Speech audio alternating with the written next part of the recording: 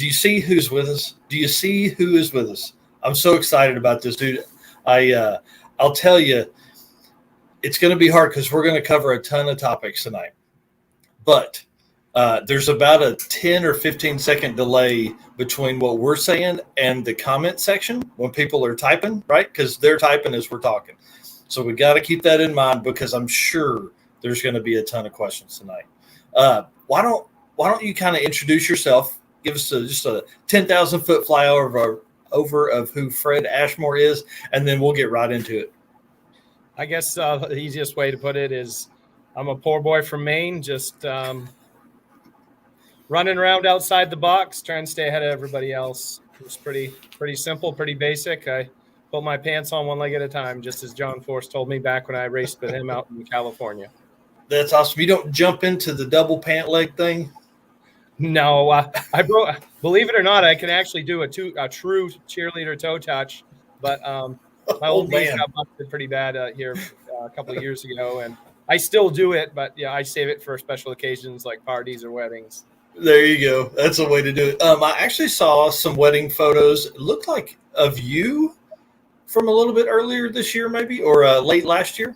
Yeah, it was, September 3rd. April and I got married right Nice. local in Drumright. Obviously, I'm not in Drumright. I'm remote in Louisville. I'm helping HGTV with the project they have. They called me in. They were having a little bit of an issue getting some stuff done on time. So I got the call in. I got a shout out there to my buddy Fergie. He got me a job down there for HGTV, a battle on the beach, and I felt like we hit that in the park. And so now they call me if they need a hand. So it's kind of neat to have them on speed dial. So that's cool. Well, I want to say hey to everybody in the chat. I'll be running the comments on the bottom of the screen throughout the night from both Facebook and YouTube. I will say if you have a question, we're going to work those in as we go, but we may skip it and save it for later. Just do me a favor, put 2 question marks in front of your question and then ask it. That way it pops up in my screen and I can see it. But first, you guys see what happened here today. I hung some Hot Wheels cars as a backdrop. I'm so excited. We've got Sailor Jerry Girl here with us hanging out. And, of course, Blaine's decal there in the top. But, guys, the podcast room wouldn't be possible without the 7 people I'm fixing to thank. Dino Cardella, I got them written up right here on the side. Dino Cardella, Donovan Green, Tyler Petram, Tom Stark, Matt Monroe, Ryan Wing, and Big Bad Daddy, the Cowboy Yankee, John Marat. Thank y'all so much. If you guys could see what I've done in here, you would be worried I'm fixing to light this place on fire. I've got janky wiring going on just to get a little bit better lighting. I'm hoping that the lighting is way better than what it was. So Bryce Mays is asking, and we'll just get right to it. Fred, why don't you fix the roads in Oklahoma?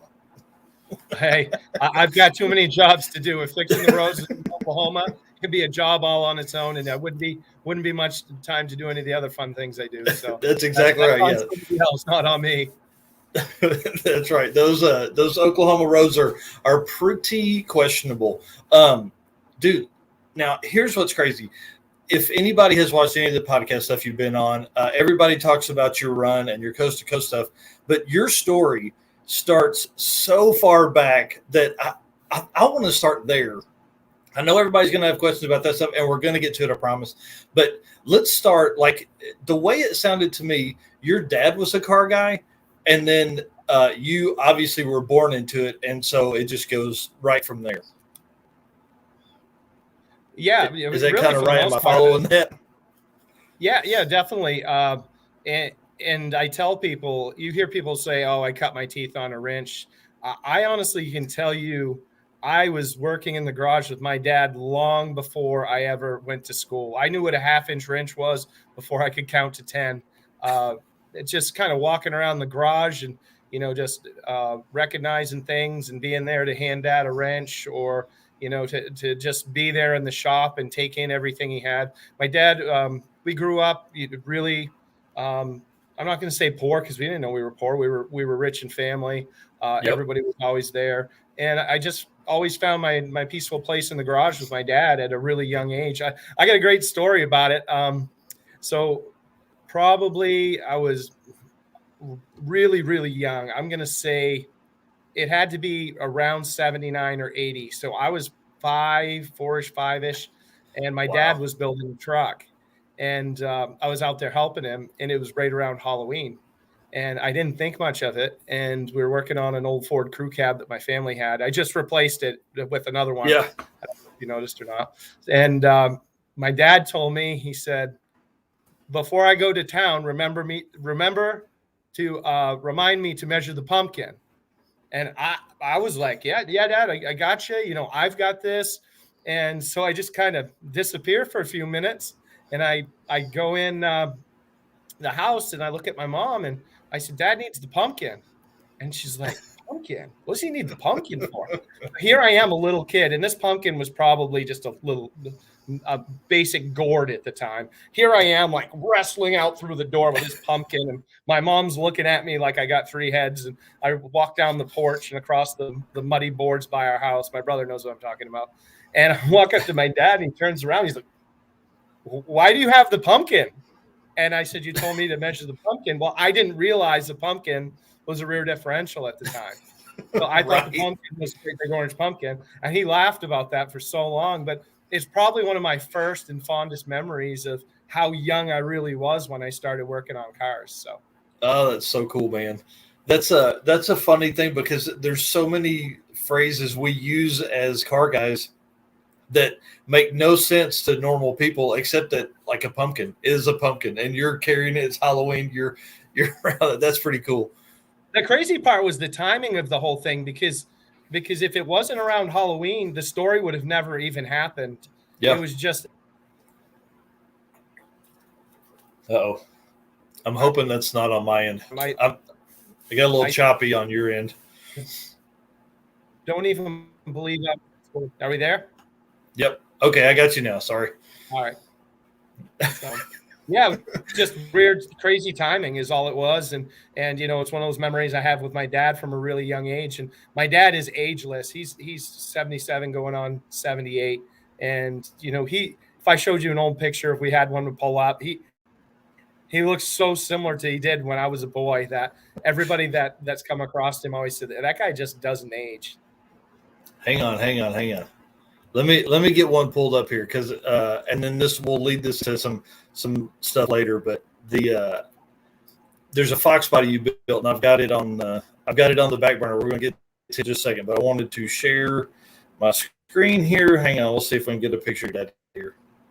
And this is a Foxbody you built. It actually has a Terminator, right?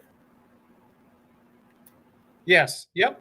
Well, no, it's not. It doesn't have a Terminator. It's got a 464 cam, sort of out of.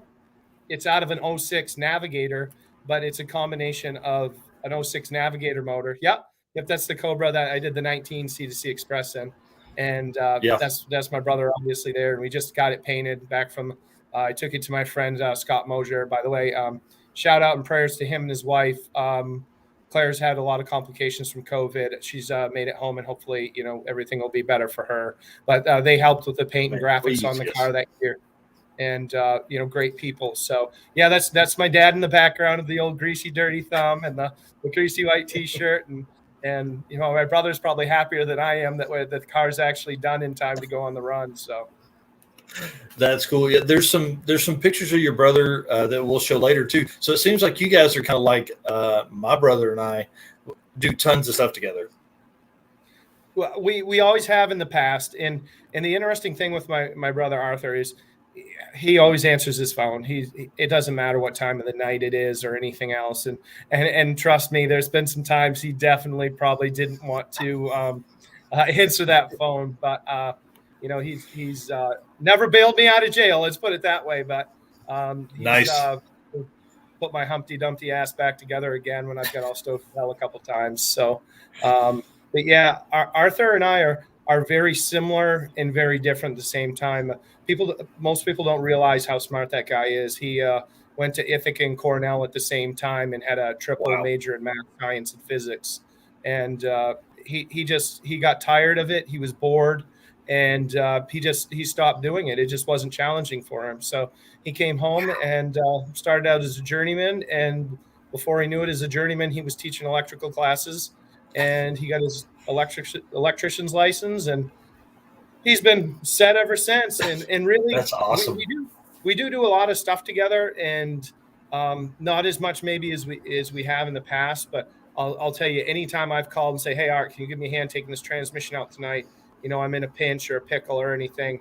That guy will even drop anything to come help me. So I really couldn't ask for a better brother. I stood by my side, and just a great thing. He's an Eagle Scout, top of his class. Just an all-around world-class guy, and I couldn't ask for a better brother.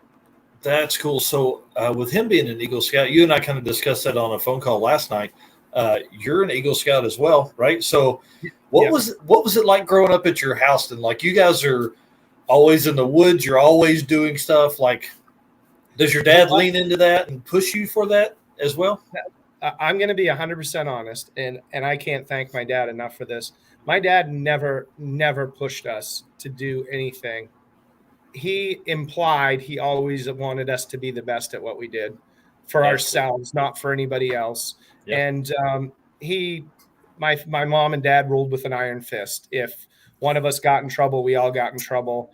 And I've told the story, dozens of times. Most kids growing up in my day and age talk about their trip to the storybook or land, or talking about Santa's Village or Disney. And the day we remember in my household was the day that the Avon bath brush broke.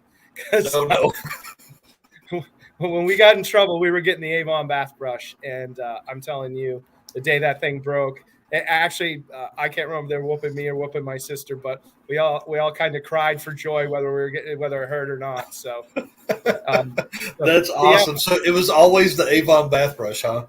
It was till it broke, and then it was anything they could get their hands on, whether it was a yardstick or a belt or whatever. But I can really say this. A lot of people, look back on their childhood and they'd blame their parents for whatever. My parents have kept all of us kids out of jail. None of us have ever been arrested for anything. And that says a lot about a lot of us from our generation. And, we went through trials and tribulations as kids, just like anybody else. And I got two great sisters also. I got a sister that's the retired Air Force. Great. I have another sister lives in real like down East Maine, like as down East Maine as you get, like two people in the town type down East Maine.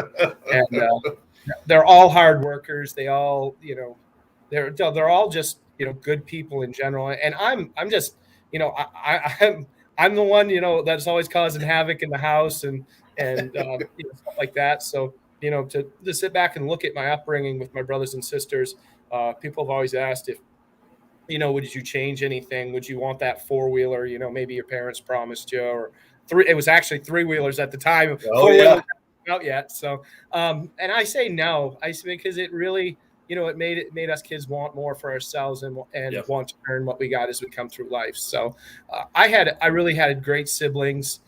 Can't say enough great about them. That's cool. And all of them, anytime, you can call them, they're going to answer. If they're not going to answer, it's because their phone isn't in service. But they're just. Right. I was going to say that's pretty hard as adults to still keep that going. As our 20s, it's easy, but you get 40s and it gets tough. Oh, it definitely does, and people forget that a lot of times. You take things for granted until something happens, and a lot of times in life it's too late. And for me, I can just always say that my brothers and sisters and even my parents have just always kept a close knit relationship with each other, and can't say enough about it really. That's cool. I do want to. I'm experiencing issues on my end. It's not that stuff. Fred is 100% good. For some reason today, the internet in the shop has decided that it doesn't want to play ball. So it clears itself up. It takes it'll be fine. Just hang tight with us. So all right, let's do it, dude. Let's talk about car stuff. You ready? Sure. I'll talk about anything. Right. What was your first car? What did you drive in high school? My first car, believe it or not, my first car was a Ranger pickup that I bought for $8. $8. God. Yeah, $8. My brother, we built an Escort for my brother that was quasi both of ours, but it was quasi both of ours. But my oldest sister wound up taking it to work one day and blowing it up, so we never really got to drive it. So my first actual vehicle of mine that I drove to school was an '83 Ranger pickup that I built a small block Ford for it in the bathroom of my dad's garage because I wasn't allowed to use the shop to build my motor. So. Yeah, I had a small block Ford Ranger, and it was a terror on the streets. It was as fast as anything in town at the time, and that was when my dad really started realizing that he had to do something with me, or he was going to be burying me at a young age. So he had to kind of help with some direction there. It was obvious you wanted to go fast. Now how do we do that safely? So did that kind of lead into some of the stock car stuff, roundy round stuff like? How early was that going on? The Ranger pickup, I want to say I started building when I was 15, and I had several cars before that, but I can't really call them my first cars because I never really drove them. They were never really a part of me. I mean, my first vehicle I had was a blue Ford Pinto. It never ran. Traded it off. Something happened. We got rid of it. And we had a Subaru with 3 wheels on it. We drove around in the dooryard, but I don't call those don't count. So, really the Ranger pickup, we called it the Race Ranger, Quicksilver. It had stock wheels on it originally. Dual exhaust went out the same side, so you didn't know it had a V8 in it. And Dad and I built it, and I made the mistake of trying to paint it one night and completely botched the paint job. I don't know why I chose to paint silver as my first color, but absolutely destroyed the paint job. And my dad felt so bad for me. He called one of his body shop buddies, and we took it down there and sprayed it. And I learned a valuable lesson about painting cars when you probably shouldn't be painting them. Yeah. Now, was it because it was cold? Was it because it was cold? No, it's just I had never ever painted anything in my life at that point at the time. So and of all things, silver, which is tiger stripe nightmare. And as a kid, you just think you put more paint on it, and the more paint you put on it, the better it looks. And it was running off. And I almost could put it back in the can. So, oh my gosh, John says the Ranger was a ripper. John Balzerini. Yes, John's a great guy. It really the truck back in its day was, it was one of those trucks that people feared. They were like, if you come up to the street light on the sidewalk with your shopping cart, I'd race you. I mean, it didn't matter. And one night we had a kid uptown that had a pretty hot Chevrolet truck, and I was going to try to pull ahead. There was a guy next to me I was talking to at the street light, and he wanted me to pull in the parking lot. And this is the main street of our little town. And I looked over to kind of get ahead of the car behind him. And lo and behold, it was this kid in this hot Chevy pickup. It was, and it was on. He put a half a truck length on me before I even knew we were racing. And nice. it was back in the day where you either put it to the floor or you just got embarrassed. Yep. And I just crammed the thing in low and put it on him. I wound up putting about 3 truck lengths on him. And his girlfriend was pretty pissed off at me. This is all in high school, and I got a pretty good ass reaming from her at school that week. And I guess he was spending more time with his truck than he was with her. And we put him on the trailer pretty early. So the truck really was a pretty fast truck around town. It was one of those gigs you knew what to race and what not to race. I would never say it was the fastest truck in town, but people knew that if you were going to pull up alongside me, it wasn't going to be an easy picnic. So that's awesome. So in high school, I had a 2-door S10 Blazer with a V8 in it. And it was before 8th mile racing really was a thing. And it was a great 8th mile rig, but man, I'd try and run that thing out the back, and my buddies and their Foxbodies would just ride on by me because they had the RPM. Yep. So it was a fun truck. So do you follow UFC at all? A little bit, yeah. Did you ever remember a kid by the name of Tim Sylvia? Yeah. Tim Sylvia and I went to school together. Oh, that's cool. Yeah, so Tim had a Ranger, and he used to bring it in a family shop, and after school and stuff, we'd hang out, and I'd work on his cars and trucks and stuff. And he was just very real timid, high-pitched voice, big guy that a lot of people picked on in school, and we were all kind of buddies here and there. And I put chase to him one night in my pickup truck, and he had a 750 Katana, and Nice. we both almost I passed him on the inside. It was a mess. I was driving way faster than I should have been. He was smarter than I was. He was on a motorcycle, but you got to remember he's 6'8" and 300 pounds, so Yeah. he's not a small guy. So I had a little bit more hair on my backside than he did, and I put it in underneath him in a corner, and he almost laid it down in front of me. And, oh my gosh! So the same thing. I wound up eventually. I toasted the motor in the truck, but just horsing around with Timmy, and Timmy and I have kept contact on and off throughout the years. But him and I grew up. He used to wrestle my brother. My brother used to tie Timmy Sylvia up on the mat. But I'm not sure anybody would want to grab a hold of him now. No, I don't want to get a hold of that. Maybe that's what we do. We reset the match for your brother. Yeah, well, I'll tell you what. My brother was a good wrestler in high school. I will say that. His senior year, he moved up 2 weight classes because he missed weight for Eastern Mains, and he moved up 2 weight classes and wound up beating a guy in high school that had never lost. And so my brother moved up to 189, and my brother put him on his back in his home gym and pinned him out in front of his hometown crowd. Oh. And it was the only time the guy ever lost, ever.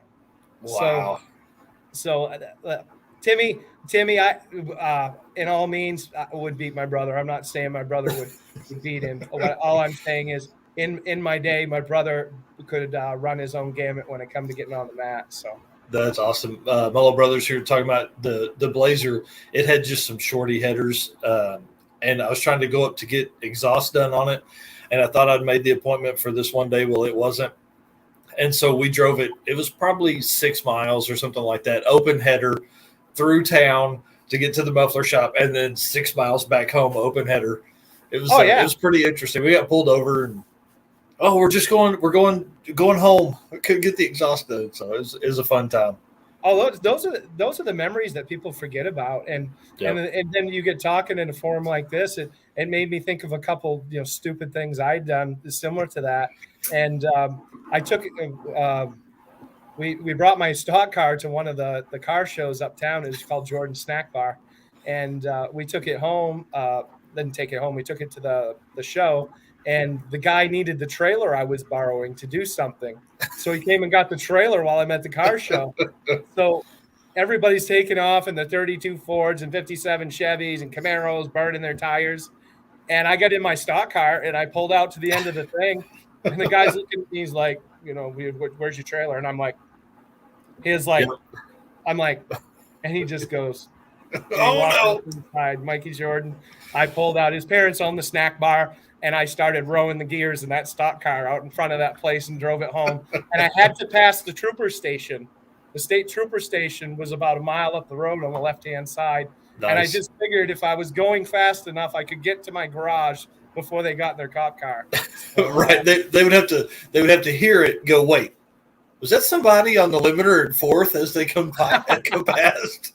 Yeah. So that was always a great story of people talk about that today, about me driving the old stock car home from the local car show. So that's a lot awesome. of great memories, like the Blazer. You got any pictures of the Blazer? I'd love to see the Blazer. Oh man, what's funny is we never put any wheels on it or anything. I never had any money for that. So it just looked like a red 2-door Blazer. I've got a picture somewhere. I'll find it on Facebook and send it to you.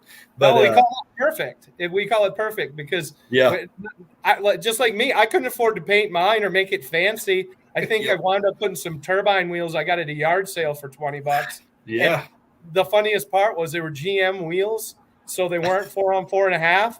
So I had to file out the inside of the universal holes so that they would slide on over the Ford pattern, so I could put the wheels on it. Yeah, the oblong holes. I wonder how many wheels had that in that year range, because they were close, so you could just hit that thing with the Dremel and it worked. Oh, yeah. You just kind of smooth off the inside edge of that a little bit. And I was so bummed out when I first got it. They slid right on because the hole's so big. So it slid right on, and I'm like, yes. And then I went to put lug nuts on it, and I was like, there's no way. I just took it apart and started dremeling it out. Yep, that's awesome. All right, So that kind of gets first car type stuff. What I'm gonna have to turn this heater off. It's drying me out big time. How, how does like walk us through some of the stock car stuff, because I've got some pictures pulled up.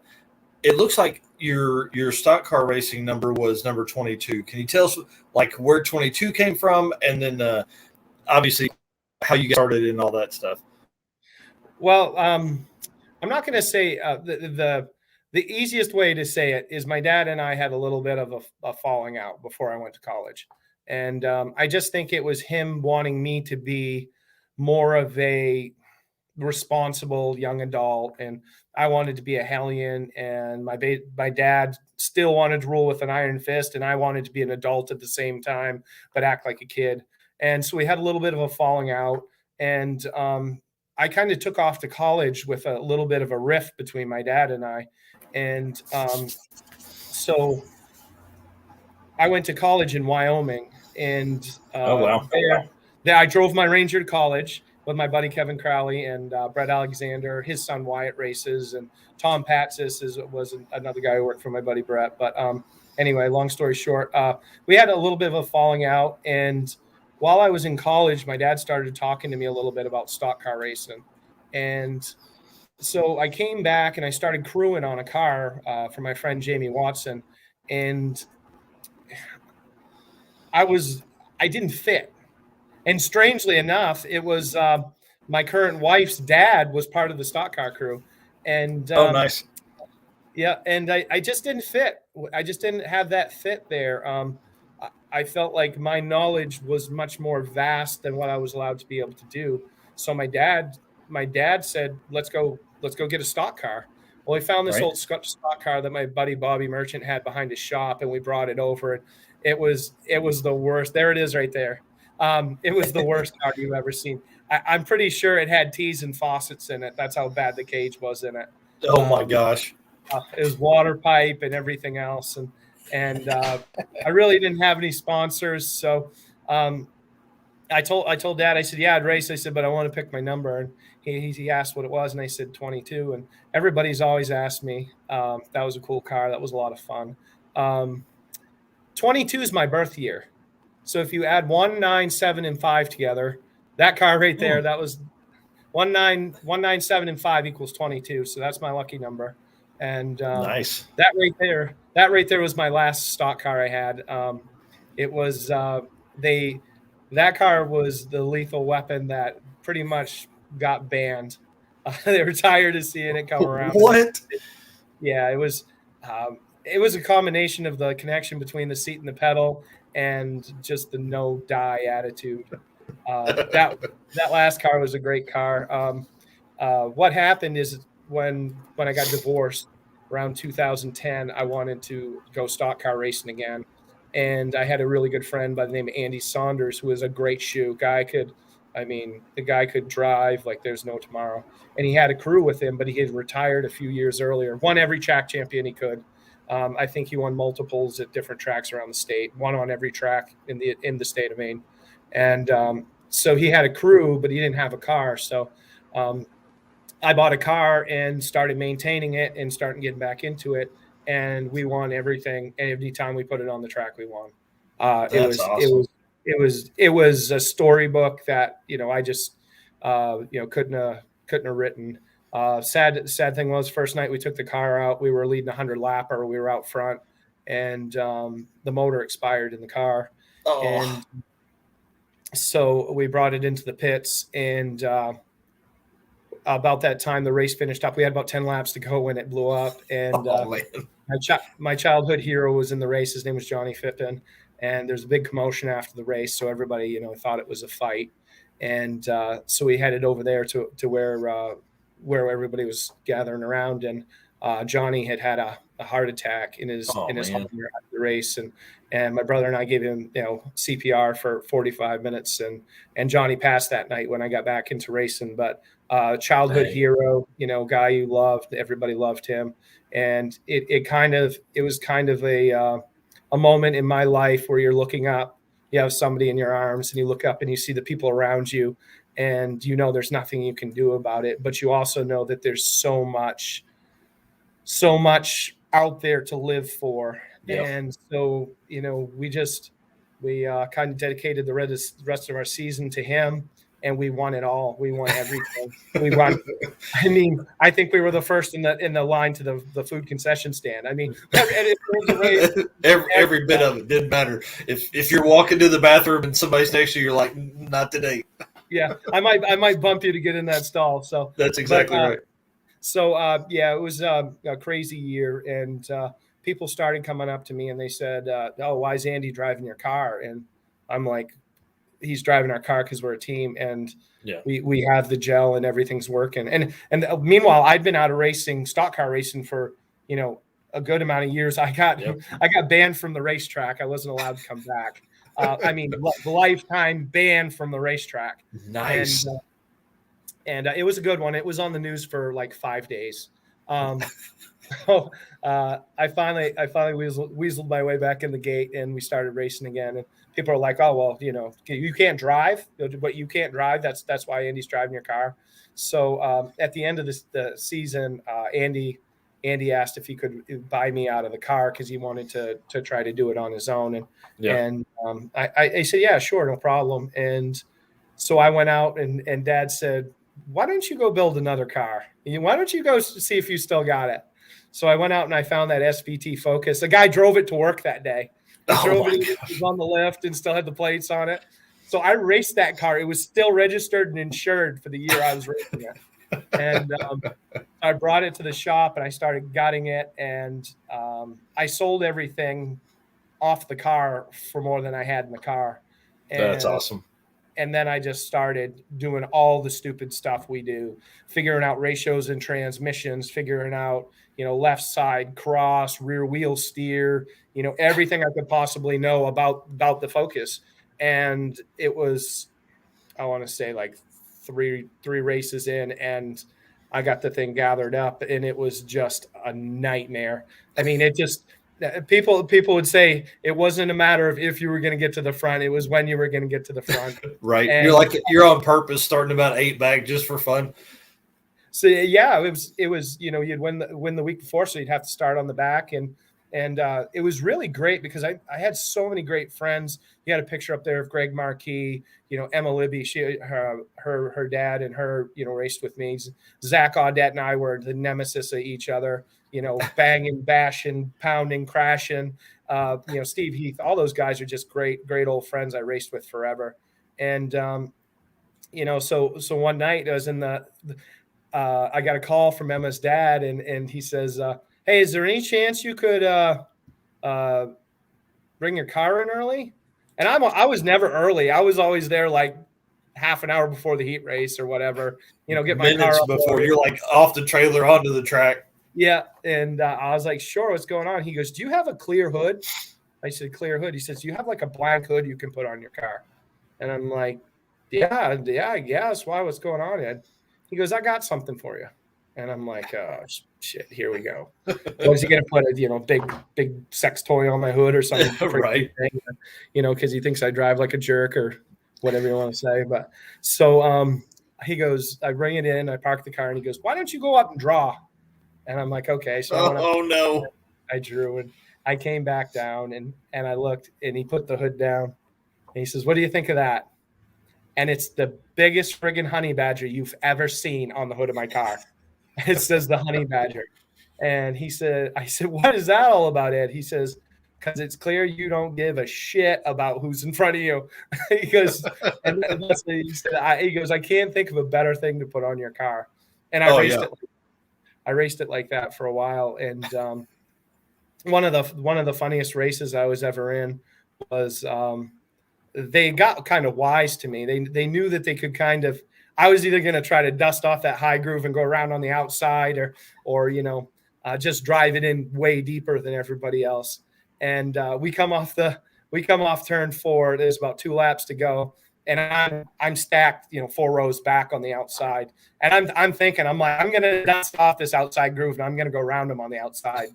And So I'm looking to the high side, and I'm watching them. They're parking lot. They're just driving around the track next to each other. And I'm literally, I know I'm like half a second faster than they are at least. So we come around with the one to go. We come out of turn 4, and I backed out of it. I backed way out coming down the front stretch. And I come aboard the car and got it going as fast as I could. I let the guy on the inside pull up in front of me to try to block me. And as soon as he did, I cut left and went right across the infield. I went right across the infield and hooked my tires on the inside of the asphalt and bounced around like an old man and bounced right out in front of the whole entire field of cars. I gathered my garbage up and got it steered around the corner, and I wound up winning the race. And that's awesome.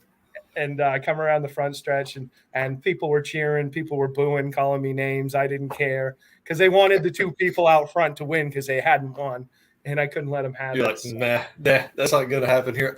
Margaret Ashmore has a question. She said, besides car accidents, what's the scariest things that happened? What's the scariest thing that happened to you racing? Besides car accidents, what are the scariest thing that ever happened to me racing? I would think hooking my front tire on the inside of the concrete probably be a little sketch. That's a great question. I mean, you wouldn't figure that you'd come on and ask me the best question. I'm just going to be honest. I've never really been scared in a stock car. I had the butterflies when I was really young. I'd get ready to go out and you'd have that little flutter like in here. Mm-hmm. And then just one day I had a talk with myself, and I'm like, you've got to get your shit together. If you're going to win races and stuff, you got to stop worrying about scratching your car. You got to stop. You're either going to be successful at this or you're not.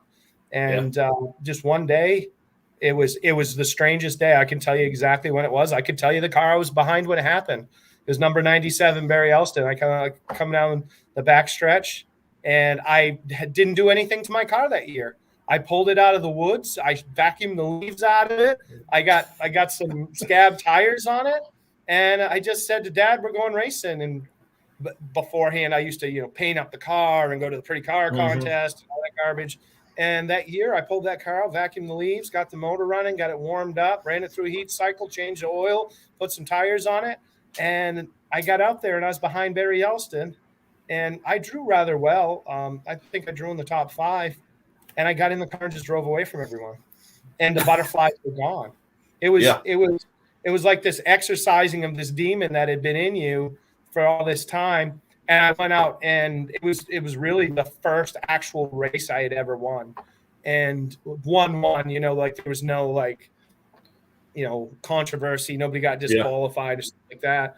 It was really the first race that I just went out and put a whooping on people. And nice. From that time on, I just was like, this is easy. This is way easier than I thought it was, because a lot of people don't understand. They worry about the car getting squirrely or anything about that. And the scared time I was in the car, I've been on fire. I've been upside down. I've never been in an ambulance in a stock car. So there was a race one time I was racing. Speaking of upside down, I did come across this from here. What happened there? Yeah. So that was a so there's a good story that goes along with that picture right there. And that was actually what I was talking to you about being upside down. Did I lose you? Did I? No, you're good. I still got you, do I? All right. So that was my buddy's car, and there was a bunch of trash talking going on online, and the guy's name was Zach Gaudette, and we really had pretty much a knockdown drag out. It was I've come to blows plenty of times racing. But this was one of those things that escalated and didn't come to blows, but came down to put up or shut up type stuff. And Zach was online popping his mouth off about if he was gonna put me on my lid. And I told him, I said, if I get to the back bumper of your Crown Vic, you're going for a ride. So about 5 laps in, I got to the back bumper of his Crown Vic. I sent him across the infield, and It ripped the rear end out of the Crown Vic. So lo and behold, it was his home track. So it was an enduro type race. So they pulled his car into the pit, and he got into another car and came back out with another person in. So now they're riding around trying to block me, and they're throwing baked potatoes at me, water balloons, anything you can possibly think of, they're throwing out of this car. They're waiting for me to come back around so they can wreck me. So I'm in like third place in that picture, and I'm going to the front, and a guy blew up in front of me. And there's nothing you can do. I don't care who you are per driver. You're on borrowed time. You're going to land wherever your car stops.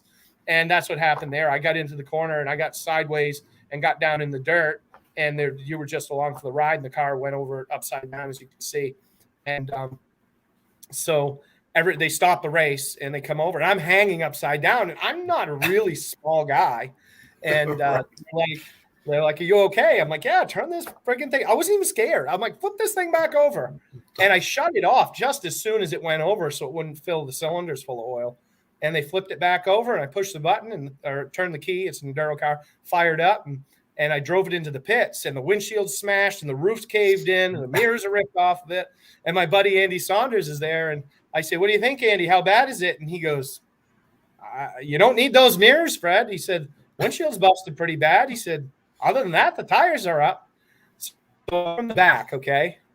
And I want to say there's like 60 cars in this race, and that happened around lap 30. I wound up winning the race. That's crazy. I won the race. If you see the next picture, you'll see the trophy on the roof. I won the race from the back, and the guy who sponsored the race came in second. Well, I lost the casing off my tire, and the guy was trying to say I had buffed tires on my car. And this was a car I drug out from an apple tree. I mean, it's still used in it. And the tires were like 4 or 5 years old, and the case come right off the right front. And he's going on and on and on and on and on about it. So I just take my trophy and I go in the pits, and I'm loading it on the trailer, and here comes security. And Andy's standing there, and the security guard goes, yeah, Fred, we're going to have that trophy, and we're going to have to, we need that on the front stretch. And I looked at him, I said, are you kidding me? I said, pardon my English. I said, I rolled the fuck over, and I still won your race with no casing on my tire. And I looked at him. He's a good-sized boy. His name was Roger. Yeah. And I said, I'm going to tell you what, Roger. I don't think you're a big enough man to take it away from me. And he looked at me, and he looked at my buddy Andy, and Andy got this big grin on his face. And Roger goes, I'll tell George. And he went out. He left. And never heard from him again. And George come in as I was getting ready to leave, and he says, I'm going to have to get that from you. And I looked at him, and I said, George, I just don't think I'm going to let you disqualify me today. And I still have the trophy at home. And that's awesome story. And it was a fun time. But so it was that's a story about being upside down. That's crazy. I mean, and then you come back from way back and then win the race, and they're like, oh yeah, about that one tire on the front, that's why you won it. Yeah it was stupid. So, what awesome driving.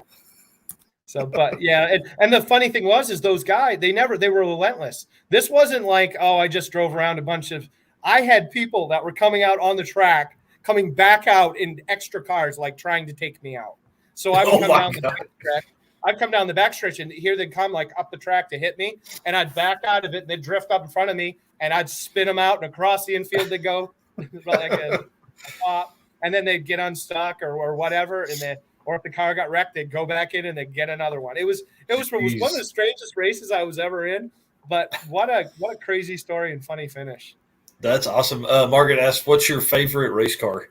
What was your favorite race car? My favorite race car, man, I tell you, I guess it depends on or off the road. I've had a lot of race cars. Probably, I have to say, all in all, hands down, is probably that black Ford Focus. It had a different attitude. It had a different ring to it. We won a lot of stuff in the pro stocks. We won some races top fuel in, but the honey badger was a different time in my life. My dad was getting to the point he really couldn't help anymore. Great story with him. One of the last times I ever drove the car, we headed up to a place you want to talk about out in the sticks. It's called Spud Speedway, and Oh man, yeah, and it's a good 3-4 hour ride from our house. And that Saturday night, I got into it with Zach and a couple other guys up to the track, and come down to a last lap, knockdown, drag out for the race. And Zach and I got together and smashed up our cars, and I wound up still get finishing in the top 3. And but that night we had to go to Spud Speedway for a big race the next day, and my dad was doing cancer treatments, and Dad wanted to go with me, and I was bushed. I'd been working 16-hour days, getting the car ready, was working all the time. And at the time we were headed up there, there was a monsoon or come in off the coast, and it just absolutely was raining cats and dogs the whole entire 4 hours. So we got a wrecked race car on the back of one of my trucks, who knows what it was. And we haul up there and we get to the hotel. We're stopping every so often so he can do his stuff that he needs to do for his treatment. And he drove a portion of the way, and I was so bushed I couldn't even stay awake. So we drove up there, and we got up the next morning, and the car is all stove to hell. I mean, there's a main term for you, all stove to hell. The right front tires all mangled up on it, the fenders rolled up over the hood. And we're going to this great big race. It is basically a knockdown, drag out of mini stocks from Maine. Everybody who's anybody's there. And so I borrowed the pit steward's car and drove down to the local auto parts store and got a ball joint and a tie rod end. And I think I had a spare strut and spindle with me. And we boogered this thing back together, and it was just me and Dad. And Dad says, well, what do you want to do? And I said, I'm going to go out. And I hadn't been on the track really. I think I'd been on the track 2 times. Yeah. And they weren't good results. And I just said, I'm going to come in and I'm going to tell you when to let air out of what tire. I said, I'm going to go out, and when it's good, I'm going to bring it in and park it. So we did that. We got it all adjusted, and car was going good. And so I went and drew the pole. And so I drew the pole for the race, and I went out and led every lap of the heat. So the feature came, and I was on the pole for the feature, and I led every lap of the feature, every single lap. I took all their money. I took everything they had. And if you that is awesome. Picture of me going to the start finish line, there's a picture with me with my hand out the window, number 1, like shaking my finger, and nobody in the stands is clapping. Everybody's staring at, so I get out, and the people in second and third are fighting over who was second and who was third, and I really didn't care. So I come down around the back stretch, and there's my dad, the only person I care about. There's my dad up against the chain link fence, and he's jumping up and down, and he's hooting, and he's looking for somebody to high five. There's nobody there. There's nobody cheering for you. You know, he's all anxious, and he's just giddy, and I rev it up for him. And that was the picture you showed where I have the checkered flag and I have my hat. Because if you look at me, I sit on the floor. I sit on the floor of the car. And if you zoom in on the picture, I'm pretty sure my eyes are closed. Hang on, I'm opening it back up here. Yeah.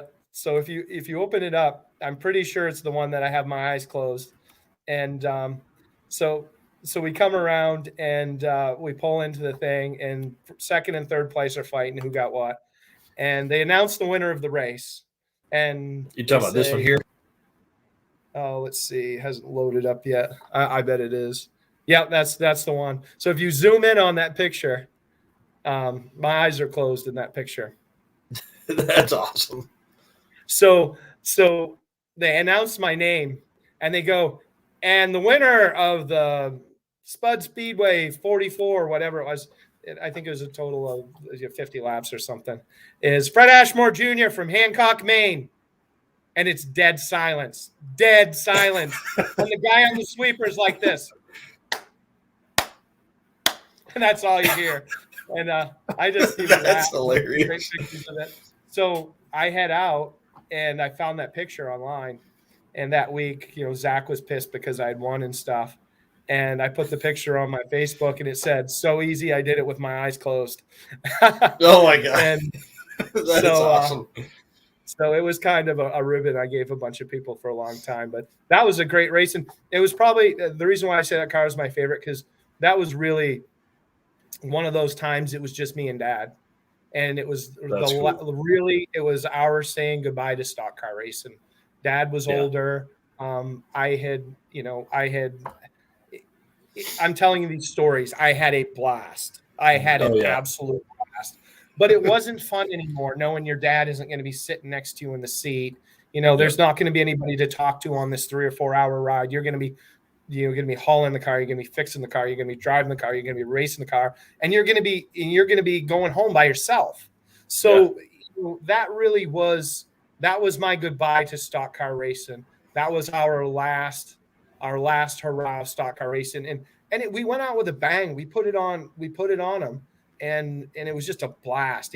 My dad's so much fun. He's got the worst dry one-liner sense of humor that nobody gets. But I wouldn't have changed it for the world. I'll take the guy on the street sweeper clapping. I'm great. And there were 2 folks clapping for you that day. Your dad and that guy. Yeah, exactly. And that was perfectly fine, because I didn't know anybody in the stands. It didn't matter anyway. So. Yep. Dudes with Wrenches says it's not always the race; it's the experience with friends and family, and that's 100%. Oh, you can't even argue that. And back again, I've been blessed. Like, you can't even imagine with my dad putting up with all my stupidity. Sean says Big Fred is the best. Yeah, Sean been down to the Bandit run, and my dad is just that was that moment. Sean got to share it with me, and he was there. And that's cool. At the end of that race, when the car ran out of gas, we're sitting there on the dummy donut. We beat the record. And I look at my dad and I said, "Dad, 75 years old, and you finally won your first race." He kind of looks at me, he kind of chuckles, and I showered him with Coors Light. So that's funny. It's 100% true what they said about family. Without my brother, without my other brother, everybody knows about Arthur. They don't know about my other brother. He doesn't get a lot of credit, but he's my brother. Always has been my brother, always will be my brother. Scott Hinkle, he's probably not on here watching, but great friend of mine, has always been there. Nobody knows Scott, and I'm going to say this: he's as biological can be. Nice. Because to me, it's not always about the blood; it's about the commitment, it's about the friendships. Yeah. Camaraderie. And Scott, grew up with me, and we grew up as rivals at first, and as he got on later, his family kind of went away, and he became part of our family. And Scott's in a lot of the pictures helping me wrench. Nobody knows who he is. So shout out to Scott too. Scott's always been there for me, and without people like him, without my brother's sister, my dad, the stupid stuff I do is meaningless. Right. And then Margaret asked, what was your favorite racetrack? And then John had asked a question earlier. We're going to answer it next. Favorite racetrack. Man, I'll tell you my favorite racetrack. I'll tell you my favorite racetrack, and you may not believe me, but if you dug deep enough, you got to see the footage. I used to race on frozen lakes.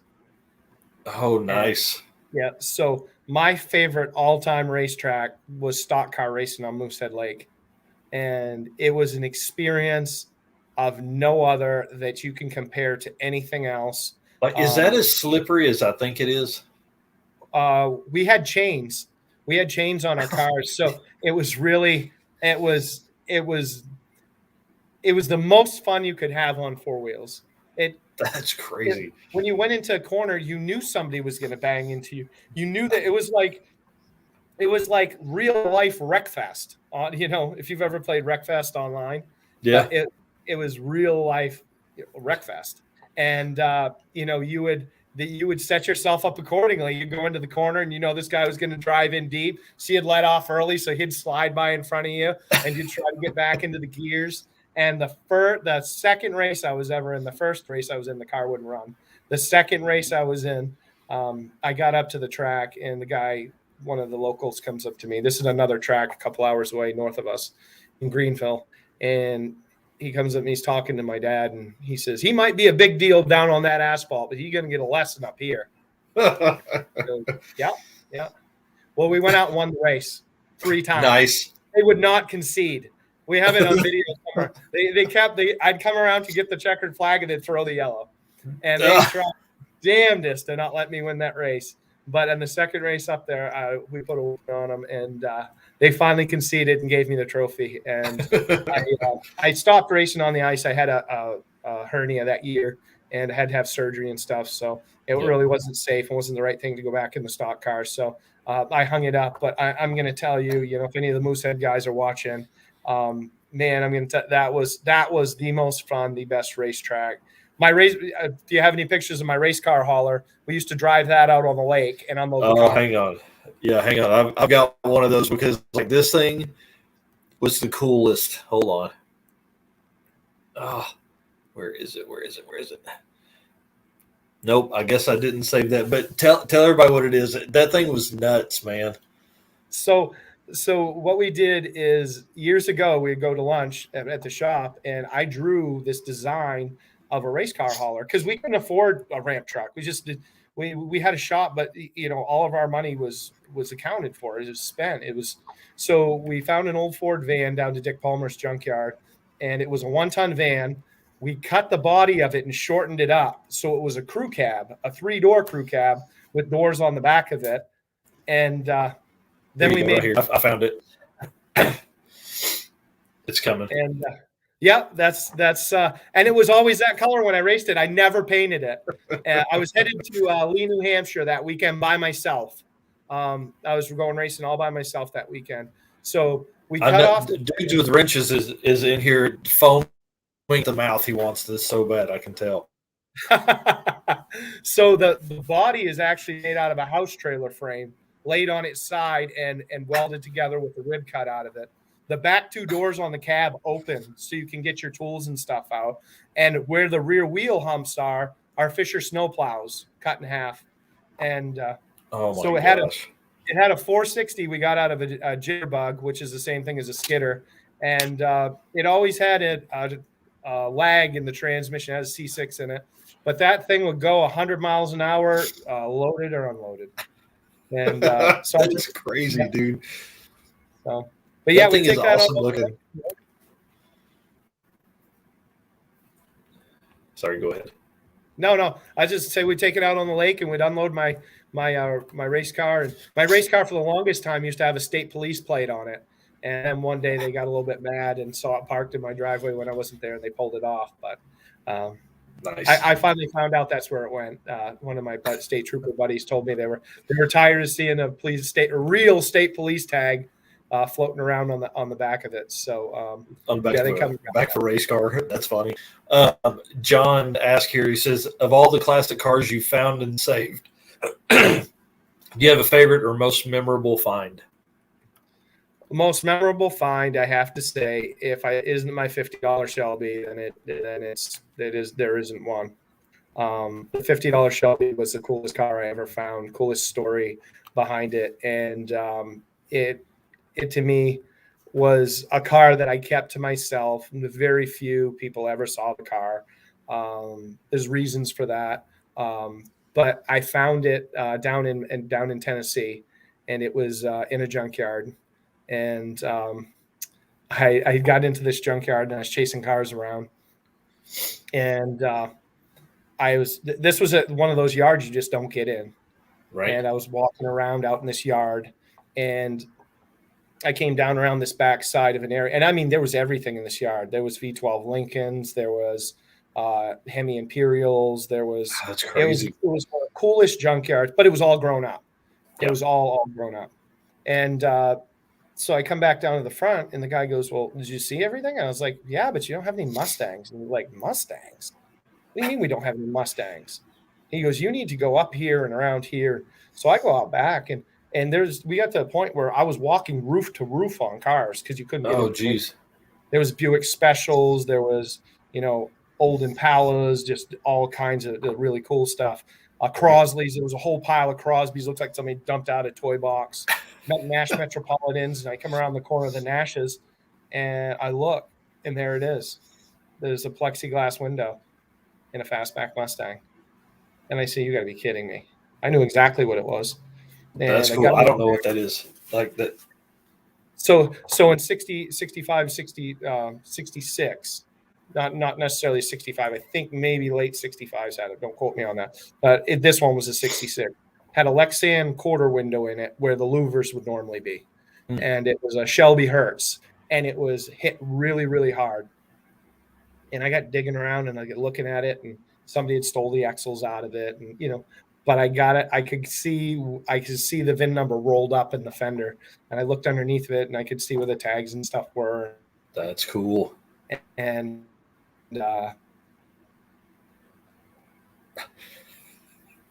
so this internet's I have the gonna tags. And so I get looking at it, and so I look back across it, and I'm like, this guy's going to be onto something if I ask him about this car. And I look across, and there's another Mustang fastback, and I get looking at it, and I'm like, I've got a plan. So I go back out and I start talking to the guy, and I was like, yeah, do you guys sell anything? He goes, yeah, but the owner's not here. And I was like, all right. And he's like, come back tomorrow. So I came back the next day, and they had another yard that I went to.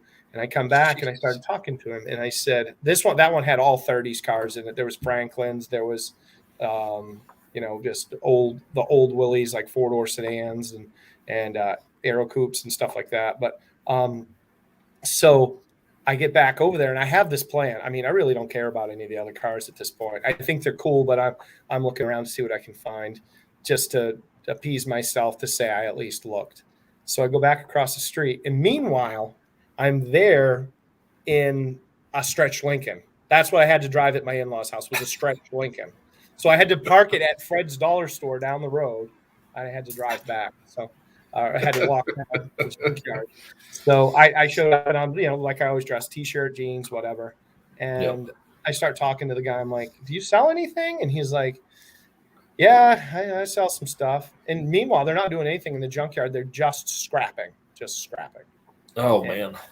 So I get talking to the guy, and I said, do you sell any of those Mustangs? He says, yeah, I do something on those Mustangs. And I said, how about that red Mustang up there? You got any, what's the dollar on that? And he says, I don't know, make me an offer. And I said, oh, I'm from Maine. I said, I really don't know what you guys get for those down here. This is back in 05, 04. And right.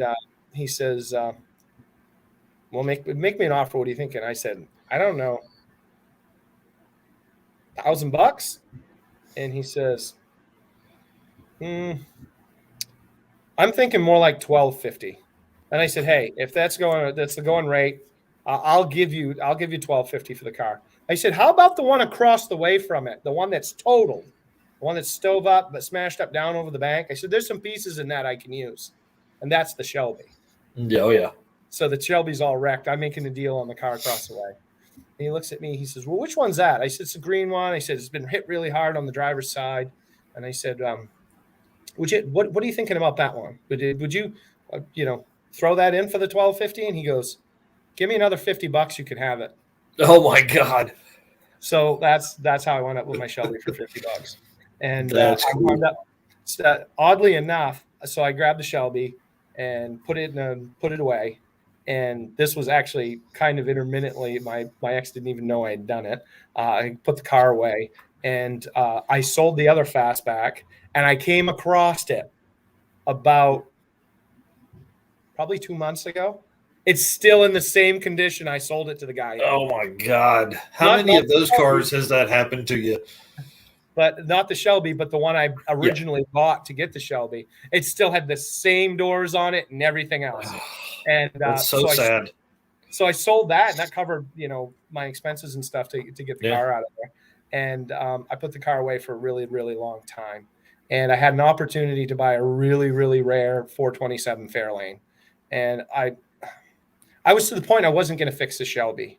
And I wasn't going to fix the Shelby just because it really wasn't what I wanted, but I couldn't pass it up either. It was like a savings account. And I mean, it's always worth $50. Oh yeah, totally. I'd be always getting my money back for scrap. So I'd taken the tags off of the car and put them away for safekeeping, so they wouldn't disappear. And the car was locked up for a long time, and basically had the car hidden.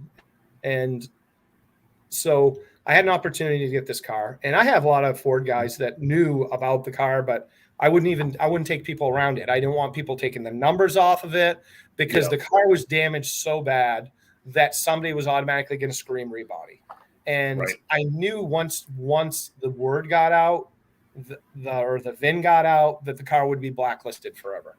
And I could fix it. And I had actually talked to Dad. Dad looked over the pictures and stuff, and we could fix it. And but I just didn't want to. It just was one of those things that you fix up that car, and it just wasn't where my energy was. So I had the opportunity to get a Fairlane, which was one of my first cars that I didn't drive. I had a 67 Fairlane. So I found that's cool. That's a great body style.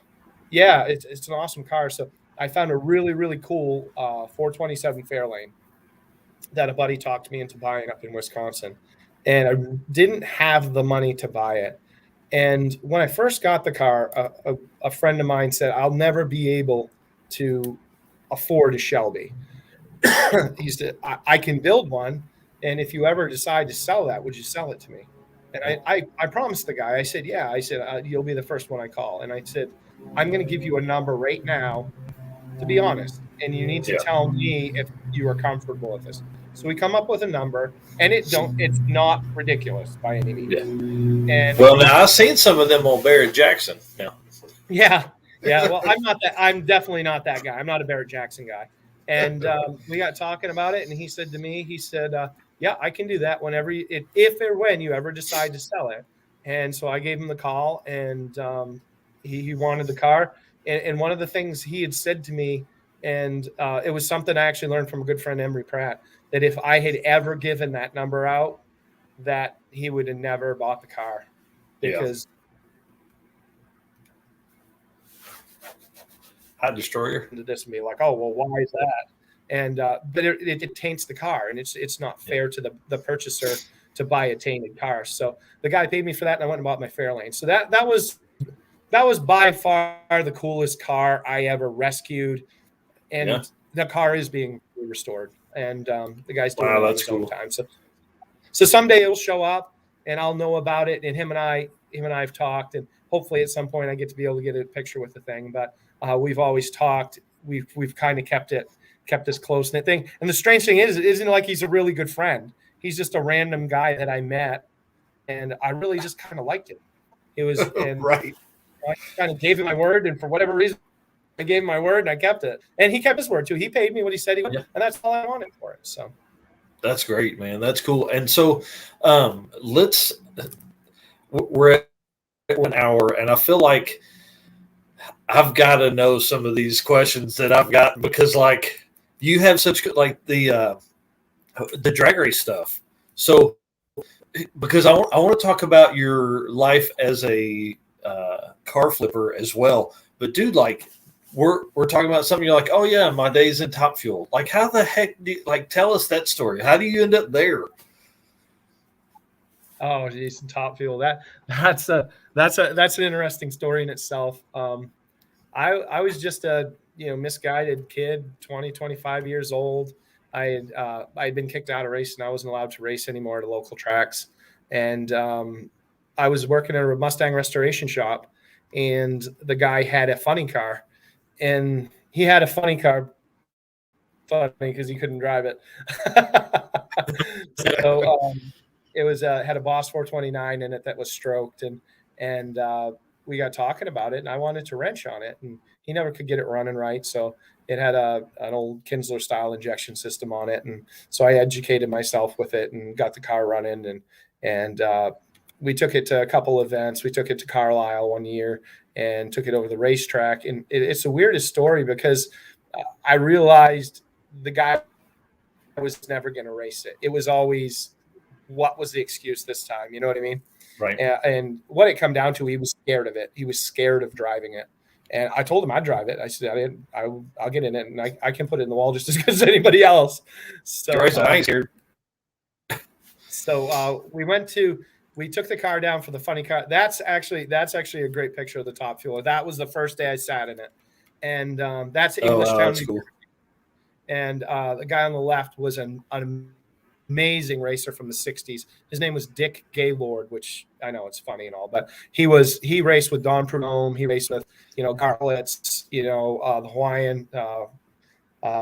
He knew everybody, and he raced with them, and he was a legit driver. He was quite a piece of work. But so we went down to this weekend that you're showing right there with the funny car for the funny car reunion.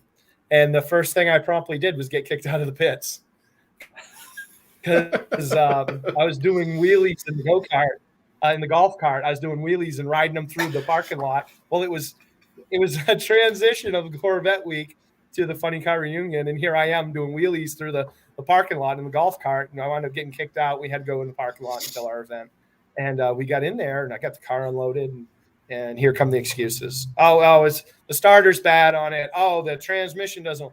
And this guy would like sell it. He'd go on like, oh, we need a reverse valve body for C6. And I'm like, what is he doing? This is not. There's no issue here. And then it was, it's got a transmission leak. Oh, it needs a starter. Oh, it needs this. No, it needs that. And finally, what it just come down to, I finally said, look, I come to racetracks to race. This is not a show for me. This is not what I do. I am a race car driver. If I'm going to be on a team, I am going to be on a race team, not a show team.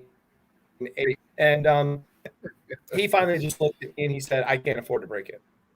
And I'm like, fine, that's fine. Just tell me that. I'm going to stop trying to fix everything wrong with it that you don't want to fix. Well, the fueler that you saw belonged to a guy named Bob Bradley, and he was actually a schoolmate of my dad's. And he had trained down with us to English Town, and he just basically asked me if I was interested. And I said, sure. He says, well, hop in it, and let's fire this thing up.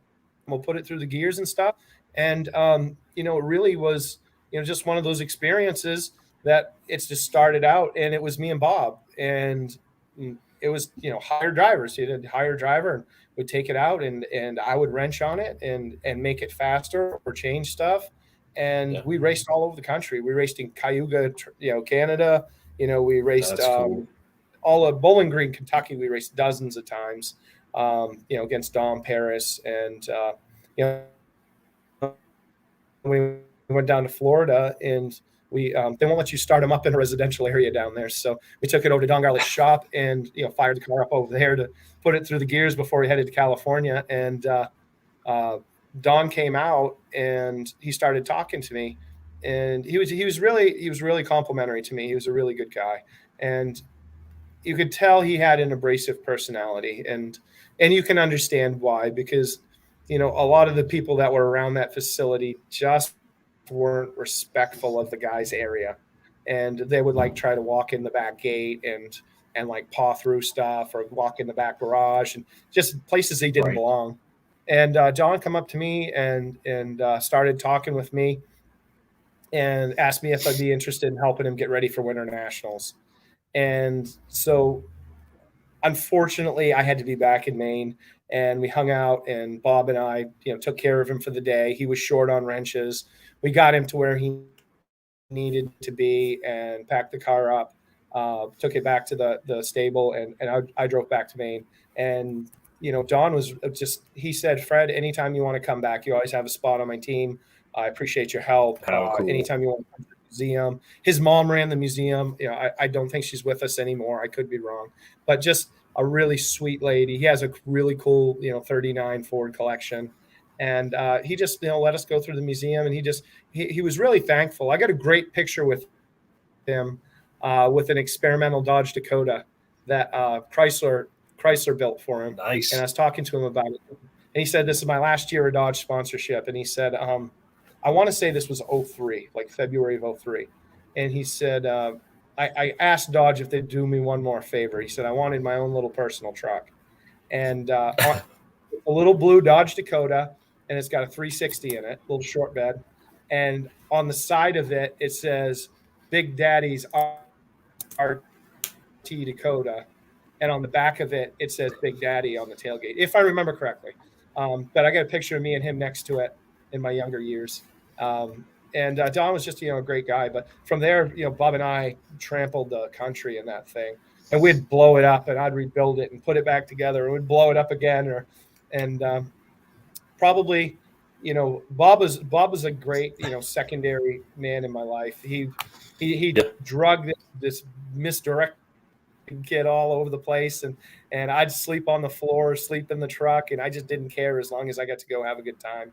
And I chased that dream around the country, and I was hoping to get a full-time ride in it, and it just never worked out that way. So, but we are. I'm struggling over here. If I have to bounce out, I'll be back. I promise. Like my computer is locked up on my end, so just keep telling. The Don Garlett stuff is super cool, and then I want that to lead into some of the other fun stories, which you're great at. So just keep doing that. I'm trying to figure out my end here, figure out what's going on. So sorry. Yeah. So probably one of the coolest races with the Top Fuel is. We towed out to California to race the March meet. It was a lifetime dream of Bob's. And so we got the car out there, and we had it qualified, and we're an East Coast car, and we're in the show. And there was a lot of cars there. It was really cold that year, and people were having issues getting down the track. But we weren't firmly in, but we were in enough where we were semi-comfortable.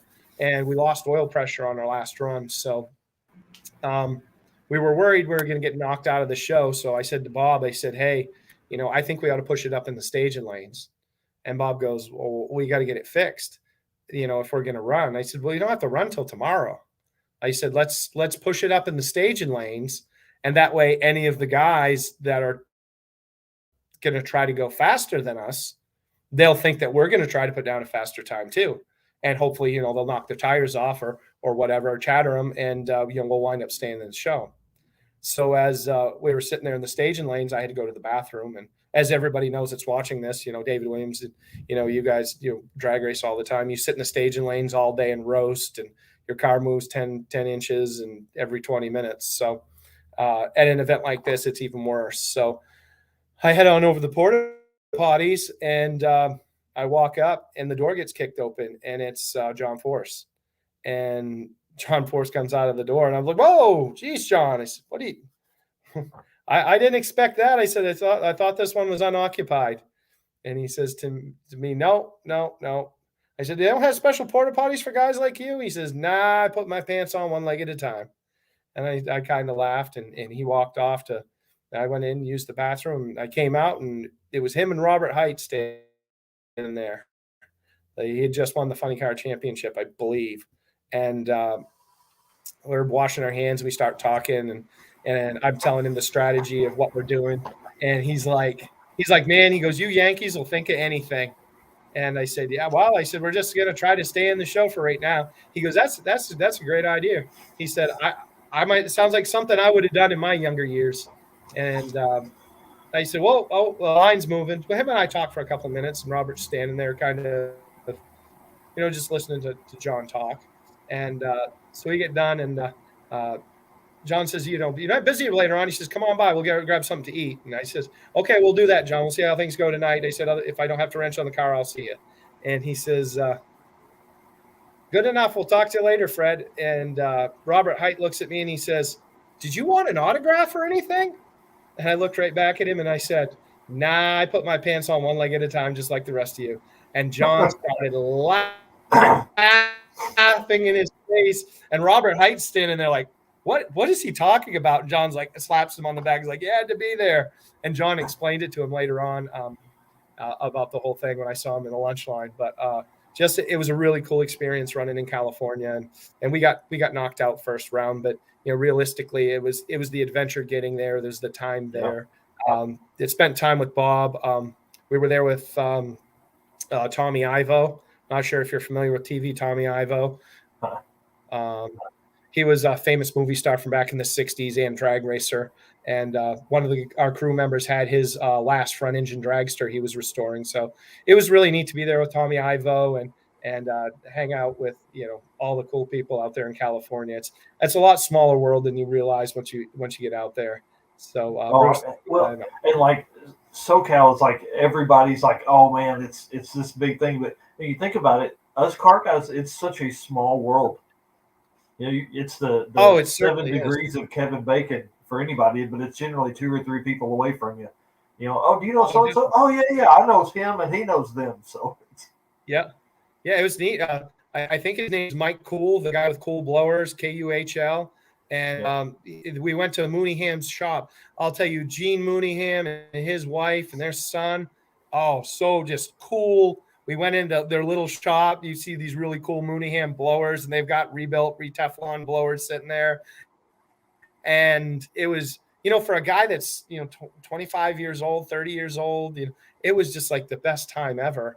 And, the King and Marshall car was out there from the East Coast for the Cackle Fest, and just a great time in general. Just to meet up with all the old drag racers there. Don Prudhomme, I think, was there signing autographs, and cool. Ron Capps was racing one of his cars there, and it was just a really, really great time. A great time of my life. Could I afford it? Realistically, no. But it was one of those things that I've always said in life: if you don't take opportunities, you never know where you'll go. That's right.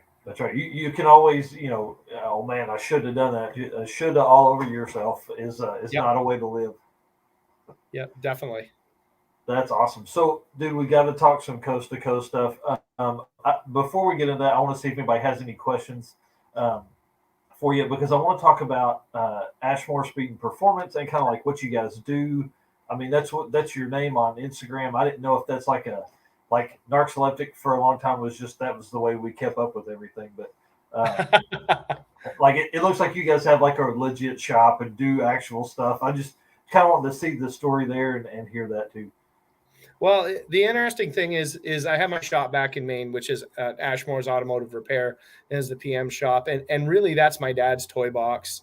Cool.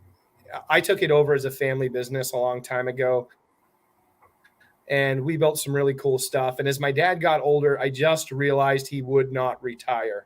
And so what I did is I condensed and closed the business to outside, the outside public. And it's used now more for his projects and things he wants to do. My dad's 77, and he's at home doing an LS swap in a vet for a Maine veterans program. And that's the guy he is. And he'll call me up and he'll tell me, about him turning the drive shaft down to get it to the 4L80 so that the yoke fits, and, the mounts he had to make, and, the different gooseneck he had to make to get the water. He's just, so I've turned the shop into a place where my dad can get up every morning and go to work, but not have a job. Do you know what I mean? Yeah, that makes sense. Yep. So we have it's still a commercial shop. We do estate inspections, and my dad sells used tires to get a little money in his pocket here and there. A 30 plus year Navy retired. So, the guy deserves a nice shop to work in and plow and call his own. So, and my Ashmore Speed and Performance is an extension of our shop in Maine. It's in Drumright, Oklahoma. We call it ASAP. Yep. So you see my shirts that say ASAP on them occasionally. Those are in the background. So we call it ASAP because I'm a deadline guy. Everybody that knows me, that's why I'm here. That's why I'm here in Louisville. I'm a deadline guy. People call me because I get deadlines done, and awesome. I get things done as soon as possible. I'm sure you saw the Tropic. That car was built in 30 days from virtually nothing. We lost a good portion of it in a fire. And I intentionally built that car in a home garage with fold-up toolboxes. What? I built that whole entire with no lift or anything, right in my garage, my attached garage to my house. I used jacks, jack stands, fold-up Craftsman toolboxes, a few cordless tools here and there, and every single bit of that was done right there in the garage. And cool. It was to prove a point. Mainly that a lot of people see the stuff I build and go, oh my word. Yeah. Great. It's crazy. You did it that amount of time, but you have, 10,000 pound rotary lift, and you got plasma cutters, and you got welders, and you got metal brakes, and you got blah, blah, blah, blah, blah, blah, blah. But a lot of people don't realize that I was a garage mechanic my whole entire childhood. My dad didn't let me use his commercial shop. I had to work on all my stuff either in the driveway or out behind the house or where until I was, 12, we didn't have a commercial shop. So as I got older, I appreciated my shop I had, but I got tired of the stigma that, you have to have all these crazy tools and things in order to build stuff. And if anybody watched me even build the spoiler on the Laguna, it was made out of a destroyed corner post off a metal building that I bent up and built that spoiler out of a discarded piece of metal. So it was to prove a point that you don't need specialty tools to do stuff. You just need the mind frame that you can make something. So many people are defeated so much before they even get in the garage. They're defeated before they ever walk out there, and that's why project cars never get done. So it's kind 100%. Of a tribute. And a lot of times the reason is because people will go out and they'll put their tools away, and they'll go inside, and then they'll go back out. And by the time they get all their tools back out to what they were doing, they either forgot what they were doing or want to do something else, or it's time to go in for the night. So that whole thing was really a tribute to a budget build in a reasonable time frame. And the motto of the whole thing was just get your shit done. I mean, there's no excuse for these project cars to be laying around in these garages. The biggest problem I see with a lot of people that do this stuff is they tear them apart beyond their capability. And that's the biggest no I tell everybody. If you can't enjoy it, you're not going to enjoy looking at it. Yeah, 100%. And that's what we always try and tell people. So, because here's the thing, it's easy to take stuff apart. Oh yeah. So, and you can do it and it doesn't cost any money. Well, then guys tear them apart, and they were typically running cars. Oh, I'm going to do this, turbo LS. Okay, well, cool. Just get the LS in it and then build your turbo kit. Oh, no. And then you end up on a 5-year build and it never is done. Never, ever. I'm going to try and share the screen again. That's what killed me last time. But I want to show the Hawaiian Tropic car because it's super cool. And we'll go through some pictures if it'll let me. Let's see. Hang on, here it comes. I cannot believe the issues I'm having with the internet tonight. This is insane. The time is on our side tonight. We can stay up as late as we need to. That's good because we may need it. This car actually started life and looked like. Oh, hang on, let me get to the end of these and we'll go backwards because it's more fun that way. So you guys are getting sneak peeks of stuff we're going to talk about here in just a minute. Is this how this car started? No, strangely enough, that was a parts car I found in an auction in Kansas that I picked up for real short money. And had I not, the Hawaiian Tropic as you see it today wouldn't exist. Oh, wow. Because I was hoping you had not started with that. I was like, dang. Well, we lost all of the trim, all of the interior, all of the unique Laguna stuff in a fire shortly after my wedding. And because I had bought that parts car, I was able to have pretty much everything I needed to put the car back together. Wow. So kind of give us a rundown of this car. And then you were telling some cool stories about this on the 3 Lefts Don't Make a Right podcast the other day too. So the whole thing started the brainchild of Ben Wilson. He wanted a car he could kind of cruise around the USA and go see people, and something that was a tribute that everybody would recognize. It would stand out. They've got a great channel that's going up, and they're launching. It's the C2C Express channel. They're on YouTube. They're going to be putting up some cool stuff. Coincidentally, we're a contributor to that channel, just so everybody knows. So make sure you go subscribe to that and and comment and share and all that stuff. So Ben Wilson, the founder of the C2C or co-founder with Eric Props, and Matt Davis is a big part of it now as well. Ben really wanted a car to drive around the USA, and he found this Laguna in Denver, Colorado. And at the time, I'm living in Maine, and so he got a deal on the car, and I drove up and picked it up, and and I tore the car all apart and sent it out to have it painted, because at the time I didn't have time to paint it, and in Oklahoma I didn't have a facility at the time to paint it. So this guy took the car and painted it the wrong color, and then wet sanded and buffed it right through the paint and burn all the moldings and just destroy it. I would have rather left it primer gray and put plates on it. That's how bad it was. And I got highly discouraged, and I just kind of drove the car, pushed the car in a corner, or my dad pushed it in the corner when he was out there, and I didn't want to look at it. And around last July, Ben and I were talking on the phone, and he said, "So what do you think about having the Tropic ready for November?"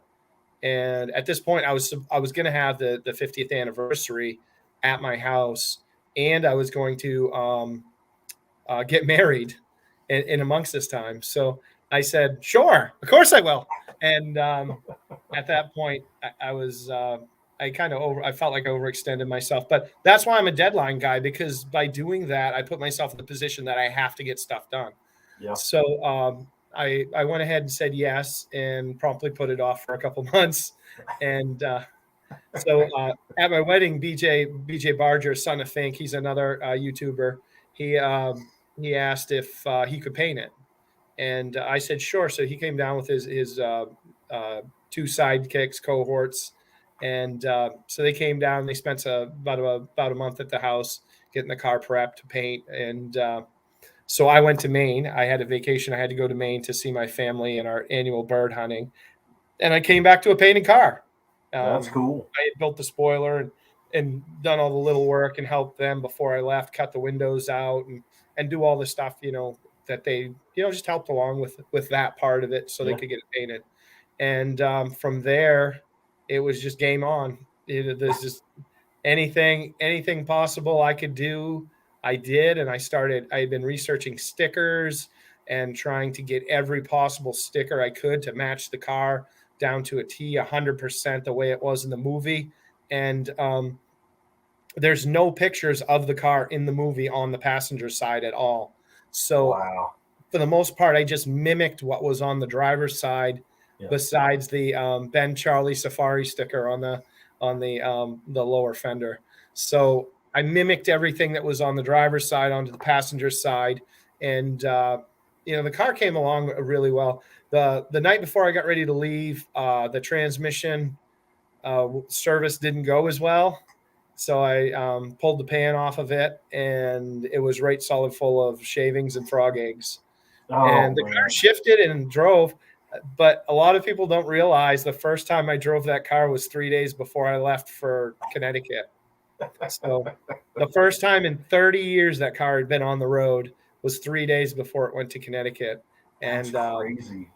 So we pulled the car up to we yanked the transmission out of it. Me and Lonnie Copeland from up to Oilton tore the transmission apart, got the transmission rebuilt. We got it stuck back in the car, and the rest was history. We brought it home, and things shifted really good. I had a minor scare. I got wrestling around with something, and I managed to push the vacuum modulator line off, and it started shifting funny. So I had an oh shit moment there, and I got to push back on, and everything was shifting good. And we drove to I drove by myself to Connecticut, met up with Damon Duke, and he wired us for sound, and we were off on the musket ball. My brother met me there, and I started being Fred. I pulled the rear differential fluid at the starting line and changed that out, and changed the oil, and wired up a CB, and that's just the fun of it for me. A lot of people think that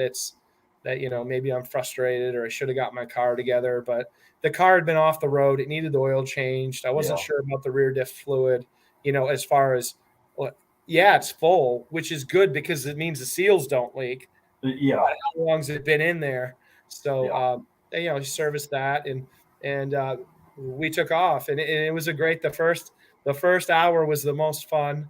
I realized that Damon and my brother had never actually driven in an event before, so I was kind of going to take the back seat to those guys, but I told them, because Damon wanted some start line footage, and I said, you know what, Damon, I'm going to give you some footage. So for the first the first hour or whatever it was, I drove like a scalded ape out through there, and just had fun, being a fool in a car. And we all got tied up on the Tappan Zee Bridge, and I got out in Carlos Spicy Wieners, I always call him. That's the only way I really know him by. Really cool guy, by the way. You want somebody with some stories? I guess he's a GP racer, legit GP racer, and he brought a Fiat 500, looked like an Abarth, but it wasn't. It was it all stickered up. They have a name for it, Live Lead or whatever it's called. Had all the stickers all over it. Real cool looking car. And we got bottled up on the bridge, and I looked at Damon. I said, "Give me a sticker." And he goes, "What?" I said, "Give me a sticker." And he pops the thing out, and I reach it. I peel the back of it. I hop out of the Hawaiian Tropic, and I go up and I slam it right on his window, right directly in front of his vision. So he's driving down he's trying to like look around the sticker. So he had to get off the interstate and peel the sticker off of it. And so we got to the first fuel stop, and I believe, I can't remember if Damon drove first or Arthur drove first. But I told the guys, they said, "I've done enough of these." I said, "I'm going to monitor you guys, give you guys advice. The best thing to do is keep the car together. Let's be smart. Get this voyage finished. Let's take care of the footage that Giro needs." Giro Hashek was great. Gave Damon everything he needed for the documentary filming and stuff. Oh, cool. And we stopped out in, I think, New Mexico and did some drive-by shots. And then after we got out in front of a bunch of people before the bridge incident, we let people start passing us so we could get the footage of them going by. And it was more of kind of a 50th anniversary tribute run. Get John Ficarra some footage for his real cool event he put on. And just really a good time, giving my brother and Damon the chance to drive and having them understand, the do's and don'ts. Not just in an event like this, but trying to make it across, because so many people never make it across. So many people, especially in a car that's not been on the road in 30 years. Yeah. Oh, definitely. And so there was a couple of times I kind of had to rein them in a little bit, but it was more along the lines, and they were great. It was like all of a sudden you're driving 100 miles an hour, plus, and it's like, guys, okay, just remember, the brakes are quirky on it. It's an old car. It doesn't stop on a dime and give you 3 cents change. It's probably going to stop on a dime and it's going to cost you $25, more like it. So they both did an amazing job. We'd get out, swap the cameras and stuff over. The only light scare we had is we were going through Indianapolis, and talk about terrible Oklahoma roads. We went over a bump and all the lights went out. Oh no. So the old dimmer switch on the Laguna kind of burned out. So I kind of coasted off, got down in a back alley, and grabbed the wire strippers out of the back. And I kind of knew what it was a little bit, because I had messed with the dimmer switch. If I held it down, the lights would come on. So I pulled it out because I didn't want to drive with my foot on the dimmer switch the whole way, and eventually it just stopped working. And so I grabbed the wire strippers. My brother stripped me a wire. I pulled it, stuck it back. I think we were stopped maybe 5 minutes. Yeah. And right in downtown, people are looking at us with this weird old, this crazy stickered up car. Yeah.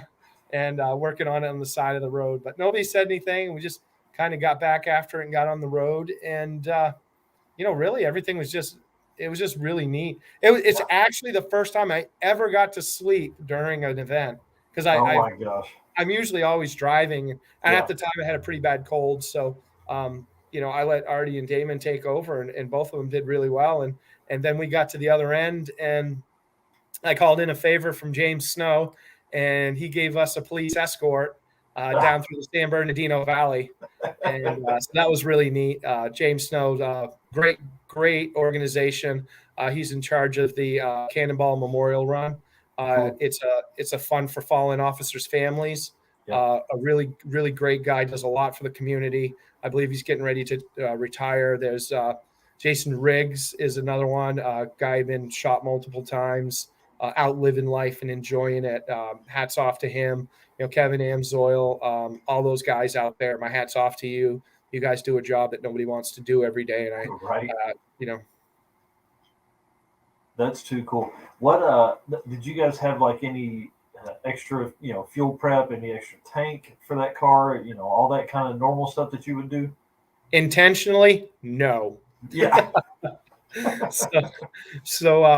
I told everybody, including the other guys there, I'm like, I am not participating in this event. I am attending it. Oh, nice. But the first hour, it's game on. That's exactly what I said. And we had some fun with it. We ran for the Le Mans start, and we got in the car and headed out of the parking lot, and everybody's stopping at the stop sign one after one. And here I am, like the A-team, out into the road sideways with the Laguna and headed and passing across medians and just doing foolish stuff, just having a good time, giving Damon some footage. That's awesome.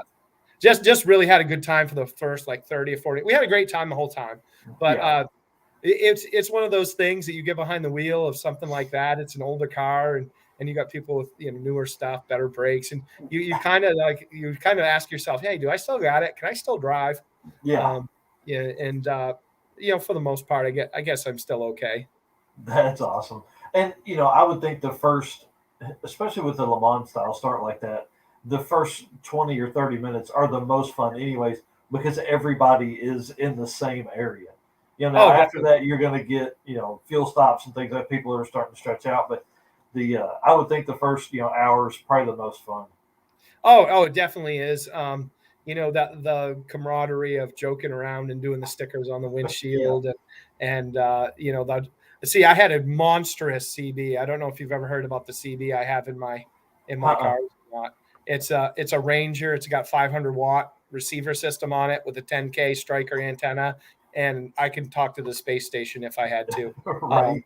The thing is foolish, and listening to the truckers, talking about the car going by, or me getting into it with a trucker over in Arizona, teasing the daylights out of him, and we're on there, Damon, and we're joking about it, and this guy's hollering at me. He says, I'm in the Swift truck, you SOB. He said, you come over here and I'll show you. And I'm like, I'm in the prime truck. You want to come say something to me? We're just, and we exit off the interstate and we just drive out around and go. Nice. Here, I'm in this car. And so some guy in another truck probably got an ass whooping that night, but they pull in. He's like, "You son of a bitch!" I was like, "What are you talking about?" So so we had some laughs about that. We joked about doing that, and Damon was great. The neatest thing about these trips is what you learn about people you don't know. I mean, Damon. If you saw the picture I posted, I think yesterday, it was a picture of Damon actually filming me after the 2019 C2C. Oh, yep. And it's a younger picture of him. And you when you first see him at Connecticut, you're kind of like, hey, how's it going? Nice to meet you. And he's like, I filmed you before. You don't remember me? And it's kind of like, then he had short hair, different style, a little bit of this. But it's not the facial recognition. It's all the stuff that you learn about somebody, that they tell you that you don't know, that, the open road in confined spaces becomes this open book of people willing to just talk about anything to make the time pass by. And I found out some great things about Damon, and, just to talk to him and to Giro to trust me to drive him across the USA and, get the footage and stuff they need. That the whole entire time was just, memorable. It was memorable to see my brother he's such a ham. He's doing the whole Mel Tillis thing, the whole entire, he's stuttering the whole way, and he's wearing his cowboy hat, and he's just really hamming it and yucking it up. So it just kind of made the whole trip, I have so many cool memories of my brother or my dad, or, Damon's a memory, of just sitting and talking with him while my brother's in the back, and just so many of those that my life cup is so full. Everybody talks about a bucket list, my bucket's full. I mean, it's not a list. It's let's do it and let's get it crossed off and move on to whatever we think next. So, Cowboy Puller, are you talking about you want to do coast to coast in a semi tractor? That doesn't sound like any fun to me. But just, because you're gonna have to could you, I don't know, not stop at way stations? Like, is that something that's legal? I guess if you maybe put a not for hire or something on it, or it had some Maybe. weird. I don't know how that would go. I mean, I guess it's like anything else. You're not doing it to be legal. So Yeah, screw it. Roll on. Like a Smokey and the Bandit semi would Well- be way more fun too. that was one of the things they said about the Tropic. Somebody in North Carolina has a lot of questionable toll booth tickets right now. Because that car just had I made a tag that matched the one from the movie and put it on the car and drove across the USA. Oh my God, are you serious? Yeah, if you look at the back of the car, it has a North Carolina tag. I think it's like ZAB 249 or something. Nice. Yeah, so somebody's just getting hammered. They're like, "What are you talking about? I wasn't even there." Can you imagine though if you call in, you're like, "This wasn't me." They're like, "Yes, we got a photo of your car and it's definitely you." And they send you that picture and it's a '76 Laguna. It says Hawaiian Tropic on the back of it. They're like, "Well, I drive an 88 Corolla. What do you mean? That's right. I was gonna say 88K car, but Yeah. that's exactly right. And a Dodge Daytona. That's not my car. That's so funny. Yep. So Hot Rod Dave said he'd drive blocker in a '77 Trans Am. yeah, for the semi. yeah, that's that would be, that's always one of those things that I've talked about, taking a semi and doing the Bandit run or doing something in it, and at some point you got to say, Uncle, you can do so many things, but when you start doing so many of them, like when you start crossing everything off, at some point you got to say, enough's enough. Like, how many times are you going to do it in something different? That's right. It becomes overwhelming. So, I've always thought about doing it in a tractor trailer. I've got a new project that I'm getting ready to build. It's going to be pretty cool. You guys will like, I think you'll like that. It's going to be a staple build, and it'll be something that I guarantee you guys have probably never seen before. Nice. So the biggest question would be, what was the time for you guys coming across there? I'm going to be honest. I don't know. I really don't even know.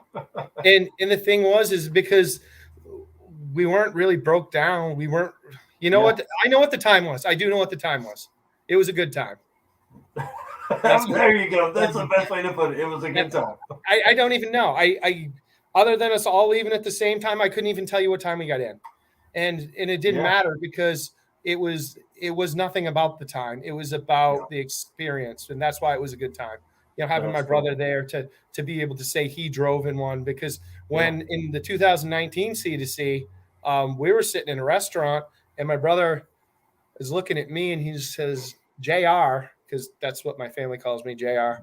And I'd really like to drive one of those legs of that race. And I looked right back at my brother and I didn't skip a beat. And I looked him right square in the eye and I said, I plan on going to jail. And he looked back at me, and you have to know my brother to appreciate it. He kind of looked off like this a little bit, kind of paused, awkward 3-4 seconds. Even if it's on the way home, he says. And he never drove. He never even got to drive the Cobra. So that's funny. So so it's just it was a good time having him there, having Damon, getting to hear Damon's life story. Yeah, real cool guy. And it's funny, my brother and I went to Indy for a Cletus and Cars event last year, and it was the first time him and I had spent that much time, just me and him, since we'd been adults, right? And it's like 9 hours one way, and it was really fun to just be able to hang out. Like you still never get to hang out with people anymore. Yeah. Oh, definitely. And a lot of even the foolish things I do, and people forget about the other people behind the scenes. I mean, April's great. She's, just an amazing person, very supportive in the stuff I do, really never says no. A person with the world wide open to her that has so many things that her and I are going to do together that, cool. she's always asking me when I'm going to be home. And, it makes it good because it gives you a reason to, feel good about coming home. And, there's been times in my past where I've only ever been alone and really had no place to really call home. Yeah. And it's nice having a life with her and my son, Danny. Danny's a new part of my life, but You know, he's a staple that, you know, you look forward to coming home and ribbing him and teasing him and giving him a hard time and getting him laughing. And I got a daughter back home. You know, she's gonna be 21 this year. Amazing singer, amazing kid. Called me tonight. I had to call her before I got on because just normally your timeline. Yeah, well, it's one of those things that, you know, I didn't even think much about it, but everybody's, you know, somebody be like, well, what are you doing? I'm like, well, I'm down filming a TV show. And they're like, what? I thought you were in Oklahoma. And I'm like, no, I drove to Louisville. When did you drive? I just drove over on my, what people are like so blown away because I'll just like get out and drive across the country and go do something. Yeah, I think you were saying last time it was like 700 miles or something like that from the house.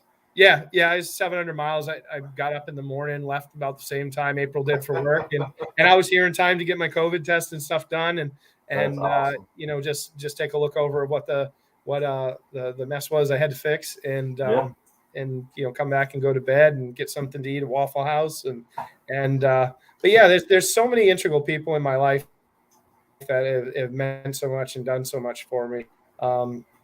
And you know, I can't thank them enough. April being definitely one of them. She puts up with the brunt of my foolishness, and I've got 2 cows at home. I got 2 baby cows that ride in our cars and stuff together, and a great big old German Shepherd that anybody who's been to my house loves my German Shepherd. His name's Gus. He's the biggest German Shepherd you've ever seen. He's absolutely monstrous. David Williams loves him. Everybody loves Gus, but Minnie and Moo Cow are our 2 latest pets, and they kind of rule the roost. That is too cool, man. I wasn't gonna make the trip over, but you talk about cows. I've got to come over now. Oh, yeah, everybody's welcome anytime, and I'm just I tell everybody that the same thing. I'm a simple guy. You know, you can come to my house. You can say, hey, you know, I'm in the area. You know, I'm broke down. I just want to stop by. Hey, do you think it? You know, you just stay the night, come on by, and, you know, we'll talk cars, and we'll tell stories. We can go out in the junkyard and mess around, or go fishing in the pond out back. That's awesome. It's just little green acres over there. And when I'm out of town, and Danny and April keep the fort at bay, and, you know, wait for this dumbass to come home. That's awesome. So Menlo asked, will you ever write an autobiography? I'm trying to think. I'm not sure anybody would read it. I like there's talking. some folks in here that asking some good stuff. I think we'd have a lot of folks. Or you'd have a lot of folks read it. Oh, I've you know, we've scratched the surface on some of the dumb things I've done over my lifetime, but yeah, I've thought about writing a book, and I've been asked to write one, but it's so weird because I talked to David Simpson, and David Simpson is, you know, a highly respected person. He's a really cool guy. He wrote the Zombie Road series, and you know, I talked to him about, I've been asked to write a book. You know, what do you think? Should I write a book? And he said, yes, Fred, you definitely should write a book. And I said, David, I'm just going to tell you, I don't have a clue where I would even start. Yeah. And you know, to me, I think, well, a lot of the things I've done are just out of sheer willingness to do them. Yeah. You know, so many people say no, and so many people don't take opportunities. So many people get up and find a reason not to do something. Yeah. And over the last, you know, probably 10 years, you know, I can see spots of it in the last 15 years. I've just more or less say, go for it. You know, what's the worst that's going to happen? Yeah. And it doesn't seem to matter, you know, what I've done. I've always managed to have a good time. I booked a cruise years ago for $200 with one of my drinking buddies and his best friend, and we wound up on a senior citizen cruise. Nice. And it was the best time, one of the best times I have ever had. And those people know how to party. Oh, it started out with a Japanese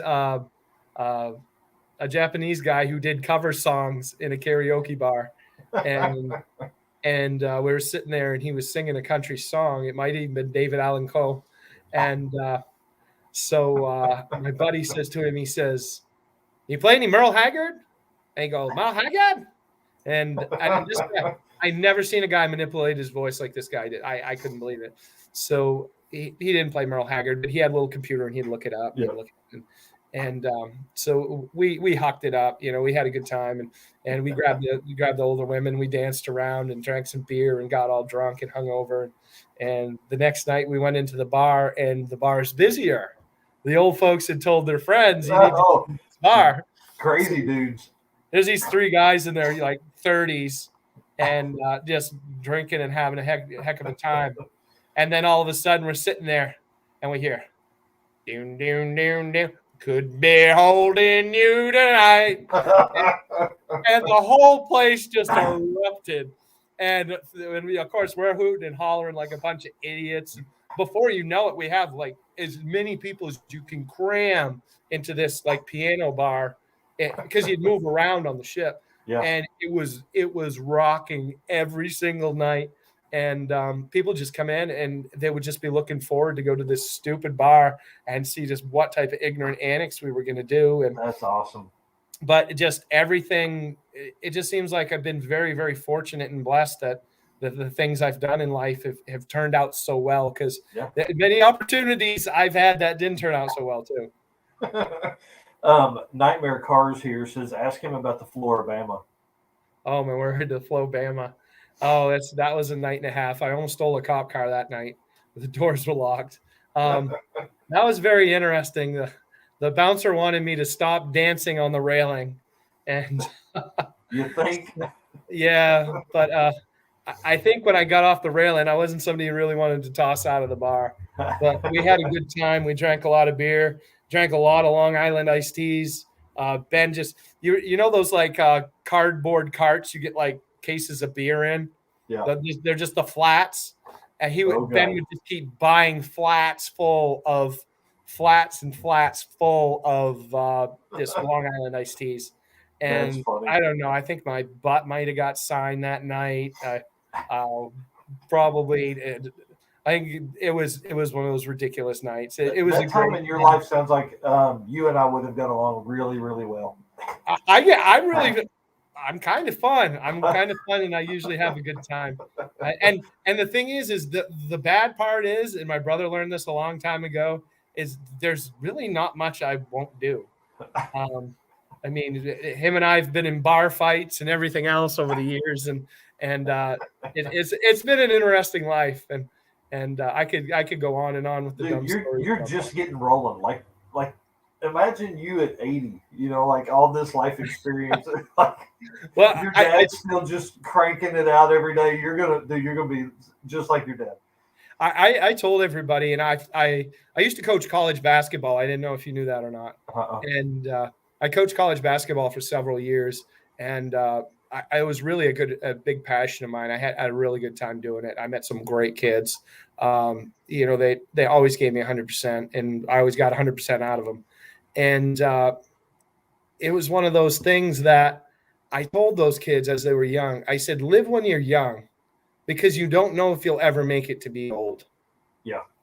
And I said, when I get old, I want to be the person who can tell everybody what I did when I was young and stupid. I don't want to work myself to death to the point where I'm saving money to retire and maybe enjoy something then, because you missed so much stuff along the way. Yeah. And the other side of it too is like, you got your health now. Do it now. Yeah. Don't wait till you're 70. Who knows? That knee may go anytime, and it's going to limit you. Oh, your knee, your back, or just in general. I mean, every day we get up, you get in a car, it can end today. I mean, yeah. I've been in cars where it's almost ended for me. And Jaws hit it on the head right here. How old would you be if you didn't know how old you are? You know what I mean? That means 26 years old. That means I'd be a pitcher for the New York Yankees from the Dominican Republic. That's awesome. C2C Express YouTube channel here. We gave a shout out to them earlier. Just a real quick one again. Awesome channel. Definitely on the come up. He said, didn't Elvis try and kidnap Fred? Oh, well, he had some moves, but I think he was putting them on Ben. That's awesome. I think I might have done a couple splits and a couple toe touches that night. I know somebody wound up hanging their bra up in the rafters. Listen, I gotta see the toe touch. We got to get together soon. I gotta see the toe touch. We don't need to do one in here. We don't need to do it right now. Okay. I'm scared for you to do it in the hotel room.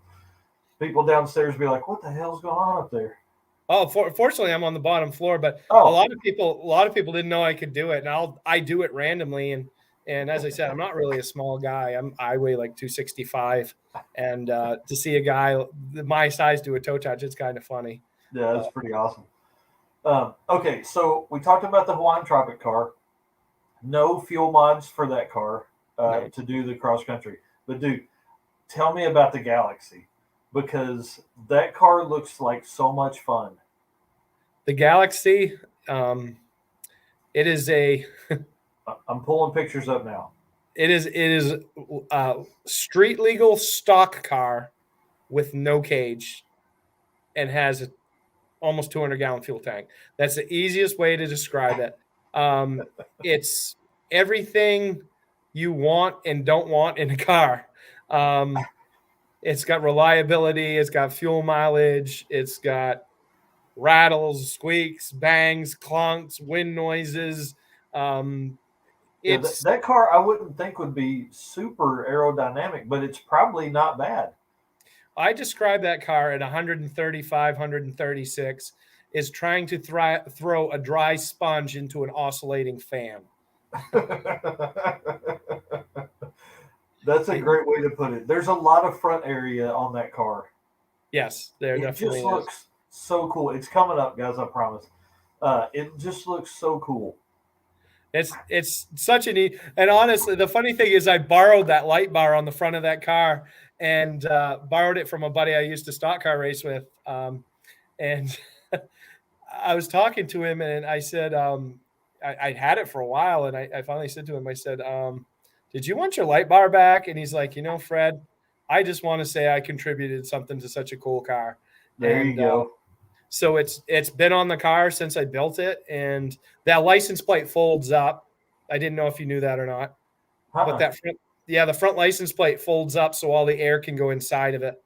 And nice. For extra cooling or extra. No, it's so you can. It's dual purpose. It's extra cooling, and when you're driving down the road, the traffic cameras can't get your license plate. That makes sense.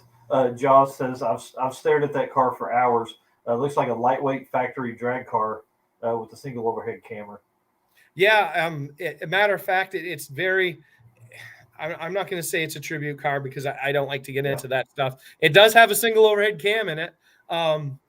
It's got fiberglass fenders, fiberglass hood, fiberglass trunk, all that we made.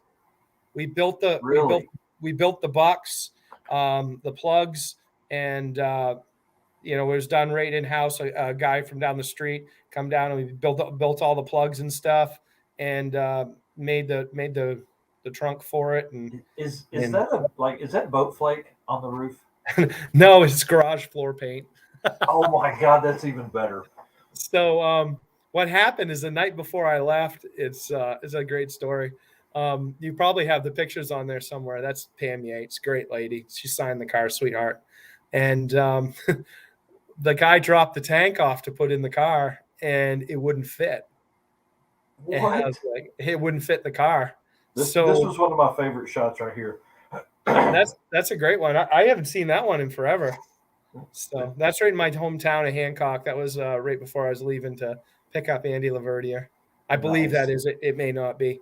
I think that actually must be after it because I have my shirt on. But wait, what? No, I have my C2C shirt on, which was from. Yeah, I have my shirt on. Wait, hold on. So I get to the tank and my dad's looking at me, and the tank won't fit in the car. I've got the seats out and everything else. And this is the night before we're supposed to leave. The car's yellow and white. And we get talking away, and Dad says, well, you'll just have to call him, have him come over and cut the tank down. And I said, what? I said, he's not going to come cut the tank down. I said, I got to get it in the car. He said, it's got to fit. Yeah. And he looks at me, and he's like, I'm going to eat dinner. I took a Sawzall and cut the roof off it. Oh, are you serious? What, are you crazy? And then stuffed the tank in it and welded the roof back down. And so I didn't have any time to paint the car. So I went up to Home Depot and got the gray paint with the spackles and painted the roof with a roller and got gel coat. So cool. And got gel coat to match the fiberglass on the car. And I rolled the paint, rolled the gel coat on the side of it, and away we went. So that is so. Tell us the rear. Tell us about the license plates. Is that just for fun? No rear bumper. Just want to do something different. I had a tube bumper on it, like a stock car bumper, and I never liked it when I first put it on, and I just didn't like it. And I wanted to do something different. It's like you see everybody do everything. And I looked at my dad one day. I said, I'm going to make a roll pan. And my dad looks at me and he says, well, roll pan? I said, yeah. I said, we make it out of license plates. And he kind of looked at me, and I don't think he really knew what I was talking about to start with. And then when he saw it, it kind of stuck on him. He's like, that's pretty friggin' cool. And I dig it. It really adds a lot of pizzazz to the car. And the really neat thing about this car is I chased this car for years as a kid. It used to just sit on the side of the road for probably 20 years. And it was bright yellow, and I could never buy the car. I could never talk to anybody. I could never find. And I left a note on it one day, and like 2 weeks later, it pops up on Facebook Marketplace. And you're like, I left a note, you jerk. Yeah. And a kid named Josh Stanwood owned it. And everybody in my area knew the car. And the car, it wasn't significant enough to restore or do anything with. Yeah. And really, what better thing to do with it than to give it a new life? Oh, yeah. And so that's what we did with it. And that's my wedding picture. It's April's favorite car. That's awesome. And it was really cool because I had just met April and we'd been hanging out, and I did the C2C, and I came back that night, and I got home like 6 o'clock in the morning from California, and I picked my dad up, and we went to a car show. And we went to the car show, and April came, and I got a phone call, my buddy Emery Pratt, and he said they're showing Cannonball Run tonight in Bangor at the drive-in, and if you dress up like Burt Reynolds, you get in for free. So April dressed up like Farrah Fawcett, and I dressed up like Burt Reynolds, and I wound up staying up all day. I'd been up for some ignorant amount of hours, and but that's always been our favorite car. So we decided when I got married, we'd use that as our drive-away wedding car. So how cool! And real neat car. I think I have that picture here too. Hang on, I was trying to pull it earlier. Let's see if I can get it pulled up here.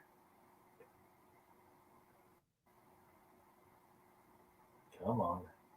And I've told everybody, I said, you look at the car up close, it doesn't look like much, but it was never intended to look like a show car. It was intended for one purpose and one purpose only. And it's really served its purpose. It's been a trouble-free car. I've driven the thing all over the U.S. I've driven it to Connecticut for the Discovery. I don't think it was Discovery, the ESPN Brock Yates documentary. I could be wrong. Yeah. Don't hold me to it. I'd driven it down for the 40th anniversary at that's us on our wedding day. And that's the old buggy. Married up, bro. You married up. Is there any possibility I could marry down? Look at me. No. So no, she's great. She's amazing. It was a great night. We had a really good time. All our family flew in. It was the weekend we were supposed to have the 50th, and we canceled the 50th, and we just had everybody come and stay at the Boomtown and had a great time and just had lots of people. That's cool. Jaws is asking how much of the car is Crown Vic, or is it a swap into the stock Ford? So a lot of people think it's on a Crown Vic chassis, and it's not. What we did, and I don't know how far you can scroll through my Galaxie pictures. Yeah, but the ones I have up is what I. Oh yeah, that's no problem. I've got a bunch of them. If you go on my page, you'll see where the Galaxie's cut off at the nose. There's about 10 inches of stub out of the Crown Vic grafted into the Galaxie frame, and that allows us to bolt the subframe into the Galaxie, the stock Galaxie frame. So it has a 4.6 P71 police motor transmission in it. It has an 8.8 in it. on leaf springs, so it Cool. retains the Galaxie original leaf springs. It's got helper air shocks in the back, so when it has all the fuel in the back seat, I can pump them up and adjust the shocks up and down depending on how much fuel's in it. So really, I would say it's got the heart of the Crown Vic, the motor and transmission. It takes all stock Crown Vic parts. There's nothing hot rodded here. We did that intentionally because if you break down, there's so many options for parts, locally. And it's just a really cool, simple, basic car. It starts off the heater controls. So if you get in the car and try to crank it over with the key, it'll crank over, but it's intentional. You can't start it. Nice. The only way you can start it is sliding the heater controls all the way to the right. And that's genius. Like nobody would ever think of something like that. But it's So, just connectors in there that's telling it where to go with wiring, yeah. So I built that, and it was just kind of one of the neat features. It's got an air raid siren on it, and it's got just a generally neat, cool, fun car. Everybody looks at it when it goes by, and it's not ignorantly fast. It runs in the mid 130s, and after that it's not going anywhere. It just hates air at that point. So Can you imagine willing one of those as like a NASCAR driver back in the day? The thing about it is there was something about driving that Galaxie at high speed and the Hawaiian Tropic at high speed. And I say high speed, we're talking the 120s, 130s. Yeah. Hey, for those cars, that was fast. I mean, and really that is fast. I mean, don't get it twisted, but like 120s, 130s is fast. But like in those cars, I mean, they didn't have the brakes for that kind of speed. Oh, you're busy. A lot of people don't realize that most of those Galaxies had drum brakes. I mean, if you had something converted with discs, then awesome. But most of those cars were drum brakes back in the day, and they had special drums on them. And it was just C2C here says Fred was the only person in the car park at the 2018 C2C that didn't have to fix his car. Yeah, it was funny that night. I drove in, and there was some very, very skeptical people that I really don't think wanted the car there. It's not very often you hear guys driving his gas tank down to New York to race across the USA. And we pulled in a little late, around dark. Andy Laverdier and I. Andy's a great guy. I was talking to him. He was delivering a Peterbilt yesterday. And we pulled in and just kind of cruised in and got our room and drank beer and went to bed. And then we got up the next night. We'd be talking around while everybody's working on the car, and everybody's kind of like, well, what are you doing? And nobody knew that the first time I ever even drove the car was to New York. Oh, my gosh. We'd back it out of the driveway and drive it to New York and pick up Andy in it. And Andy's dad's pretty skeptical. And why wouldn't you be? I mean, this guy rolls in this patched up piece of junk. Well, that's what it looks like anyways, Yeah, and it's we just made sure everything that would go wrong was replaced. Change the idler pulleys, change the belt, change the alternator, and we just we kind of knocked it out of the park. It was cool, and we had some fun street racing going along to C2C. Kept seeing people on the way, and we had some fun with them, and it was really just a fun car to do it in, and it was a great time. Hiroshima. Team Oh, Hiroshima. Yep.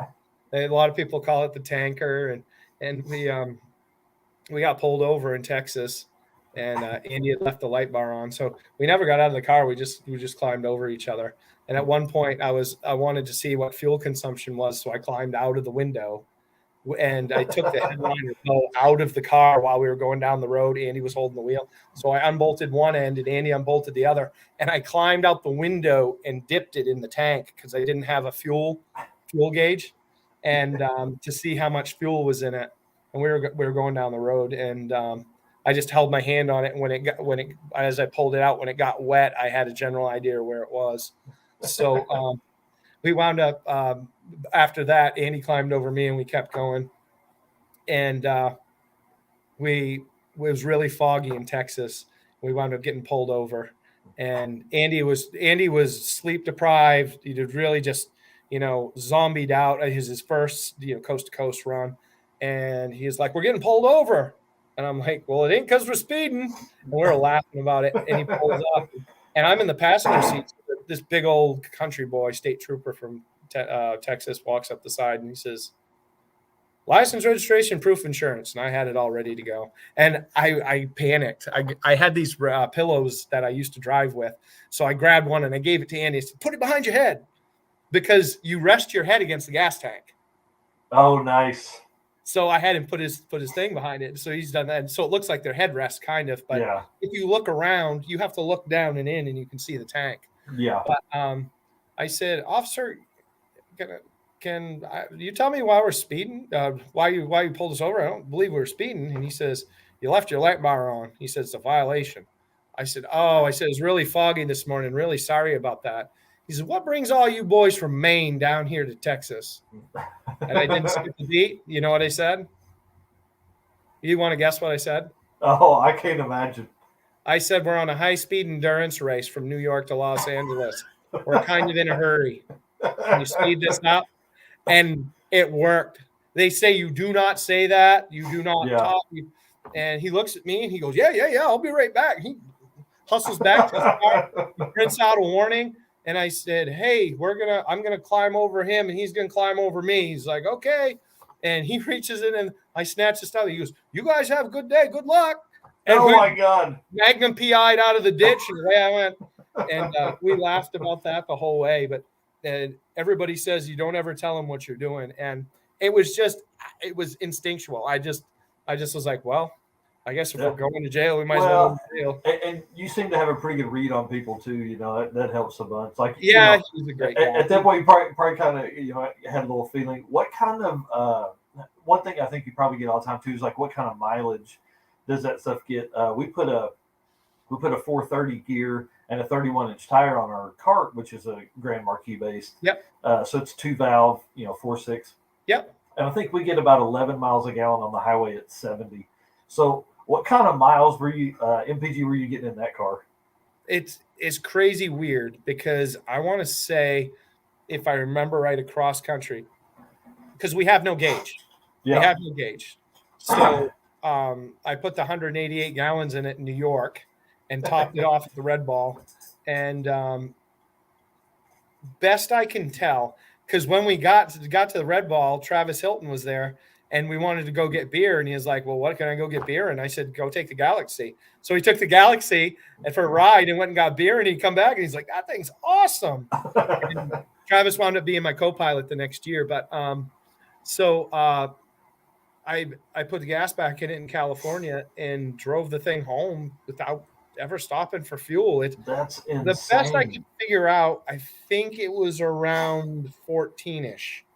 14. That's not bad at all. 14 to 15. But a lot of people don't realize the first thing everybody says is, oh, you must have beefed up the suspension, blah, blah, blah, all this stuff. What happened is when I build my cars, I build everything based on the stock ability of the automobile. Now, the GVWR of a Crown Vic, I believe, is right around 4,900, 49-ish and change. And the Galaxie is similar. So what I did is I took everything I could out of the Galaxie that I did not need. It has no heater. God. It has no defroster. It is a race car. It is. If you're cold, put on a sweatshirt. If you're hot, roll down the window. That's how it is. And the car without the fuel in it is like 3,200 pounds. That's how light the car is. So then you add the I think 1,160 pounds of fuel, and then it still falls within the GVWR. But to balance it out, I put some air shocks in the back of it to help dampen the pounding up and down. And I put the fuel in between the wheels too, so the car would handle better. So the car really full is at stock GVWR of a Crown Victoria or Galaxie. Awesome. So a lot of people don't realize how much time there was into figuring that stuff out. But that's the cool part about that car. And now I don't even know how much gas is in the thing. I just get in and drive it. If it splashes around, it means it has fuel in it. So if it starts, that means it's back there. And you can, with I don't guess I've ever really looked into the interior of that car. Like it's a single cell. Like a lot of times, especially the Mustang, which we're going to talk about here in a minute, you added cells to that car. But like that car is just a big single 100 how many gallons? 188 gallons. 188 gallons is the best I can figure. You know, maybe it's a little more, maybe it's a little less. I'm not going to Harry hog you and tell you my fuel line holds a gallon or nothing like that. Yeah, right. So. Half-inch fuel line, get that extra bit of half gallon in there. I see your Days of Thunder. Shape you like a bullet. Yeah, I see your Days of Thunder referencer. I like it. So it's just a big sell. I mean, that makes a lot of sense to me, especially with the space you have in that car. And that car's not going to have a rear seat that somebody's going to be, that you're worried for somebody to sit in and all that kind of stuff. So that's pretty cool. Yep. That's a fun car. How many times has that car been across the country? That car has only been across the country once, but I've driven it everywhere. I've driven it in Connecticut. I actually use it as a parts chaser. Well, it's in Oklahoma now, so I can't say it hasn't been across the country more than once, but I drive it. I don't care. I'll take it. If I have to go pick up an engine block, I'll take that because the trunk's huge in it. And the thing gets, believe it or not, being really, really light with that motor and stuff in it, when you're just driving it around, it gets foolish gas mileage. Yeah. So I'll drive it anywhere, and it's always a great conversation piece because everybody likes the license plates on the back of it. Yeah. And I probably haven't driven it as much as I should in Oklahoma, but I've got so many cars there that are just fun to drive. So you know, I'm very, very lucky that way. All my cars run. And, that's awesome. So it doesn't get driven as much as it should, but hopefully when it warms up, April will take it to work because she really likes that car. It's her favorite car. Do you think like that you'll put a regular, like a smaller cell in it? Because when you were filling it up there, it looked like that, like maybe the cell was, well, you said your head was resting on it. Like, there's no rear view out of that car if it's that big. Do you want me to send you a picture of what the tank looks like? Yeah, oh yeah, for sure.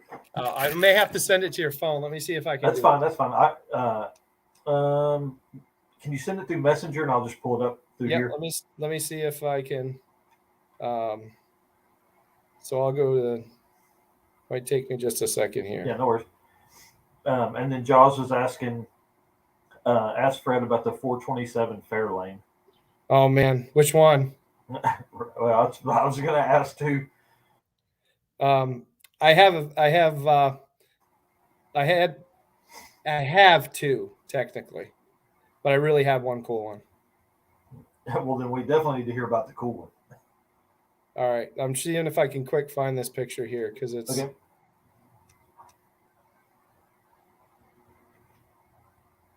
Hey guys, while he looks that up, y'all, we're obviously got several more stories to tell. Will y'all please share this back out across Facebook and YouTube? Fred, this has been a blast so far. The next hour and a half, I can't imagine what we're going to get into.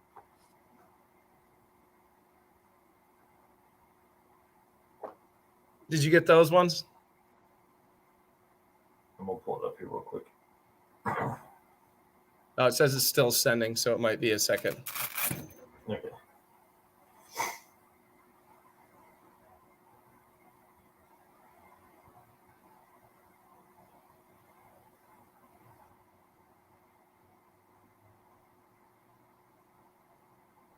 Get my stuff pulled up here on Facebook, and then we'll wait for it to pull up. Hot Rod Dave says he had a 77 Malibu that he thinks should go 180 with the Hot Rod 350 and a stock 243 gear. It chirped second at 70. He said he wants a Laguna. What's that? Sorry, Hot Rod Dave in the comments. Car. Man, I don't know why my internet is. I'm going to try to shut the Wi-Fi off on this. Come on. Well, here we'll do it like this.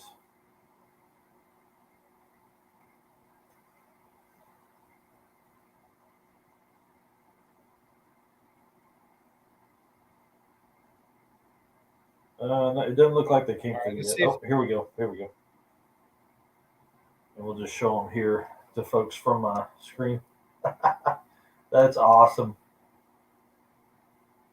For everybody that's going to be listening to the podcast, imagine sitting in a seat and the fuel tank be just above your ears in the back seat.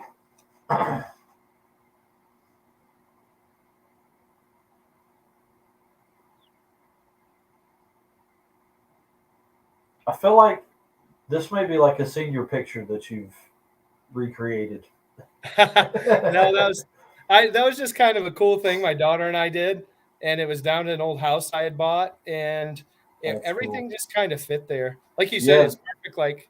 Like the barn in the back looks awesome. yeah, it's just a really That is gigantic. So the funny thing about that box, I can see it now. Like measuring for it makes a lot of sense. I did a lot Then of you're measuring. like, how the hell do I get this thing in here? Yeah, that's the thing is it's so astronomically big that most people don't realize how large it is until they actually look at it. Yeah. I was going to see if I could send you one more over. C to C here, the CC Express says the holy grail of car collections. They all run and drive. Yeah, I will say this: I'm pretty well off when it comes to running and driving cars. And then that actually, I just noticed it. That is when the car was yellow. Actually, let's see if it'll. There it goes.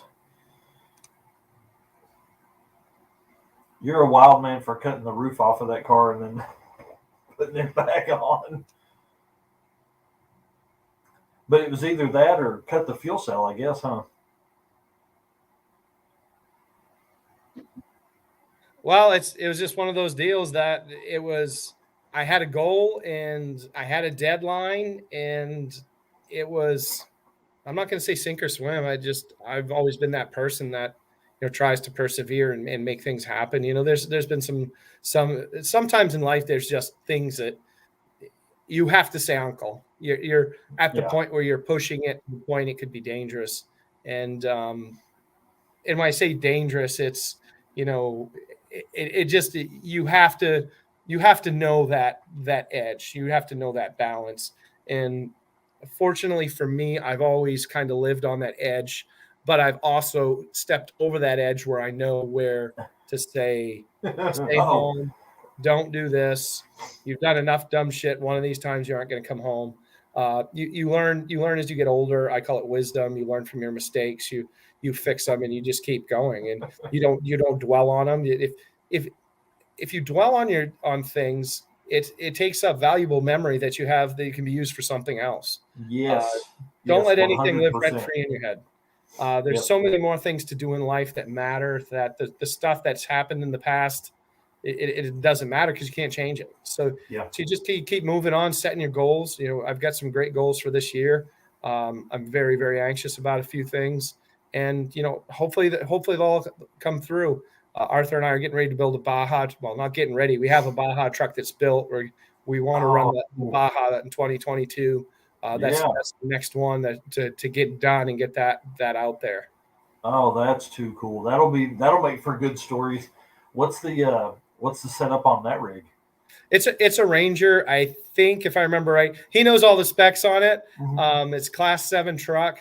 We're going to bring it out here, and I'm going to get it ready. It'll be that much closer to Mexico. So if these foolish two brothers want to drive it to Mexico, we may drive it to Mexico and run it, and see if we can bring it home in one piece and just get across the finish line. In order to finish first you have to finish. So we're not thinking we're going to finish first or anything, but if we go with that mind intact, you never know what might happen, and we'll give it a shot. We'll just do the best we can with what we got to bring, and hopefully we'll bring it home. So that's awesome. That will be some cool story. And for folks that are following, obviously follow you on Instagram, and then are we going to see some YouTube stuff fire up here soon as well? Maybe. Yes and no. I got kind of a pretty big iron in the fire right now. I'm probably going to do some YouTube stuff. I do need to do a release on the Hawaiian Tropic car. That was a crazy cool build that needs to be documented, put together. I know the C2C Express channel has dropped a couple of my videos of like building of the Galaxie. That's a great one. I think you started playing it, had some of the clips in it. Those are all little videos I've done in the past. The Hawaiian Tropic definitely needs to be done. We'll get that up, and hopefully people like that and enjoy that. Beyond that, we're hoping Giro's going to have his documentary done soon. You know, COVID has played havoc with him. A lot of the TV stations over in Europe, you know, are very different than here in the USA. Giro's put a lot of time and effort into that, and, you know, a lot of research, and, you know, so hopefully that's going to come out, you know, later on this year. We've contributed a lot to that. Doing some TV show stuff, kind of Cool. behind the scenes, hoping to be a part of Battle on the Beach 2 coming up here in the next month or so. Michael Matsumoto, Rob Zimmerman, both great guys, asked me to come back. Nice. We must have done enough to make them happy last year. And yeah, we're looking at that. I'm down here with HGTV now. Cool. Allison Victoria, the girl I worked with on Battle on the Beach, is down here as well doing the reveals next week. So if all goes well, we'll be on Battle of the Beach 2. We'll see the documentary later out this year. I'm going to do some YouTube stuff. Going to be busy building a Baja truck. Going to be busy building some other stuff, getting my own footage out there. And, you know, just kind of putting ASAP on the map. As far as, you know, hopefully, you know, I see some other channels kind of like what we did, and they're doing it themselves. So, you know, if you're not first, you're next, is what I say. So that's the plan. We're gonna hit that up and try to get some good footage out. I've got a really, really unique, cool build I'm gonna do. I've only a few people know about it, but the build process of it ought to be really neat, and I think it'll be something you guys have never seen before. Oh, that's cool. Can you give us some kind of hint or clue? I don't know, because every time I give a clue, I kind of like telling everybody what I'm doing. Yeah, you give 3 or 4 clues, and then somebody's put it together. So let's leave that for people to find. Dude, we got to talk about the Cobra build, the Foxbody, right? The Stallion SS car. Lead us down that rabbit hole while I get it all pulled up. So that started out, it was going to be a 79 pace car. And I bought this car sight unseen, the 79 pace car. And that was going to be my C2C express car. So what wound up happening is I wanted to take the Galaxie and make it even more dangerous, as Ben would say. Nice. I wanted to streamline the tank. I was going to put a Terminator engine in it and get the suspension tweaked out, and I was going to make that thing so it would go 160 and 160 nonstop. So I was going to mess around with that, and Ben said no, and he said please no, and he had let me know that for the most part there were some people at the event that didn't want the Galaxie at the initial event, let alone come back 50 miles an hour faster with the same fuel tank and the same loose nut behind the wheel. So we went back and forth and we're juggling. And so I got a hair across my ass, and that's the way I get sometimes. And I said, okay, all right, Ben. Okay, Ben, I won't bring a bomb. Instead, I'll bring a bazooka to knife fight. And so I started looking for a 79 Fox, and as soon as I picked a Foxbody to do it in, my brother went nuts. My brother's first real car in school was an 87 Foxbody hatchback. Oh, cool. And it was just a 4-cylinder 5-speed, but it was the love of his life, if there ever was one before his current life. And so we found out we were going to do it in a Foxbody. He was just elated, wanted to be part of it, wanted to go on the run. And so I was out with my buddy Jay Cushman getting parts down in Tennessee, and I picked up this car, and it was nothing like it was described. It was, the floors were rotted out of it. The rails were solid on it, but everything was gone. So I was on a Mustang page, and that's a picture of it when it was in the Miami Vice TV show. Okay. So I was on this page, a Mustang page, and this guy said, "Hi, my name is," can't think of his name off the top of my head, blah, blah, blah. And he goes, "Here's some of my cars." Well, in the background, this car was sitting, a wide body Mustang. And I could not, tell exactly what it was. And so I asked him if the wide body was for sale, and I did it publicly. And he said, yes, it is. And I quickly deleted my comment and went to the PMs, and we got talking back and forth, and he come up with a price of $1,000 for it. And the car looked pretty decent in the pictures. And I was like, a wide body Mustang, how cool would that be to do the C2C in? And so he disappeared. He just randomly disappeared. And I'm bummed out because I'm thinking I'm going to build this wide body. And all of a sudden he disappeared, and he pops back up. And he had a bunch of other parts and stuff for sale. And he says, I feel really bad about abandoning you. I said, I feel really, really bad. He goes, I'm sorry. He goes, I know I told you $1,000 for the car. Do you still want it? And I said, yeah, I still want it. And I said, when can I come down and get it? And he said, I could come down X day. So I said, all right. And I went down. I got a brand new trailer down in Georgia, which I would pick up and bring back to Maine for a friend of mine. And I headed right to Cocoa Beach, Florida. And I got all the way down to Ocala, right out. I actually stayed outside the Don Gartlett's shop. Nice. And I couldn't get a hold of him. I couldn't get a hold of the guy. Oh. And I'm like, oh my word, here we go. So I called the guy and no answer. So I'm headed to his property. I'm driving to his house, and I get the phone call. Here's the phone call. I mean, I'm 1,700 miles away from the house. And I'm like, here it is. Tell me he's changed his mind. Mm-hmm. And he says, hey, Fred, are you still coming by today? And I said, yeah. He says, oh, good. He goes, I was just curious. He goes, I got a parts car. I said, you do? He goes, yeah. He goes, it's a parts car. It's a twin to the car you're getting. I said, really? I said, well, how much do you want for it? Meanwhile, I have a 28-foot trailer. Yeah. The Mustangs are 15 feet long. Yeah.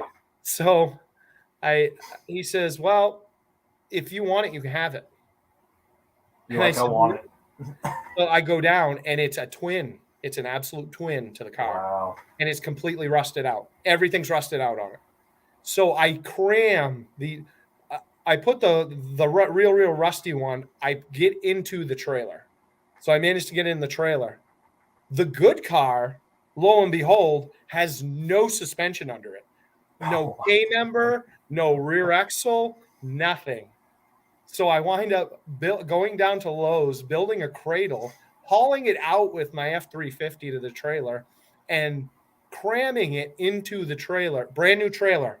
This is a dealership trailer that has to go to Maine. I never tied the cars in. It was so tight, I pushed the door up and pulled the latches down and locked it. You're like, I'm not walking to the back of the trailer while we're traveling. Exactly. Be a hole in the door. So I bring the car home, and we start talking about it. And the rules to C2C are this. You can spend $3,000 on a car and as much as you want on the upgrades. But me being me, I'm like, nope, I'm spending $3,000 on the whole car. Oh my God, dude, you're an animal.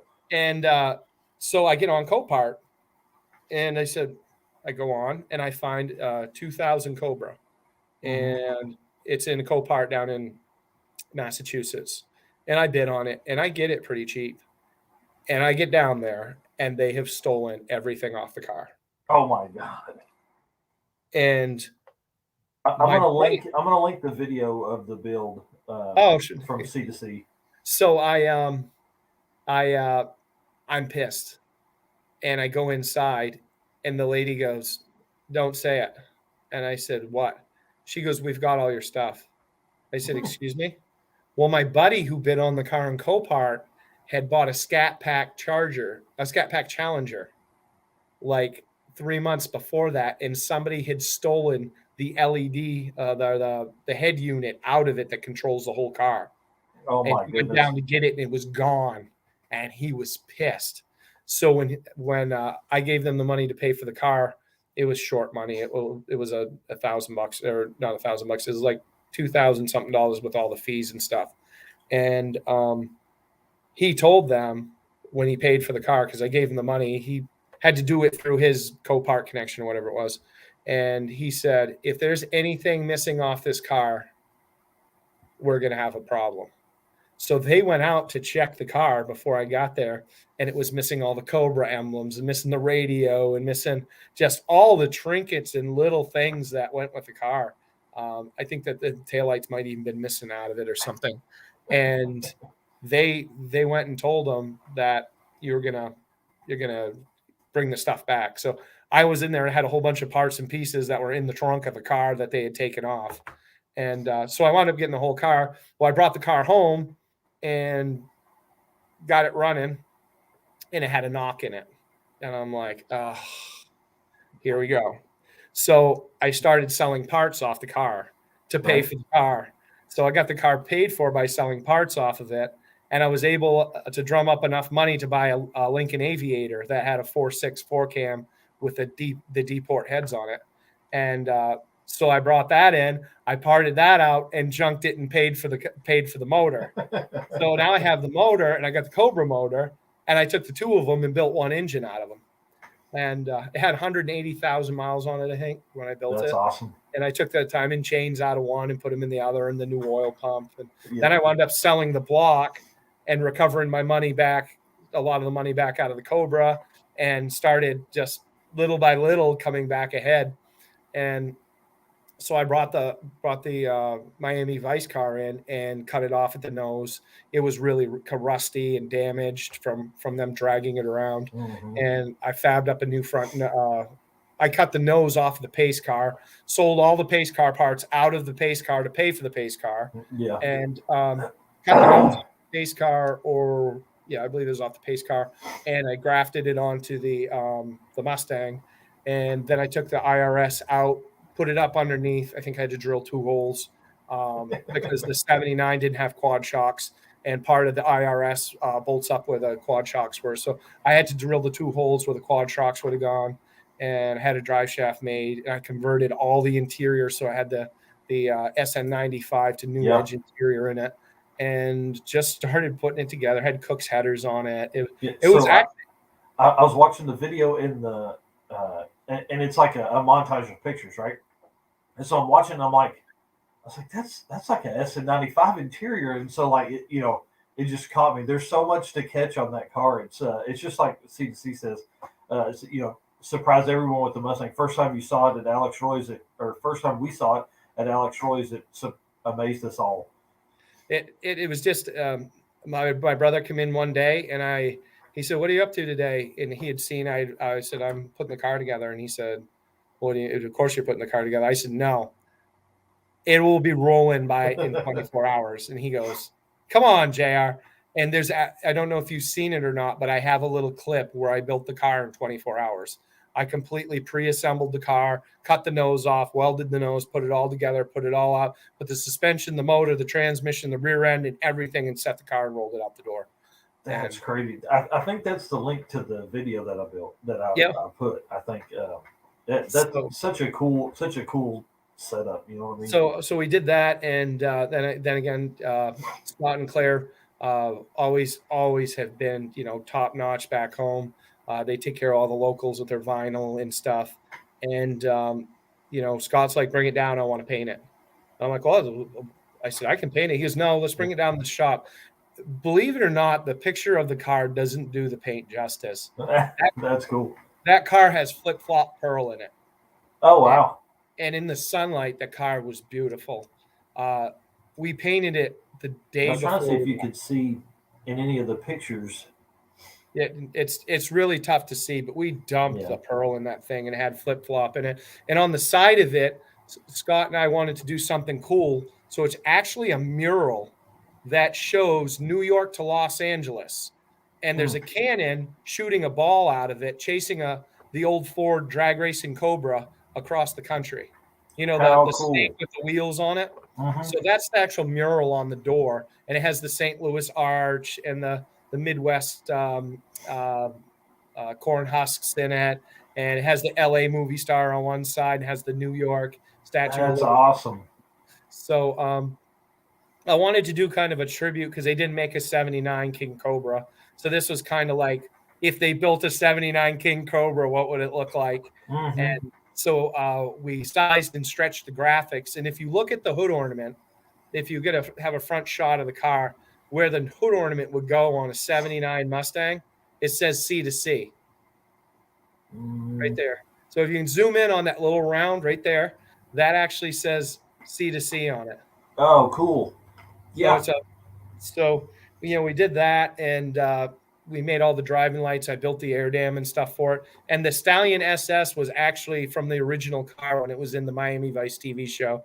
And I didn't want to put racing stripes on it because I thought it was maybe a little cheesy. So I made the Betsy Ross flag so it matched. Scott's is great at sizing stuff. So we made it so it looked like a racing stripe down the middle of the car, but it's the same colors as the Cobra on the hood. So that's cool. So we did that. And the Blue Lives Matter thing across the back was for the Cannonball Memorial Run guys. And we did that kind of as a spoof because my thought process was if somebody called in and they said, somebody drove by us in a white car going at a higher rate of speed. Could you give us a little better description of it? It said Blue Lives Mattered on the back of it. They're going to look at the phone and they're going to laugh and they're going to hang up. So, but the spoilers on the back of it. Jason took some great pictures of the car and that's Jason's caddy in the back. The whale tail on the back of the car was original. I made the Testarossa style taillight. That's one taillight. Oh, really? Back. Yeah, I made that. That's made out of Capri, and it all lights up all the way across the back. Oh, really? Yeah. Wow. And all the lights and stuff work properly in it. And the thing was ignorantly loud, like deafening loud. So that's one of my questions. Like in making a run like that, is a loud car bad or good? I don't know. All I can say is I don't know. I'm not gonna lie. I can't say it's good or bad. I know that when we got in the street race in Omaha with Chuck and Deborah, Chuck Weiss and Deborah Blomster, we got in a road race. Travis Hilton was driving. We were coming through Omaha. They left 3 hours ahead of us, and we caught them in Omaha, Nebraska. And once Chuck saw us in his mirror, that they had a Cutlass 442 with a supercharged LS in it. Nice. And it was a convertible. When you come up behind it, it looked like a Jiffy Pop. I can only imagine how So we get street racing through Omaha, and we get past them. We drive away, and that's where our fuel stop was just outside of Omaha. And little we know, Ben Preston, him and Martin had broke down just a little ways down the road. So we had gotten off and gotten fuel, and we switched drivers. Now I'm driving. We get back out on the interstate, and about 5 miles up the road, Deborah and Chuck are pulled over. And Chuck is on the back of the car with his hands above his head like this. What? Yeah. Oh, yeah. They got him out spread eagle on the back of the car, and they thought that he had kidnapped her. And so Deborah's messaged us in the back, and she says, "Why? Why would that be the story?" I have no idea. I really that's a story that Chuck and Deborah have to tell. But definitely, Chuck and Deborah, if you're listening, let's do this. I'm ready to hear that story. I'm sure she has some stories that they can tell. She's a rally girl. She does a bunch of stuff with Team Pink Slip. But long story short, not that I have a short story, but Deborah messages us and said they're looking for your car. And I mean, we could have all but just said, "Hey, here we are." I mean, the car is as obvious as can be. There's no C2C stickers or anything on it, so they don't know we're like part of a road race. But their car is all road raced up, and we're heading along, and there's like a 2 mile stretch, just Nebraska, straight as an arrow. You can see 2 years, and I can see a cop sitting way up in the middle of it. But he's pointed eastbound, and I said to myself, "I'm rolling up," and I'm trying to be quiet. Anybody who's listening that has heard this car run, it is not quiet. They said we set the alarms off in the Trump Tower when we were downtown New York. That is how ignorantly loud this car is. So I'm trying to coast by this cop at like a reasonable speed without like blowing his eardrums out. And I get about probably 150 feet out on him. I can see him, and he whips his head around and locks eyes with me, just death stare. And it seems like eternity. And he knows who he's looking for. He just knows he's going the wrong way. And I thought he was just probably going to pull out and pass, but I'm just coasting by, and I coast by, and Travis is laughing, and my brother's looking out the back window, and we get out about 100 yards on him, and he whacked us with laser, and we all start laughing because the laser jammers in the car are going, police alert, all these sirens and shit going off in the car. And we're not even going fast enough. Yeah, you're doing 78 miles an hour. Yeah, exactly. And we all laughed about it. We decided about that time we ought to get out of Nebraska. So we got down in Colorado and running that car. I'm going to tell you, we talk about fun times on tracks. One of the most fun times I ever had in a car was driving that thing through the Rocky Mountains. Oh, I can imagine. That thing was a blast with that IRS in the back of it, and we were probably midway through a fuel run. So the car held 70 gallons, right around 70 gallons. I had that custom tank in that one, the same one that I put in Kilroy.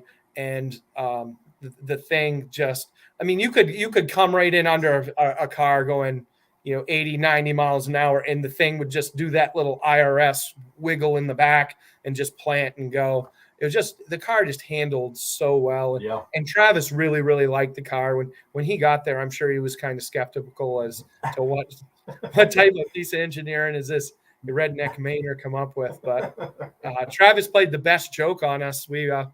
So my brother and I were headed down to New York to Alex Roy's house to watch Apex, the premiere in Alex's apartment. Whoa, how cool is that? Yeah, so here we are, and we're running a little bit behind, but I'm trying to see how fast I can drive to New York from Maine, just to kind of get some bugs. If we got to work on the car, we'll work on it. So we're hoofing it, and we see Jerry Bisson in the big red Ford truck, and we're not going to make the bus in time. Denny had rented a bus to take everybody to Alex's, but we're not going to make the bus. Yeah. So we're headed straight to Alex's house with the Mustang. And we finally find a parking garage, and we park the car underneath Alex's house. So on the way down, Travis messages me. He goes, "Hey, by the way, in case you didn't know, I can't drive standard." Oh, great. Are you kidding me? I built that car in 2 months to the day. 2 months to the day from when I picked it up in Florida. I built it in 2 months to the day, start to finish. Done. That's crazy. And now he can't drive it. Oh, don't be so sure. But well, 2 months to the day from the start of the build to finish the build. I think it's a little longer. No, it's May 18th to I can't remember. Anyway, I know from the start to finish of when I started to work on it until I finished, it was 2 months to the day. That's cool. And so we get down there and we get in and we beat the bus. I don't know how we did it. We wound up beating the bus. And it was raining. So everybody's trying to get into his apartment. And I've only met Travis from when he drove the Galaxie to get the beer at C2C in 2018. And then I drove him to the airport to drop him off because nobody would take him to the airport. So I took him to the airport and dropped him off. And that's the only time I've ever met Travis. But he agreed to be my co-pilot. Yeah. Why, I have no idea. We know why. You're cool. Well, I'm nobody. I mean, he has a lot more to live for than I do.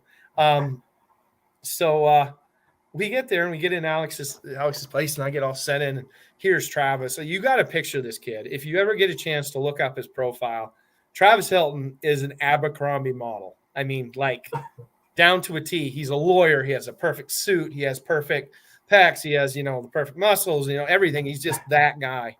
That's and awesome. We walk in, and my brother has never met Travis before. And my brother's a little pissed off at Travis right now. because Arthur already knows he's not driving, and we are thinking about it because we're bitching at each other. Arthur's like, "Well, I can drive," and I'm like, "Oh my god, we aren't gonna get out of New York if you drive." Yeah. And I'm just thinking, okay, well, it's gonna be a solo. I'm gonna drive myself all the way across the USA, or I'm gonna teach Travis how to drive standard on the way out. Yeah, at 147 miles an hour here.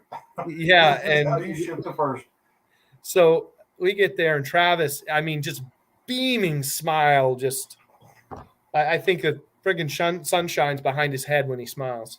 And you know what I'm talking about, one of those people that just pretty people. Yeah. And he goes, "Hi, how's it going, guys?" I said, "Not too bad. How's it going, Travis? Nice to see you again." He goes, "How'd you like the joke?" And I said, "Joke? What do you mean?" I'm lost. I ain't got a clue what he's talking about. Artie goes, "Joke?" He goes, "Yeah, the joke I told you." And I'm like, "I ain't got a clue, buddy." And he's like, "That I can't drive standard?" And I'm like, he completely had me. I had no idea at all. And he was completely had me. I'm driving down. I'm on the way. I'm stressed out trying to get there on time and stuff. And he's telling me. That's awesome. And the best part of that run wasn't even the Omaha. It was when we got out of Las Vegas. And so we were coming out of Las Vegas, and Travis was driving. Well, this was the last stint. And we get talking while I'm driving coming through Utah. And Arthur goes, "I think we can set the record." And I'm like, "Okay." And he starts, the kid's a math whiz, like I told you. He's processing all this in his head. Yeah. And he starts telling us what we need to do. And I'm like, "Okay." We don't know exactly how accurate our speedometer is or anything else. Yeah. We get a general idea. And it wasn't far off. It was pretty close. So we get humming along. See, man, thanks for stopping. Appreciate it. Travis he hasn't gone to the bathroom the whole time. He's been. I'm in the back doing a stint, my brother's in back, and he asked him. He does, "Hey, can you get my granola bar? Hey, can you get my gummy bears? Can you get my beef jerky? Can you mix me a protein shake?" And we're coming out of Las Vegas, and all of a sudden, Travis is driving, but we're all done with driver swaps. We're not stopping. Oh, nice. We're going to LA. The cool thing about that car is it was so perfectly balanced. Everything, that the fuel tank had perfect stops. We didn't get there with like 3/4 of a tank or half tank. We got there with like 3 or 4 gallons left. And awesome. So the timing of everything just was perfect with that car. So Travis goes, "I got to go to the bathroom." And we're going like 135, 140. I was like, "Okay." I just said, "I'll take the wheel." He gets asked Artie, he's like, "Hand me my protein shake thing." And so I'm driving along. Yeah, he doesn't even slow down. He didn't let off the gas, nothing. We're driving along, and he goes to the bathroom and dumps it out the window. I'm like, "Okay." So he goes to the bathroom again. Oh my god! I'm like, yeah, he hasn't really gone to the bathroom at all. So once you start the stream, it's hard to stop. He dumps it out the window. He goes again.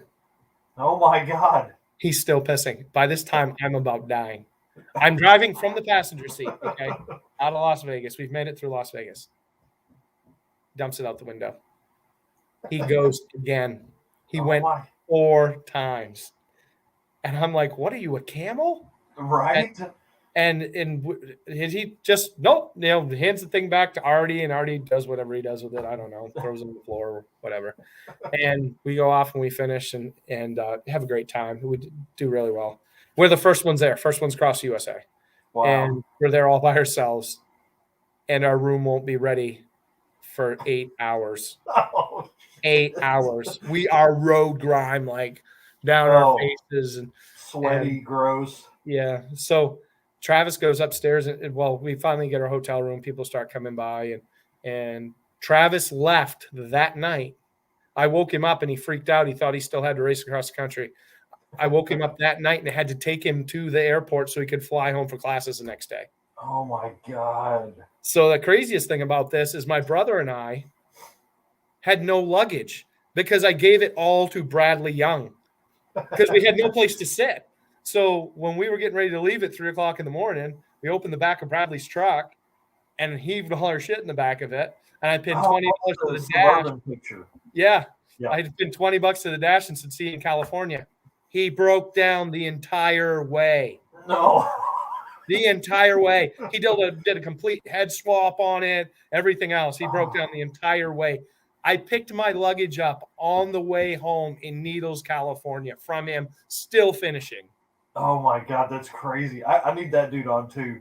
Bradley's, let's go, man. Yeah, Bradley's a great interview. Definitely hit him up. He would love to talk. He's got some amazing stories. That's awesome. He's a character. He is as large as life. And he's got a ton of stories, but unfortunately they called it the cursed luggage because on the way home, you obviously know what happened to me. And so the luggage sits at my house in Oklahoma, and one of these days we're going to have a burning party and jokingly burn the luggage. So, but yeah, the Cobra was a really, it still is. It's a really, really cool car. Yeah. And we're going to have that thing ready to go for the show this summer. We got a big show coming up in New York. Cool. At Watkins Glen, that car will be there. They've asked for my other Cannonball cars to be there. And Nice. So, yeah, we'll probably do that. But, yeah, cool car. Really, really fun to drive. Well, and it's just such, like, there's so many Fox bodies that are built, I mean, you know it, you see it, you're in the world. Like, that car is different enough that it just makes a statement. Yeah. Yeah. And the history behind the car, it's, I've had everybody and their brother, oh my God, I don't know what episode is it in. And, it's like, who cares? I have the poster from it that I, met the people who built it and made the molds and sold the cars. And fortunately I do have the parts car. So I had all the pieces to fix it. So yeah, that was really cool. That worked out. That's not necessarily the way you want things to work out, but I'm glad I did because it's irreplaceable parts. The car is irreplaceable. Strangely enough, I had the parts to replace them. If anybody would have them, who would have them? Right. It's going to be you. Well, let me let me run through some questions here because I definitely want to get some tips because we are definitely going to make the trip this year sometime during the year. Me and a buddy named Robert Lee who owns a performance shop in town. And we've talked about it for years. I think it's time to go ahead and do it. All the podcasts this year are coast to coast and drag and drive event folks. Endurance driving is kind of that's what I have learned that I love. Taking stuff on big trips, being out on the road in a cool car. So obviously, if I'm going to talk about it, I got to kind of walk that walk. I got to make that drive.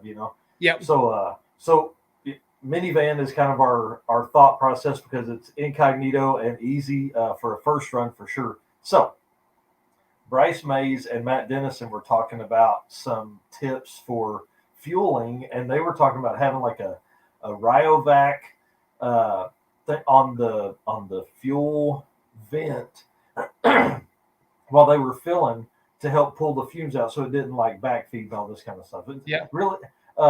So what are some tips you could give folks for filling 188 gallons of fuel as fast as possible? As fast as possible. The number one thing they say is don't cross your streams. The other thing is always have two filler necks. Always have two filler necks in it with a big enough vent. And my tanks, a lot of people use stock filler necks. I do not, because the like Bryce was talking about, you have that created that pressure just constantly clicking the tank off. Mine have open areas where it vents, so you're going to smell gas a little bit here and there. Steve Brown and I actually walked through his. He was having some venting issues, and I walked him through some ways to vent it. I believe he used those things. Probably the one thing I can do, I think things differently. A lot of people are like, how do I fuel it? And I'm thinking, how do you control it? And what I mean by that is keep it between the wheels if you can. I know in a minivan, Yummy, we call him Yummy. Everybody knows who I'm talking about. And Benny and Yummy's son had a minivan, and they put a 30-gallon fuel tank on the receiver hitch. Oh my God, no. For that. Yeah, and they said a crazy fast time in the 31-hour mark. Wow. Just a great time. But me, everybody always said, oh, if somebody hits you in the Galaxie, it's going to blow up, you're going to die. And I tell everybody, I said, 5 gallons will kill you just as bad as 100. I mean, I'm with you. And on top of that, I say, what do you think of those mid-70s, like Ford pickups and Chevy pickups? And they're like, oh, they're great. I love them. Or maybe the earlier Chevys. And I said, the gas tank's behind the seat, right? And they go, what? Right. I said, the gas tank's right behind the seat. And back then, everybody smoked and threw it out the window. I said, so it's no different. How many people blew up then? Yeah. I mean, they actually put them in the cab with the vehicle. And so what I would tell you is, if you were going to put a big tank in, make it as low and wide as you can and take up as much floor space as possible to keep it down. In the Galaxie, it was kind of almost like the Polish Racing Drivers Association, where they just took all the 55-gallon drums. The Galaxie, I was trying to utilize the back seat, keep the gas between the wheels. The Galaxie tank is baffled. It's highly baffled to keep the majority of the sloshing down. You're only going to keep so much of the sloshing and stuff down because of braking and stuff. And if you can have one built, or you can do it, I always recommend, if you can foam it, because that will help some with the sloshing. But the biggest thing I would say is, I always vent everything outside the car. And believe it or not, John Ficarra has ridden in the Galaxie. A lot of people have ridden in the Galaxie, and you really don't smell any gas in it. I mean, you are sitting in front of almost 200 gallons of fuel, and you very, very faintly occasionally get a whiff of it. The biggest, and you're like, from the pictures earlier, you're literally in front of it. I want people to understand that are just coming in, like, it's where this wall is. Like, it's the wall of Hot Wheels, but it's the fuel. Yeah, and anybody wants to can go on my page. All my photos and stuff are public. You can go on there and check them out. But yeah, and that's what I was talking to Ben about, bringing that car back, and that was the deal. Is I'm like, okay, so I can't bring the Galaxie back. All right, okay, I'll bring something else. Yeah. So then when you show up with that, everybody's like, Ashmore. It's kind of like Newman and Seinfeld. Newman, Ashmore, type deal. So, but yeah, the Galaxie, I was going to trim the tanks and stuff down, and a lot of. I think you asked me earlier. You said, "Am I ever going to put a smaller tank in it?" And no, I'm not. I may build a partition between the tank and the seats, and maybe finish up the drivers and passengers area a little more. Do a half a headliner in it, just to make it a little more tolerable to drive. Put a carpet in it, deaden it. It doesn't need to be a 3,300 pound car anymore. It can be a 3,600 pound car, and it'll get around fine. I obviously don't fill the gas tank up anymore, but I always run the fuel out of it every year. I don't leave it with fuel in it. I'll drain it. I was going to say, you could drive on a year's worth of drive-in at that point. Oh, definitely. Matter of fact, when I went to the 40th anniversary of the Cannonball down to Connecticut, I got down there and my alternator crapped out. So I called USAA and had them come jumpstart me, and I left it running, and I drove it all the way home without shutting it on. That's awesome. Yeah, and it come to find out, it was the I take it back. It was not the alternator crapped out.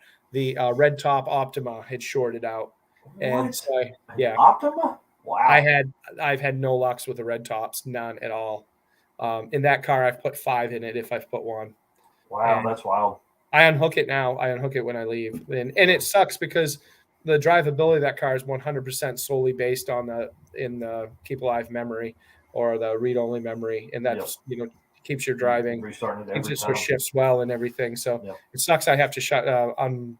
But I made the box specifically for that battery. And in order to put a different battery in it, I have to make a different box. And if you look at the battery box, it's kind of cool because it's all bomber lightened with all the holes in it. Oh, cool. Yeah. So I made a special battery box for it. And I just kind of don't want to get rid of it. Right. But so I drove it all the way home on the alternator, and I never even shut it off. I took the battery into the place where I bought it in my hometown, and I took it inside while the car was running and put the new one back in it and put the battery on it and Yep. drove it home. So So for race week, we had to do a battery cutoff switch, and so I would pull up.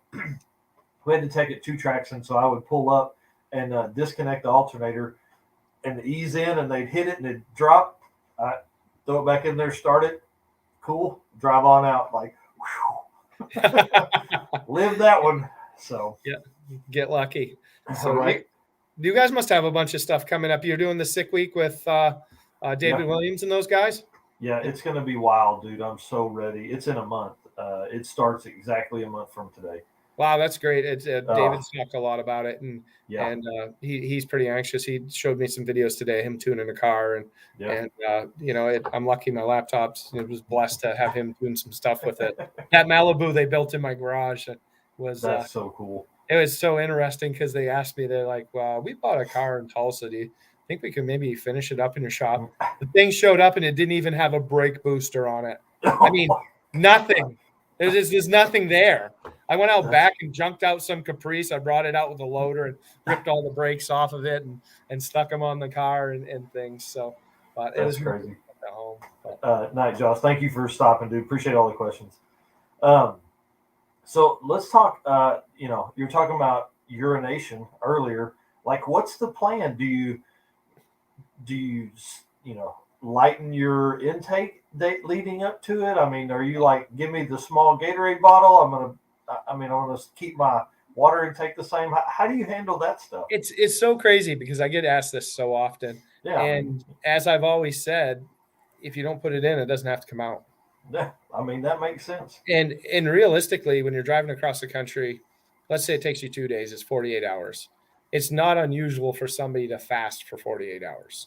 Yeah. And if you take in enough liquids that you stay hydrated, there's a balance of, a lot of times people will drink or consume in a vehicle to stay awake. Yeah. Like somebody will be like, "Oh, I'm falling asleep," and they'll grab their drink and they'll drink it. So to kind of keep repetitive motion, to keep yourself doing something. And anytime I've driven across country, to me, I've been so focused on what I'm doing. It's like a day at work. If I'm having a really productive day at work, I don't stop for lunch. I work right through lunch. I keep right on going. I'll go into the evening, and I may come in and I may be to the point where I'm past that and I don't eat at all. And driving transcontinental stuff, it's no different for me. I just don't eat the greasy cheeseburger at the Loves when I'm gassing up, or I don't get 3 greasy hash browns, or I don't put anything in that. I mean, as we go along, we know what upsets our stomach. You know right now there's something that you love in your refrigerator that you're going to go in and eat and drink something with it that your stomach's going to be upside down in 10 minutes. You just eat smart or don't eat at all. It's not hard to fast for a day. And if you fast for a day, that means you don't have to crap for a day. No, right. So to answer your question, as I think Dave quoted me on here before, if you don't put it in, it doesn't have to come out. And that's really the whole theory I use. As far as going to the bathroom, I don't have a little funnel in the floor or anything else. I just take the Gatorade bottle, piss in the Gatorade bottle, and when you go to gas up, it goes in the trash can when you stop at the next gas station. So there's no crazy weird catheter system that all these people talk about. I don't think people realize how basic in general I am when it comes to doing this stuff. I'm all go. Right. I'll go, no show. So well, so staying on that, Jay Roberts cut caffeine for like a month before he went on his run because he didn't want to have any kind of crash or any kind of before the basketball. And then, are you a coffee guy? You like Mountain Dews? I mean, like, do you change your daily habits, I guess, leading up to it? I actually change my habits quite regularly. Like right now, I'm on a little bit of a Mountain Dew kick. I like Mountain Dew. Caffeine does nothing for me. I can drink a Mountain Dew and go to bed. It just does nothing for me. I have an Axio drink I drink. That does more for my nutrients and my brain thought and stuff. I'll drink that for a while and, do some water intake. And then I may get on a binge where I drink Mountain Dew for, a week, maybe 2 weeks. Yeah. I'll go back to water. I've never drank coffee in my life. I'm not a coffee guy. Yeah, I never got a niche for it. It doesn't do.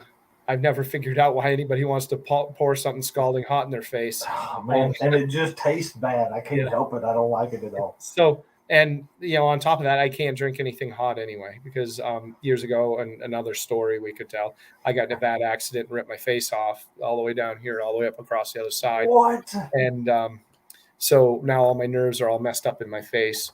So and I can if something touches here that's slightly hot, it'll burn my whole face will burn. So it's a really awkward feeling. So I something hard for me to eat is like a hot piece of pizza.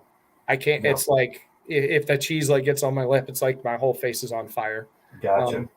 And so my nerves are all messed up in my face. I can't drink or eat hot stuff anyway. So it makes it easy for April when I come in late and she's cooked me a nice meal and here I am, 2 hours late or whatever. Yeah. He's like, you want me to heat that up? I'm like, no, I'm all set. No, I'm good. I'm good. Just need it to be lukewarm. Just a little warmer than room temperature is fine. Oh yeah, and that's really just the way it is for me. And then the last thing I have is probably goofy, and I'm overthinking it, I know, but aero. Typically you've run a car at speed, so you know where any air whistles or anything like that are. Taping the hood that close. I mean, not taping it closed, but taping gaps and things like that. I mean, is that I guess you would just do that to cover for me, it would be for the whistle. At 111 miles an hour, this car goes. I couldn't handle that for 8 hours. I'm gonna break your heart. I've never put a piece of tape on my car. That's a stock car. No, it's never been anything that's bothered me. My cars are usually loud. They make noise. Yeah. I've been around cars so long. I'm pretty well in tune with them. I always told my dad I always felt my car, and that may sound weird to some people, but I feel my car through my body. I can feel shimmies. I can tell where they're coming from. I can, rattles. I can isolate with my body. Okay, it's whether you're hearing it, whether you're feeling it, or you feel a car laying down at a certain speed, or a slight skip, like an EGR skip or something like that, or it's got water in the fuel. I've always just really felt my car. And the thing about taping a car up, especially on a run, if you have an issue, now you have to untape your whole friggin' car. Just get that open. You're right. You're like razor blade down the tape line. So something that could be as simple as a loose battery cable, which happened on the Cobra. You're wrestling to get the hood back open. Well, do you tape it again? Right. Or do you just say now you've got this now you got sides of duct tape do this. Oh yeah, a flap and a whistle. So that would not work for me at all. I would be like, oh my god, I'm gonna kill someone. So I just take the good thing about knowing the whistle is I'm fine with the whistle. Yeah. It's the rattle that starts after the whistle. It's okay, that rattle wasn't there before. I know the whistle. I know the shimmy. But what's the rattle? So that's I kind of, I've had the ability to be a diagnostic tech for a long time. So that's the stuff the whistles don't bother me. It's the, listen to that bearing in the front. Okay, well, which side is that? Is that, was it you load this wheel and it goes away, you load this wheel, it comes back. So really, I don't tape anything. Aero to me is less important because realistically in a minivan, you're not going to get to a speed that's even going to be aero, efficient. Yeah. And that brick you're driving through the air is still more aerodynamic than my Galaxie. So, I mean, to me, it's just I'm so simple and basic. It's just a non-issue to me. Yeah. And that makes sense. 100%. I was thinking more about the whistle side of stuff just because I know for 36 hours, I'm going to be like, oh my God. Yeah, Please fix that. I definitely would tell you maybe to take the roof racks off of it, because Yeah. don't put a ladder on the roof of it when you're trying. If you're trying, like, I'm a handyman, I got to get to LA because I got to fix Britney Spears' freaking porch light or something. Yeah, they're like, no. Yeah. Last one here, I promise, and then we'll talk about the trip. Is it better to have more miles per gallon or more horsepower? It's a balance, and it's a balance that most people don't take into consideration. I've built a lot of stuff. I've driven a lot of high horsepower stuff. Cars today are so crazy efficient and make power that I tell anybody that asks me about any of the stuff I've done, we're not Henry Ford. We're not reinventing the wheel. We're not General Motors Corporation. They've paid billions of dollars to do all this research. Right. Fred Ashmore isn't gonna make it better. Okay. There's a reason they do the stuff the way they do. Now, can you make adjustments and gain a little here, gain a little there? Yes. But all in all, there's a reason they build them that way. Because you say more horsepower or more fuel mileage, I'll give you your answer. You want to know what your answer is? Reliability. Because I don't care if you have the most horsepower in the world or the best gas mileage in the world. If the thing won't get across the country, it don't mean a piss hole in the snowbank. Well, that's a good point. So to me, it's reliability. If I had a choice to choose between horsepower and fuel mileage, I'm going to choose reliability. Yeah. Because without reliability, neither of the other two matter. Yeah, I mean, you got, just like I said, you got to make the trip. You got to get to the end. Yep.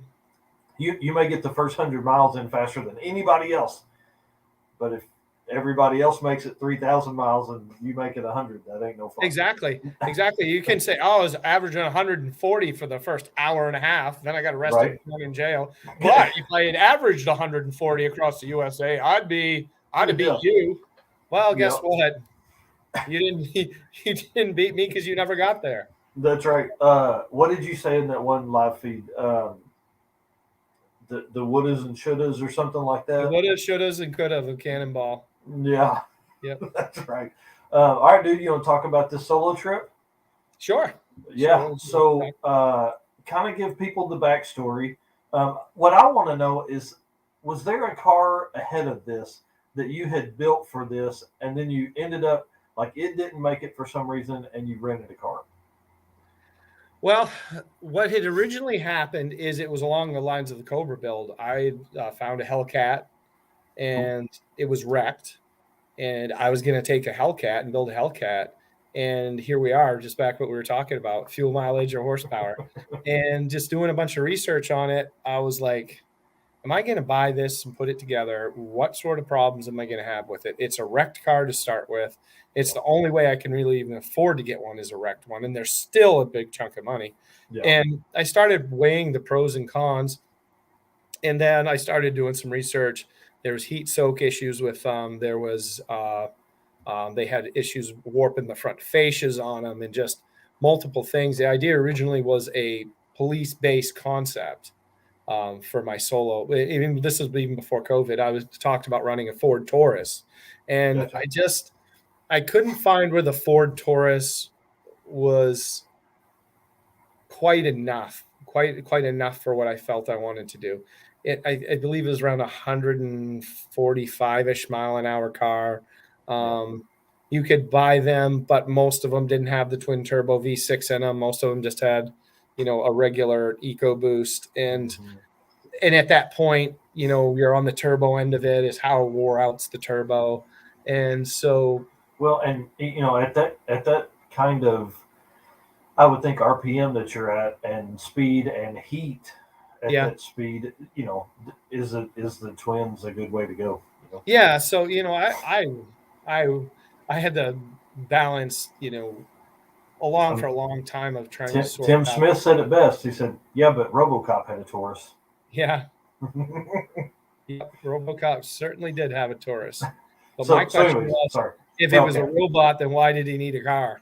Yeah. He could have been a very reliable robot. But so yeah, then I had developed the idea that I was going to get a Scat Pack charger. And on the way down, I'd stopped at Bradley Young's. I was on my way to Battle on the Beach, and I stopped down to Bradley Young's and talked to Ben. Was in town, talked to him, and just kind of I developed a way to mobile refuel the car, where somebody could pull up alongside of it. The window would come down. I could put the window down, and somebody could take a gas and stick it right in the back window and fill the tank in the back seat. And we'd tie the car off to ground it. But in order to do that, you would have to slow down to a manageable speed because you wouldn't want to be passing anybody. You would have to. And I had thought to the point where you could actually get like a couple box trucks and have them 2 box trucks in front of you, 2 box trucks behind you, the refueler in the middle. So they kind of keep the people away from you. So it was more of slowing down than it was actually stopping, because stop time's the killer in Cannonball. Yeah. And so I designed that whole thing and figured out how all that would work, toggling off to the other car for ground and to keep from flames and everything. And then I got down to Gulf Shores, and I was getting ready to buy a brand new one. I still have the thing on my credit report, for crying out loud. Things changed. Got a phone call and stuff changed. And at that point, I was kind of miffed, kind of annoyed, and just trying to figure out what I was going to do and how I was going to do it. I had a job down there that paid really well, and now we're in COVID, and I'm not going to say money's tight, but I didn't know what I was going to have for money. You understand what I'm saying? Oh, yeah. It's like, what do I have for money? And so at that point, I started looking into, and before that, my brother was going to go along with me. We had talked about not even doing solo, just doing a run across the country. Yeah. And about that time, my brother's work, he was picking up because there was a lot of people that wouldn't work because of COVID. And so my brother was really busy and he couldn't get away. And that's when I started weighing the options of, well, if I'm not going to have a co-pilot, then, what's a fast, relatively fast, reliable car? And, that's where the Mustang came in. It was just, I had reserved it at Hertz, and I got there, and it was just a Seinfeld episode. You get there and you ask them for your car, and they're like, oh yeah, we rented the last Mustang yesterday. And I'm like, I reserved it. And they're like, oh yeah, well, we have the Cadillac if you want to take a Cadillac. I said, so you can take the reservation, but you can't hold the reservation. Said, well, on the way into the airport, we had driven by the silver car, and at first I was like, oh, I wonder if that's the car. And then it was at Avis budget at that window, and we were way down on the other end. So when I found out they didn't have a car, we just turned around and I went back, and there was a young girl there, and she was just like annoyed with life, fighting with her boyfriend or something. And I wasn't there minutes. I mean, usually you got to wait at the counter. They got to get it clean. JoJo's got to bring it around, all this other BS. And I was gone in minutes. And it was like a couple $100 cheaper. I can't remember what it was at the time. That's crazy. But it was quite a bit cheaper. And from there, I drove it right to my buddy's place and started sourcing fuel tanks. I started measuring out the back seat to see how wide it was. And I had the Cobra was in Oklahoma. So I had the ALP system, and I had one of my buddy's mechanics take the tank out of the Cobra and brought it over, and it fit, but it had to be turned around because the fuel filler necks in the Mustang were more towards the middle of the car because the tank sloped. I had to turn the tank around so the fillers were in the back. And it made for unique because when I filled it, I had to be very careful about the fuel covers because going with the gas going back, I had to make sure they were tight when they got put on. So when they met me in Oklahoma, they had a wrench in case they were too tight to take them off. So they didn't slop or nothing come out of the back of the tank in the car. And so I sourced all that stuff and started building the car. And I pulled in the driveway, and I was in the shop talking, and I heard this noise. And I walk outside, and there's goats standing on the car. And it's like everybody says is this. I'm a guy who talks a lot, and at that point I was speechless because I didn't want to scare the goats and scratch the shit out of the car, and I wanted to kill the goats at the same time. So it was like this weird, awkward. You're like, get off of the car. Yeah, like, just in like your calmest yell voice. Well, about that time, I was like, and I said something, and Mike comes running out, and of course. He ain't. He's like, get the hell off the car! You're like, no. Everywhere. It's like I'm looking, and there's no. I don't know how they did not scratch that car, but so we just brought it and started taking it apart, and my buddy's wife come in, and she's like, "What is he doing?" Because she didn't even know me at the time. I'd never met her, and I just started living in Oklahoma, and he told her, and she was like, "In our garage, in our trucking garage, this is what he's doing." And then his brother come in and called me an absolute idiot for tearing apart a brand new car. I didn't care. So you're like, it's fine. It's not mine. It's okay. Yeah, it's a rental car. It'll be okay. Yeah. So, because you had the tank in the back seat, but then you also had the tank in the passenger floor, right? Yep, a fuel cell. Yeah. Yeah, cell, not tank. Yeah. Oh no, it was an actual race car fuel cell. I went and bought it off. Oh wow. Yeah, it's weird because I saved all those people's contact information. So when I did an actual like video about the car, I actually have the Facebook Marketplace ads where I bought the tanks. Oh, nice. That's too cool. So how did you get fuel from the different tanks to did you keep the factory tank? Yep, the factory tank stayed right in the middle of the car. You can access that tank underneath the rear seat. It has okay. Yep, there's two little places you can access the tanks in underneath the seat, and so that's where I actually access the fuel to, rather than the filler neck like a lot of people do. Yeah, it was actually directly into the tank, and I had a series of valves set up so I could just turn the tank on, and I had a little helper pump. One of the biggest mistakes is people use high pressure pumps to transfer their fuel. It's the biggest no-no. You want a fuel tip, that's one you do not do. Do not use high pressure fuel pumps to transfer fuel. All you need is that little itty bitty square pump from Napa for $12. Yep. I've used it in multiple cars. It transfers at a rate that's plenty fine. It's not doing anything else. You don't need your tank filled in 10 seconds, and it doesn't create back pressure or anything like that. Well, and that's what my buddy and I had talked about. I was like, I said, because we had looked at, he's being a speed shop owner, and I do a ton of LS swaps. So we always have factory style pumps. I'm like, man, we can drop it in this tank. And then we were like, but we won't need that kind of rate of flow, or pressure. And I'm like, so we start doing the math. I'm like, man, you could just run like a carbureted fuel pump, just one of the cheap ones from wherever. And then Bryce Mays and those guys talking about they bought an $8 one on Amazon or something like that. Yeah. And they work fine. The pump that I had was from one of my stock cars in your picture when I ran it fuel injected. It was a helper pump to get it out of the tank to run it to the high pressure pump that was down on the rail like the old Fords were. Mm-hmm. And so I still had it. So we put it in the Cobra when it was in Maine. And so when the car wound up in Oklahoma City, we pulled the tank, we pulled the pump, and I had it all wired up into the cigarette lighter, so it just ran into the cigarette lighter, and I just had a series of valves and the cool thing about those pumps is they start rattling when they're dry. So if you take all the fuel out of a tank, all of a sudden, instead of going, it'll start going, you'll hear it knocking, kind of like a motor with no oil in it. Yeah. So that tank's empty.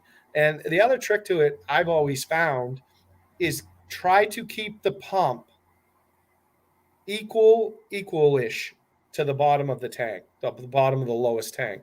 So rather than relying so much on the pump is acting more like an electronic check valve. Oh, gotcha. Okay. So gravity will have a tendency to push on it, but it will also pump, because the other thing, like one of the biggest problems that one of the vehicles has had that's never made it across the country is fuel pump issues, and it's because of an externally mounted fuel pump that keeps eating itself. keeps killing because itself. it's trying to pull fuel with it. It's trying to a pull lot fuel, of times, and it's not supposed to.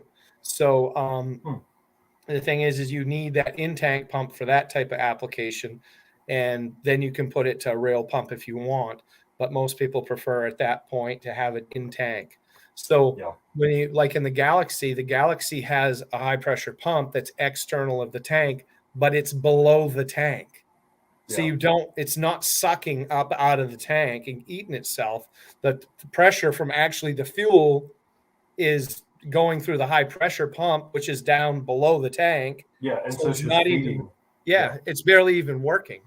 All it's doing is pushing fuel towards the engine. It's not like trying to pull it towards itself and then out. And it's being assisted because it's got 170 gallons on top of it, pushing on it. So, and that's always worked flawless in that car. Never had a fuel pump issue in that car. It's still got the original fuel pump in it when I built the car.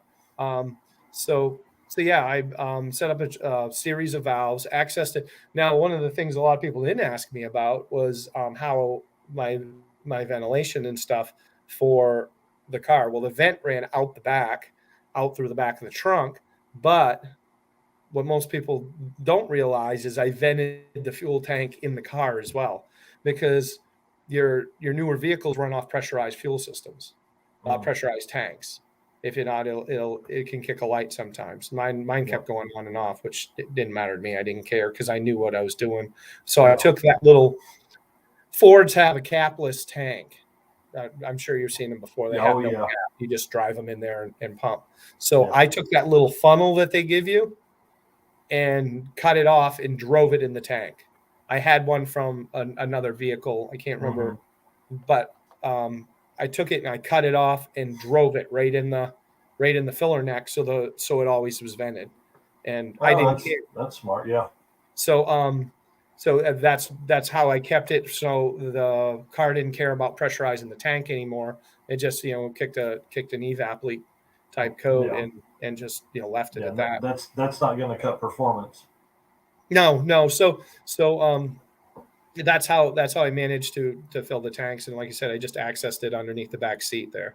So and then when I got done, I come back and I had to leave the car at the house and go pick my dad up because he didn't know we had just done it.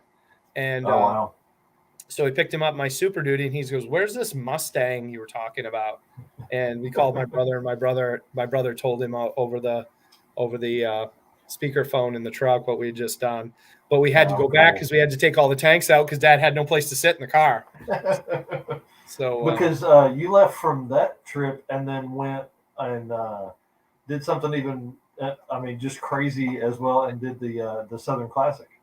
Yeah, the Bandit run. Yeah, went down to the Bandit run, and we put a CB in it, and we went along, and that was that. You want to talk about a memory for a lifetime? Doing that with my dad, and we were going along, and everybody just thought I was bringing my dad along for a ride, and I like to race, so we put up a pretty good number the first hour or so, and I think we averaged like 99 the first hour, and we averaged like 101 or something, and then the feed got really busy, and they said, "I thought you were going to take it easy," and I was like, "I am taking it easy," and they're like, "What do you mean?" I said, "I'm using my blinker when I change lanes." And so I think Sean come back on, and he says, "What's your dad think of these triple-digit speeds?" And I just lean in, and that's going like 140 or something. And I snap a picture of my dad, and he's over there eating a Slim Jim in the passenger seat. So that wasn't so bad. Then we got up and we thought we'd lost the key fob in it, which is pretty funny. And we fought for a while, but I found it under his seat. As the car started, that's all I cared about. We'll find it later. And we got the wrong beer. We had to go to another beer store. And we got up into Arkansas, and I asked him how fast he had ever been in a car. And he said up until this point, it would just, been like 100. And before we went, he said it was like 110, maybe 115. And I said, well, let's fix that. And we were going up through 49 in Arkansas. And I just had the thing radon shut off, just at 150, just sitting right there. And we were just taking the mirrors off of tractor trailers when we were going by, just that's awesome at that speed. And he didn't mind that. And we finally got our beer and headed back the other direction. And then about 350 348, 360 miles or something to go. We blew a tire at 130. Oh, shit. So we coasted into a gas station. There was a bunch of migrant workers there, and they had a cordless gun. And I didn't realize didn't know there was a jack in the trunk, but my dad managed to find it and he got it all out. We got it jacked up. We got the dummy donut stuck on that thing, and we got off and got back on the interstate and promptly got behind a couple police officers. And I was getting pissed because my brother said, he's like, you guys got average 90 if you're going to beat the record. And I was like, geez.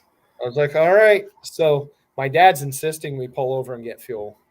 And I'm mad because we were stuck behind these troopers. They were only going 80. Yeah, come on, you bastards. Jerks. So they finally pulled off, and I said, I am not stopping until I can put enough fuel in this car to finish. And when I got in that window, I think we had like a 300-mile range and like 260 miles to go or something. So I pulled off, and Dad bailed out and tightened up the wheel, and I ran inside and got into it with a lady about, she had a bunch of freaking food for her EBT card, and her card didn't work. And so actually that happened, and that happened at the second beer store, and I wound up thinking of that. I can't even remember now. It's been so long. And I wound up paying for her food. No, they happened in the second beer store. I wound up paying for all her EBT food so I could get my beer and get out of there. Yeah. Oh my God. You're like, just here, please. Yeah. Let me go. I just wound up paying for all her food and all her shit, and we got our beer and we got out of there. So we had a few holdups on that. But this other time I just went in and threw 20 on the counter. I didn't care what it was going to take. I just wanted to get enough gas in to finish. And I think gas was pretty cheap at that time. It was down quite a bit. Yeah. And I threw 20 or 40, but I didn't even go get the change. I just got back on the road. Yeah, pump 11. I'm filling up. And we got out of there, and I started doing my brother thing, trying to be generous, 95, 100. And I finally looked at my dad. I said, I've had enough of this shit. And he goes, what? And I crammed that thing on the carpet. In the last 2 hours, we averaged 106. That's awesome. That's awesome. So we come down into Atlanta like a house of fire, and I did a Jersey slide from 6 lanes into the exit into a hairpin, and we have to go right by the police station to get to the final destination. And I go blowing by the police. I don't even care at this point. I am just, You're like, they're not gonna, just like we talked earlier, they're gonna have to hear me go out and get in their car and then come find me at the place. Yeah. The bad thing is the parking lot was on the other side of the police station pretty much. So I go by the police station, and it goes 0 miles to empty. Oh, geez. So I go around the corner. I don't even slow down. I just look, and there's nobody coming, and I blow out in the road, and I pull right in, and we beat Tim them. Smith's Blues Brothers style. Oh yeah. And we get out, and my dad's grinning and stuff, and we did the. I said to Dad, 75 years old, and you get to win your first race. How do you feel? And he laughed, and Taylor and Sean showed up, and Jason took some pictures, and the car ran out of gas right there. While they were taking pictures. You can't cut it any closer than that. Oh yeah. So it was one of those things, and doing it with Dad. Dad was just such a good sport. And then the next morning, he knew how long I'd been up. I had been up. Jason and Sean wanted us to leave with them that morning because I got there at like 3 a.m. And I just said there was no gas in the tank. I had no pun intended. There was nothing left. I had nothing left to give. And I knew my dad couldn't do it. So we skipped it, and we went and got a hotel and slept for 4 or 5 hours, and got up the next morning and took off after him. And that's wild. Yeah, so it was a good time. And then Dad drove home, and he hung out with me for a little bit and told me how stupid I was. And, my dad, I'll say this: my dad has always been very supportive of me and the dumb things I've done. So yeah, we just another feather in the hat and call it macaroni. Yeah, right. So let's try and wind this down at like 4 hours, so that we have another 16 minutes. Yeah. This is what I love about podcasts. Is like you and I would probably, in our lifetime of hanging out in the future, will probably sit with each other 4 hours, maybe one or two other times. Yep. You know what I mean? So definitely. That's what I love about these. So the how many miles at top speed in the Mustang do you think you went crossing the country? And just to tell everybody, guys, it's 25 hours and 55 minutes. What? I 2,900 honestly miles? can't say miles because a lot of people don't realize you have so much stuff going on in a solo run. There's very few people that even comprehend what's going on in the car at that speed. Yummy is one of those guys that Yummy actually told me one time. You want to hear a great story? Yummy actually told me he plays a guitar to stay awake while he's driving. Yeah, while he's driving, he plays a guitar to stay awake. So he's going 120 or 30 and strumming a guitar, singing a song. Yummy's an awesome guy. But you have so much more going on. I never even related it to miles. I related it to like time. I can tell you that the time span was probably in the 5 to 6 hour range, across the whole 25 hours. Yeah. And, people are like, oh my God. And they don't realize that there's stretches where there was nobody on the road. Yeah. There's stretches where because there's tractor trailers lined up in just the under 26 hours of time. Like, you got to think, you're seeing 3 a.m. twice. Just go. That's crazy. What time did you leave in the morning? Yep. 6. 6, yeah. So you saw 6 a.m. twice. You know what I mean? Like, and there's nobody on the road from 2 a.m. to 6 a.m. There's nobody on the road. Yeah. So it's one of those things that there's no real way to put it in perspective, because I've driven so much around this country that I can drive 100 miles and not remember a single thing I saw. Yeah. Because my mind works so different. People are like, how do you stay awake? How do you do this? How do you do that? Well, it gets back to so much to do. Well, people are like, well, you're driving. What is there to do? Well, number one, pay attention, because your whole thing is to speed.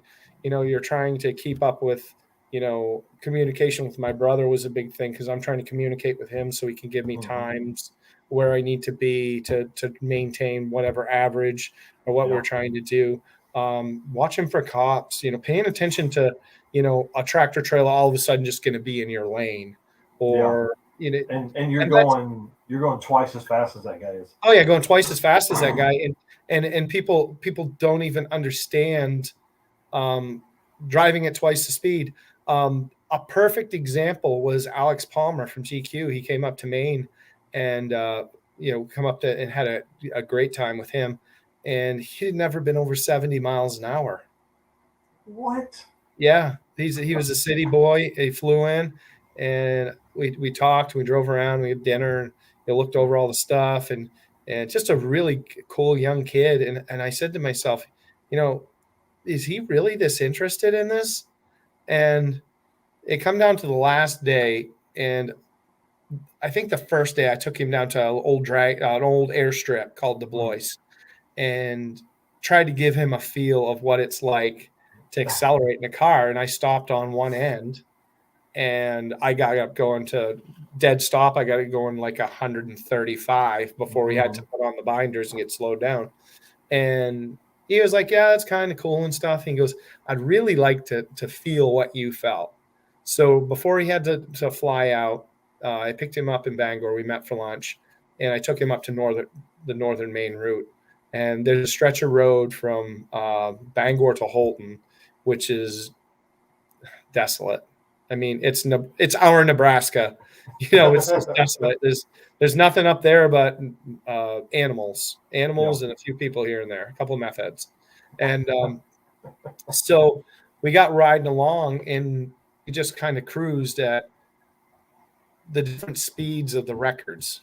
Like, we did Alex Roy's, which it didn't seem terribly crazy, but people also don't understand that 90-ish miles an hour in a car like that Mustang is no big deal at all.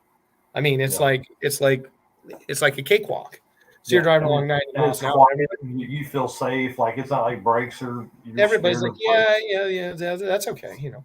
And then I moved up to like Ed's time. You know, I think he averaged like 101 or something, or maybe it was 100, but right around there. And I just moved up a little bit. He's like, oh, there's a little bit of difference there. Then I moved up to, you know, Ed and Arnie's time. Not Ed and Arnie's, Doug and Arnie's time. And not time, I'm sorry, average speed. Yeah. And we were kind of cruising along. And then moved up to what my average speed was. And he's like, yeah, I can feel a difference between the averaging 100 and averaging around 110. There's enough difference where the car's a little noisier, a little, you know, wind, you know, maybe the maybe a little more floaty. So then I took him back down to the speed limit. He's like, oh, he goes, yeah, he goes, it feels quite different now. And this is a kid who's never been over 70 miles an hour. Yeah. So we go up the interstate, we turn back around, and I said, are you ready? And he says, yeah. I said, I'm going to open this thing up. And I say that to somebody, you know, I'm more than capable of driving, but some people get really scared at high speeds. Yeah. So I just say, hey, we're going to open it up. You ready for that? And he's like, yeah. So I come down through, and I think I put it even in sport mode, and I was paddle shifting it and bringing it up through the gears. And before you know it, we're at 159 miles an hour. And I'm sitting there just like I am here. I get just kind of leaning on the door, you know, driving down the road. And I said, there you go. And I drove like that for like probably 4 or 5 minutes. And I mean, we're just same thing. You go by a tractor trailer, it's just like you suck the mirror right off it. Yep. And so we're coming up and it says construction zone. So I go, okay. I said, now we're going to let back off down to the averages. So I let back off down to 100. And he's like, whoa, that's a big difference. I said, now think of driving at the speed we were just at just to achieve that average. Yeah. I said, so then we come up on a construction zone. Oh, wait, I drop back down to the speed limit. And he's like, man, he goes, this is like weird. He's like, everything's stopped. But then we come to the construction zone and it's 55, which is standard speed limit all over the USA. Yeah. You know, any back road, it's going to be 55. And he looks at me and he goes, I feel like I could walk faster. Yeah. And I said, now you prospectively understand what it's like. You just did it for 4 or 5 minutes. Yeah. Because he could never understand how you can get comfortable driving that fast. And I was like, it's become second nature after a while, or somebody who's done it a lot is comfortable with it anyway. Now the car didn't really like it. I mean, but the thing is with me, it gets back to what I told you before. It's not the air noise. It's not the hood shaking a little bit. It's not the car dancing around a little bit. It's that all of a sudden rattle here, or, you know, this noise or that noise. But, you know, the car, you know, kind of, you know, jittering around and stuff. You're used to that after you do it for a bit. Yeah. So it was really cool to take. And like for anybody, they know like 85 miles an hour on the highway, you're suddenly like, oh, you're easing to 88, and you're easing to 90, and you're easing to 90. You know what I mean? Like, and you're just, you know, then the wife leans over and goes, what are you doing driving 92 miles an hour? I'm like, I'm ready to get to the beach. Damn. Yep. That is definitely, and that was one of the things that, you know, we all do it. You know, you'll be driving along, you know, 90 miles an hour or whatever. You'll be feeling really good. And you're like listening to the radio and something. And then all of a sudden, like a minivan drives by you. And you look down and you're going like 70. And you're like, whoa. I thought I was going fast. Yep. And that's why I set the cruise control the way I did, because I didn't want to get complacent. Yep. You know what I mean? Well, how fast would the cruise set in that car? 120. Wow, that's cool. So then, like, you'd get complacent and it would like take back off, and you'd be like, "Oh God, what the hell?" Well, it would just stop it. I would drive with my foot on cruise control, so I may be driving 140, 145. Yeah. And if I got complacent or something, and it didn't feel like the car was going faster, it may have been because I let off and it picked up at 120 and kept going. Yeah. So I always said I drove with my foot over 120 because I'd set the cruise at 120. And if I let off, unless I stepped on the brake, obviously, it would stay at 120. So yeah, that's pretty cool, man. God, there's so much. Listen, I promise the next one won't be 4 hours unless you let it go 4 hours. Oh, I told you when you started this party, on. we can talk all night if you want. Yeah, dude, I can't. I'm like, man, it's getting colder in here. I think it says 30, 36, and I don't want to turn the other heater back on. It's too loud. And all right, so we got 4 or 5 more minutes here. Let's fuel consumption. I think that's probably something everybody's not. My little brother just said, "Dang, y'all still here?" Hey, we don't stop, man. We don't stop. We get scared. Tim Smith said, "Did you even bother with radar?" Yeah, I did have a unit in R3. There's the same car we ran, same one we ran in the Cobra. I had my laser set up. The unit in R3 has some great range. A lot of people prefer the 7. I haven't found a reason to invest in a 7 yet because I just when I was asked by the Nightly News if they've about super speeders and am I a super speeder, and I told him no, and the guy was kind of blown away. This was on the Sunday News, NBC here, probably 3-4 months ago, probably longer than that. I think it was back in August. And he says, "Why don't you consider yourself a super speeder driving that fast across the USA?" I said, "Because I don't speed on a regular basis. I mean, if I go to the gas station, I just kind of drive the speed limit 4 or 5 over, drive with traffic. If I'm going, to take my wife over to Stillwater or somewhere, so I don't have to speed to get where I'm going. I don't when I'm doing runs and stuff, my whole purpose is speeding, and I'm paying attention to speeding. So a radar detector in a vehicle really only gives you a better chance of getting a ticket. If you don't have one and you're accidentally driving, 10 or 11 over, and you just say, "Geez, I'm sorry, just I wasn't paying attention. I was thinking about something else." There's a pretty good chance you're probably going to get out of it. But if you're driving 85, 90 down the road and you got a radar detector in it, you're not getting out of it. So I don't normally drive with one. I do occasionally, whatever one the unit is in, it travels around. I think the wire got broke in the Hawaiian Tropic, but I think that's where it is right now. Gotcha. So I did have a radar detector, and I had my ALP system hooked up in the car. Didn't see any laser across the USA. Of course, obviously patrols were down quite a bit during that time. So and then so sorry, back to fuel consumption. How many gallons do you think you went through? How many gallons? So it averaged out to about 12.3. I'm trying to figure out how exactly. Yeah, it was like 12.3 miles per gallon. We had, and like I said, it's dirty math because some of the tank in the back seat was kind of rounded on the edges. So we figured 126 to 130 gallons between the 4 tanks because we had the 55-ish gallon one in the back. I think the one on the side by the seat was 31 or 2. The one in the back seat, I can always confuse what that one was. I can't remember now. I wanted to say 20-ish something, like 24, 5 gallons. And then the stock tank, I think, was like 16 or 17. You could look it up. But I had enough fuel I could transfer out of the tanks off my second run that I believe I fueled up around Barstow. So I had enough residual left over, but again, I wasn't driving like a madman when I left. So the fuel mileage obviously went up, and that changed. So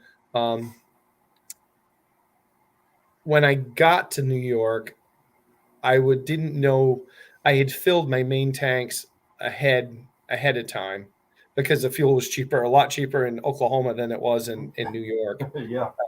So I filled up a ways out of the town, and I got there a little earlier than I planned because I didn't know exactly what it was going to entail getting into New York, other than the fact that I kind of followed some stuff. The weirdest part was all the cop cars parked around everything in New York. So I had burned off a little more fuel off my main tank than than I had planned to, because I got there a little bit early and I was kind of waiting around so I could leave at the goal time. Yeah. And so I just be honest with you, I can't give you a great answer to that, because without really sitting down and doing the math, which it just wasn't important to me. It was just a matter that I had enough fuel to get to New York to Oklahoma, and Oklahoma to LA. So yeah. And then Tim asked here, so this was a rental that you put back together. Yeah, I mean, you literally pull it apart for the event, then you and your dad take it on you put it back together for you and your dad to take on the Bandit run, and then you put it all back together and turned it into them. Yeah. Yep. Dude, we're going to go over 4 hours here, because you got to tell the story. The three lefts don't make a right podcast with Lou. You kind of tell the story a little bit. So if people want the in-depth version of this, it's crazy what the dealer did. So during you can't buy the car from Hertz because they'd already sold it or something. Avis, right? Yeah. So kind of give us a recap of the trying to buy the car story, because that's crazy. So I'm trying to turn. I'm getting ready. I had to put an extension on it so we could take it in the Bandit run. So there's a little sticker, and it's still on the window of the car that says, it has a phone number, and it says, "Make a memory, buy your vehicle," or something like that. I'll send you a picture of it. I think I got it in my phone here at some point. And so I called, and they never called me back. And I called again, and I hadn't quite turned the car in yet, because I didn't want to take the chance of turning it in and not being able to get it back. Yeah. But I had to turn it in the next day. So they finally I called them, and I'm like, "Hey, I've been trying to buy this car. I thought I had this stuff set up. Kind of what's going on here?" And they're like, "Oh, we'll get right back to you." Well, they didn't get back to me. No.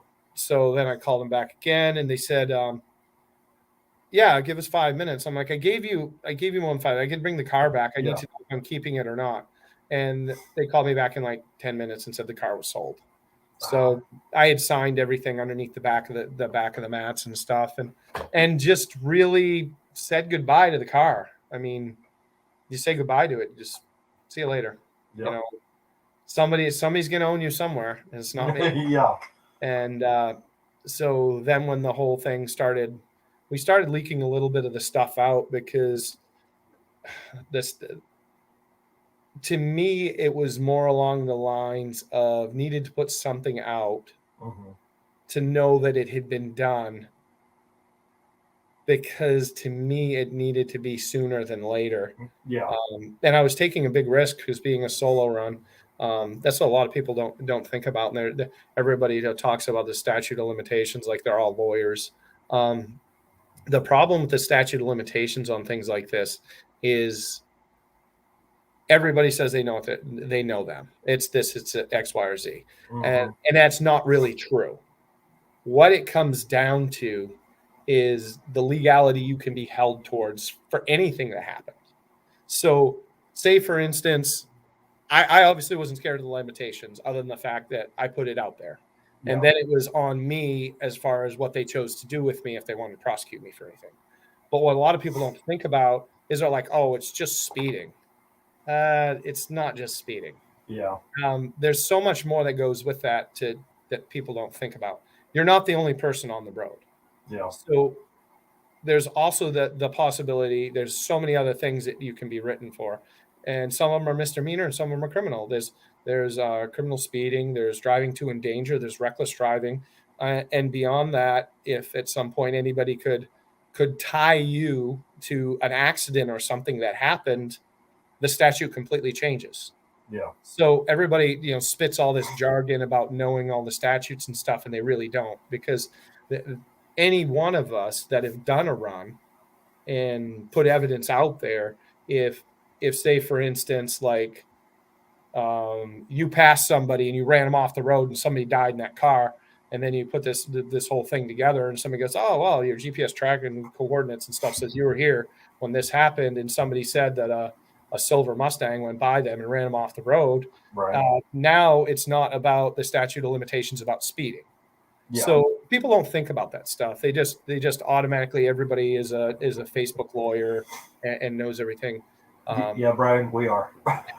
So all I'm saying is this is people don't think about those things. And So we put it out there, and we just kind of, went with that and just kind of rolled with it. Well, at that point, I needed to take a chance and see if I could find the car, because I also knew the car was a key piece of so much evidence as anything else. That makes sense. So I was thinking, I just want to own it. You know what I mean? Like you spent that time in that car. That's your, you have a lasting impression on that car. That car has a lasting impression on you, and it's kind of special, Oh, definitely, and especially with my dad. And that was the other thing. I always wanted an S550. I always thought they were a good-looking car. Yeah, I thought they were clean. They had a similar to a Jaguar line to them. I think probably some of the designing overlapped within Ford and Jaguar from years past. But I just thought they were really good-looking cars. It's got the IRS in it. It's it's a performance package 1, so it's a 460 horse. It's a decent car. So there was a couple things going. It was like, all right, so I was just sitting at the house in Maine, and I did a VIN search on it, and it popped up for sale. There it was. Wow. Believe it or not, I'm sitting there online for sale, and it was cheap money. I could not believe how cheap the thing was. I think it was like 20. When I looked at Avis, it was only like 26,000 to buy the car. And you're like, okay. And so I think this trying to think of the name of them off the top of my head. I was looking at this picture the other day, but anyway, I want to say it was like 28 or 9,000 for, a lightly beat rental car. So I got into financing and stuff, and being from Maine, it started taking forever and forever and forever. And I finally got the car locked up, and, the news and stuff broke of it.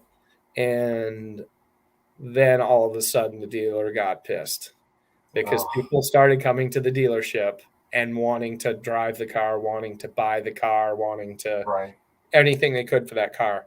And he called me up and he said, "Why did you lie to me?" And I said, "What do you mean lie to you?" And he's like, "I know what this car is." I said, "Yeah." He said, "Well, why didn't you tell me?" I said, "Why does it matter? The car is only what it is because of me. Yeah. Without me, the car's just a $28,000 Mustang." Yeah. And I don't even know how long he had in the lot. The coolest thing, and a lot of people don't know this, its sister car was there too. They had its sister car, which was 1 digit off of the VIN, and it was white. That's crazy. Yeah. So it was a 1 digit off sister car to it. They come down the assembly line right. How cool. Possibly nose to tail. And they tried to sell me that car, and I was like, I don't want that one. Yeah. And so I finally arranged and got everything sorted out to go pick it up. And my buddy Chuck Weiss, the one we were racing through Nebraska, he came. He was coming to Oklahoma to look at to bring his wife to an appointment, and he wanted to come over to the house and stuff and look at some parts and some things I had. And I wanted to go get my car because I wanted to drive it to Maine before the 4th of July. This is the beginning of July, like July 1st or 2nd. Yeah. And I said, "Hey, Chuck, you still coming up tomorrow?" And he's like, "Yeah, I'm thinking about it." "Why?" And I said, "No problem." I said, "I'll just reschedule." He said, "Reschedule?" I said, "Well, I need to go down and get my car." And I told him the whole thing. And he's like, "Really?" And I said, "Yeah." He said, "You want me to take you?" And I'm like, "Okay." He's like, "I'll fly up. You get a ride to the local airport. I'll fly up in my plane. I'll pick you up, and I'll fly to Louisiana." How cool. He flies up and he lands on, and I feel like Tom Cruise here. Yeah, dude. Backpack over my shoulder. I don't go through any of the checks in the airport. Like, I'll go get this personal jet plane over here. So I get in and throw my shit in the back, and Chuck flies us down to Louisiana, and I go to pick the car up, and they don't want to sell it to me. Oh my God. They're fighting with me. They have all their funds. They have all their money. They want this like disclosure paperwork and all kinds of shit. And it's been mailed and it's supposed to be there, and they don't want to give me the car. Oh, come on. And I'm pissed because I need to drive the car to Maine. Yeah. And I want to be home for the 4th of July. And I'm in Louisiana, and I believe it was the 2nd of July. No, God. Yeah. So it was going to be a hoof to get there. Yeah. And so I finally convinced them after a couple hours. The Chuck and I went and gone to eat lunch and stuff, and then we went up to the dealership, and he left and flew home, and I finally got them to release the car to me, and I was going across Lake Pontchartrain, and I got into a hailstorm. Oh no! And it was blinding rain. You could see you were coming. You could see you were driving into it. Oh. And it was an absolute blinding rain. And I'm coming up on the back of this Chevrolet pickup truck. And it's an older pickup truck. And I'm not thinking a lot. And he's going a little bit slower. I mean, it's the wipers are as fast as they can go, just as absolute fast as they can go. And I can see. So I pull to the left lane to go around him. And we start to go over a bridge, just a regular bridge. And I get ahead of him. And as I start going by him, the truck starts turning like this. Oh no! I'm heading right at the side of the car, and I head right to the ditch as far as I can. I mean, and it's there's the road is covered in water, and I'm headed to the ditch, trying to not hit the Jersey barrier. The guy just misses the back of the car and hits the barrier. And the thing about it is, people are like, well, did you stop? And I don't know if the guy lived or not. I really don't. Like, dude, I ain't getting out in this rain. It was one of those things that you were going to put yourself in a position to get killed by stopping. Yeah. But there was a whole line of traffic behind us, and all I saw was him turn in my mirror, miss the back of my car, hit that barrier, and bounce off. And all I could see was like dim headlights coming behind him. And then it's nothing. And of course, it's driver's door to the traffic. So I don't know exactly what happened. Yeah, he lived. He's fine. Yeah, but it was crazy because in the first hour of owning that car, I saw flashbacks of the Cobra in Oklahoma City. So it was just like, man, I just gotta get wasted talent. Has spent some time down there, and he said that they can't drive down there. He's from the Northwest. Yeah, I'm assuming it probably had it was like a mid-90s Chevy pickup. And it was loud exhaust, probably had bald tires on it. Oh, yeah. So I was going to say old wore-out tires and flow masters and echo tips. Well, the funny thing is when I looked up the car online, I started looking for the telltale signs to see. Of course, the VIN matched. Yeah. But I knew what I had modified on the car. Yeah. So I was looking to see if the license plate bracket had been moved. And I was looking to see, what else had been done to the car. So I looked on, trying to think I know what it was. The tires were still mismatch on it. So when I blew the tire on the Bandit one, I had to put tires back on it. So I came to a used tire shop in Drumright, Oklahoma, and they put two old Michelins that they had off a Mustang that had okay tread, and which is a whole nother story. But so we put those on it. Well, I could see in the pictures that the tires didn't quite match. So it still had the Michelins on the back and the Pirellis on the front. That's awesome. By the bracket, it was moved. So I go to an interior shot of the car, and it's still got a piece of double-sided sticky tape on the dash from where one of my countermeasures were. And I was just dying, and I was just so anxious to. It was a kind of weird reunion of me in the car, and to see it and be like, oh well, hello, beautiful. Yeah. You're going. Where have you been all these last few months?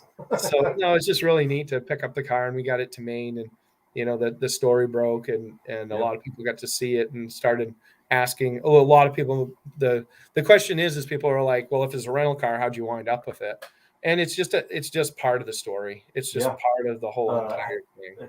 You saying that people enjoying it? Let me pop this picture up, and then we really got to probably bounce. Whenever you're ready, I'm here for you. This one that's coming up. Who are these kids? So this was a local car show here in town of I believe it was Glenpool, Oklahoma. They were putting on a car show, and what happened is, if you see to the right, there's a little sign behind the kid on the right-hand side, and it tells the story of the car. And one of the kids read the story about the car, and they recognized the car. And they knew that was the car. And so obviously it doesn't have the tanks in it, which is it. Every time somebody comes up the car, they want to see the tanks in it. You're like, why would I do that? Yeah, it just makes a car undrivable. Yeah, it's a regular car now. Yeah, that's got a cool story. Yeah, and it's the cool thing about it is it's a regular car. It's I've asked people, what should I do with it, and they're like, oh, put the tanks back in it, or put the Bandit stickers back, because I got Timothy, that sticker guy. He helped taking care of me on some of my stuff. He actually got me another sticker kit that matched it when it was in the Bandit run, because it was about Coors beer. Yeah. So we called the car the Silver Bullet. So it had a silver bullet Coors Light can down the side of it when we raced it. Yep. Hang on, I'm pulling that up now, and then I promise we're gonna go at 5 hours. I promise, guys. Hang tight. So get ready. So yeah, this is you and Dad. Yeah, that's my dad on the left-hand side, and then the silver bullet there. Yeah, silver bullet, and then it said, instead of Big Enos and Little Enos like the movie had, it was Big Fred and Little Fred. Oh, that's cool. So I was always Little Fred, and then we had my Waffle House sticker on it. I think Ben might have been along for the ride, and it was just a good time. And then I pull up this shot because I want everybody see the tag. Yeah, the C2C 2550. That's a super cool tag. Yeah, it was a neat one to get, and it's a cool car. It's a fun car to drive. Dude. Hey, I can't thank you enough for doing this. I want everybody to understand the reason we were late is because my shit was not working. Like, it was laggy, it was jumpy, and it was like that through a lot of this too. I don't know what happened.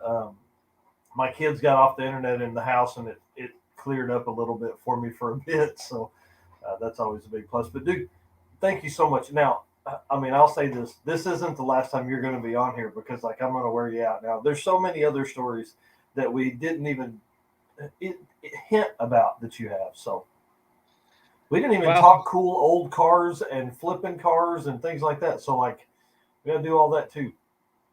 I've got a lot of flipping car stories I can tell you about. So I've definitely done some of that in my day, and I've been very lucky to do a lot of things. And if there's any piece of advice I can give, and it's a catchphrase I use a lot, and I tell people this all the time: live every day like it's your last, because someday you're going to be right. Yeah, hey, that's exactly right. All right, we're leaving on that, guys. See you next week. We got Sick Week stuff kicking off next week. I'm excited. All right,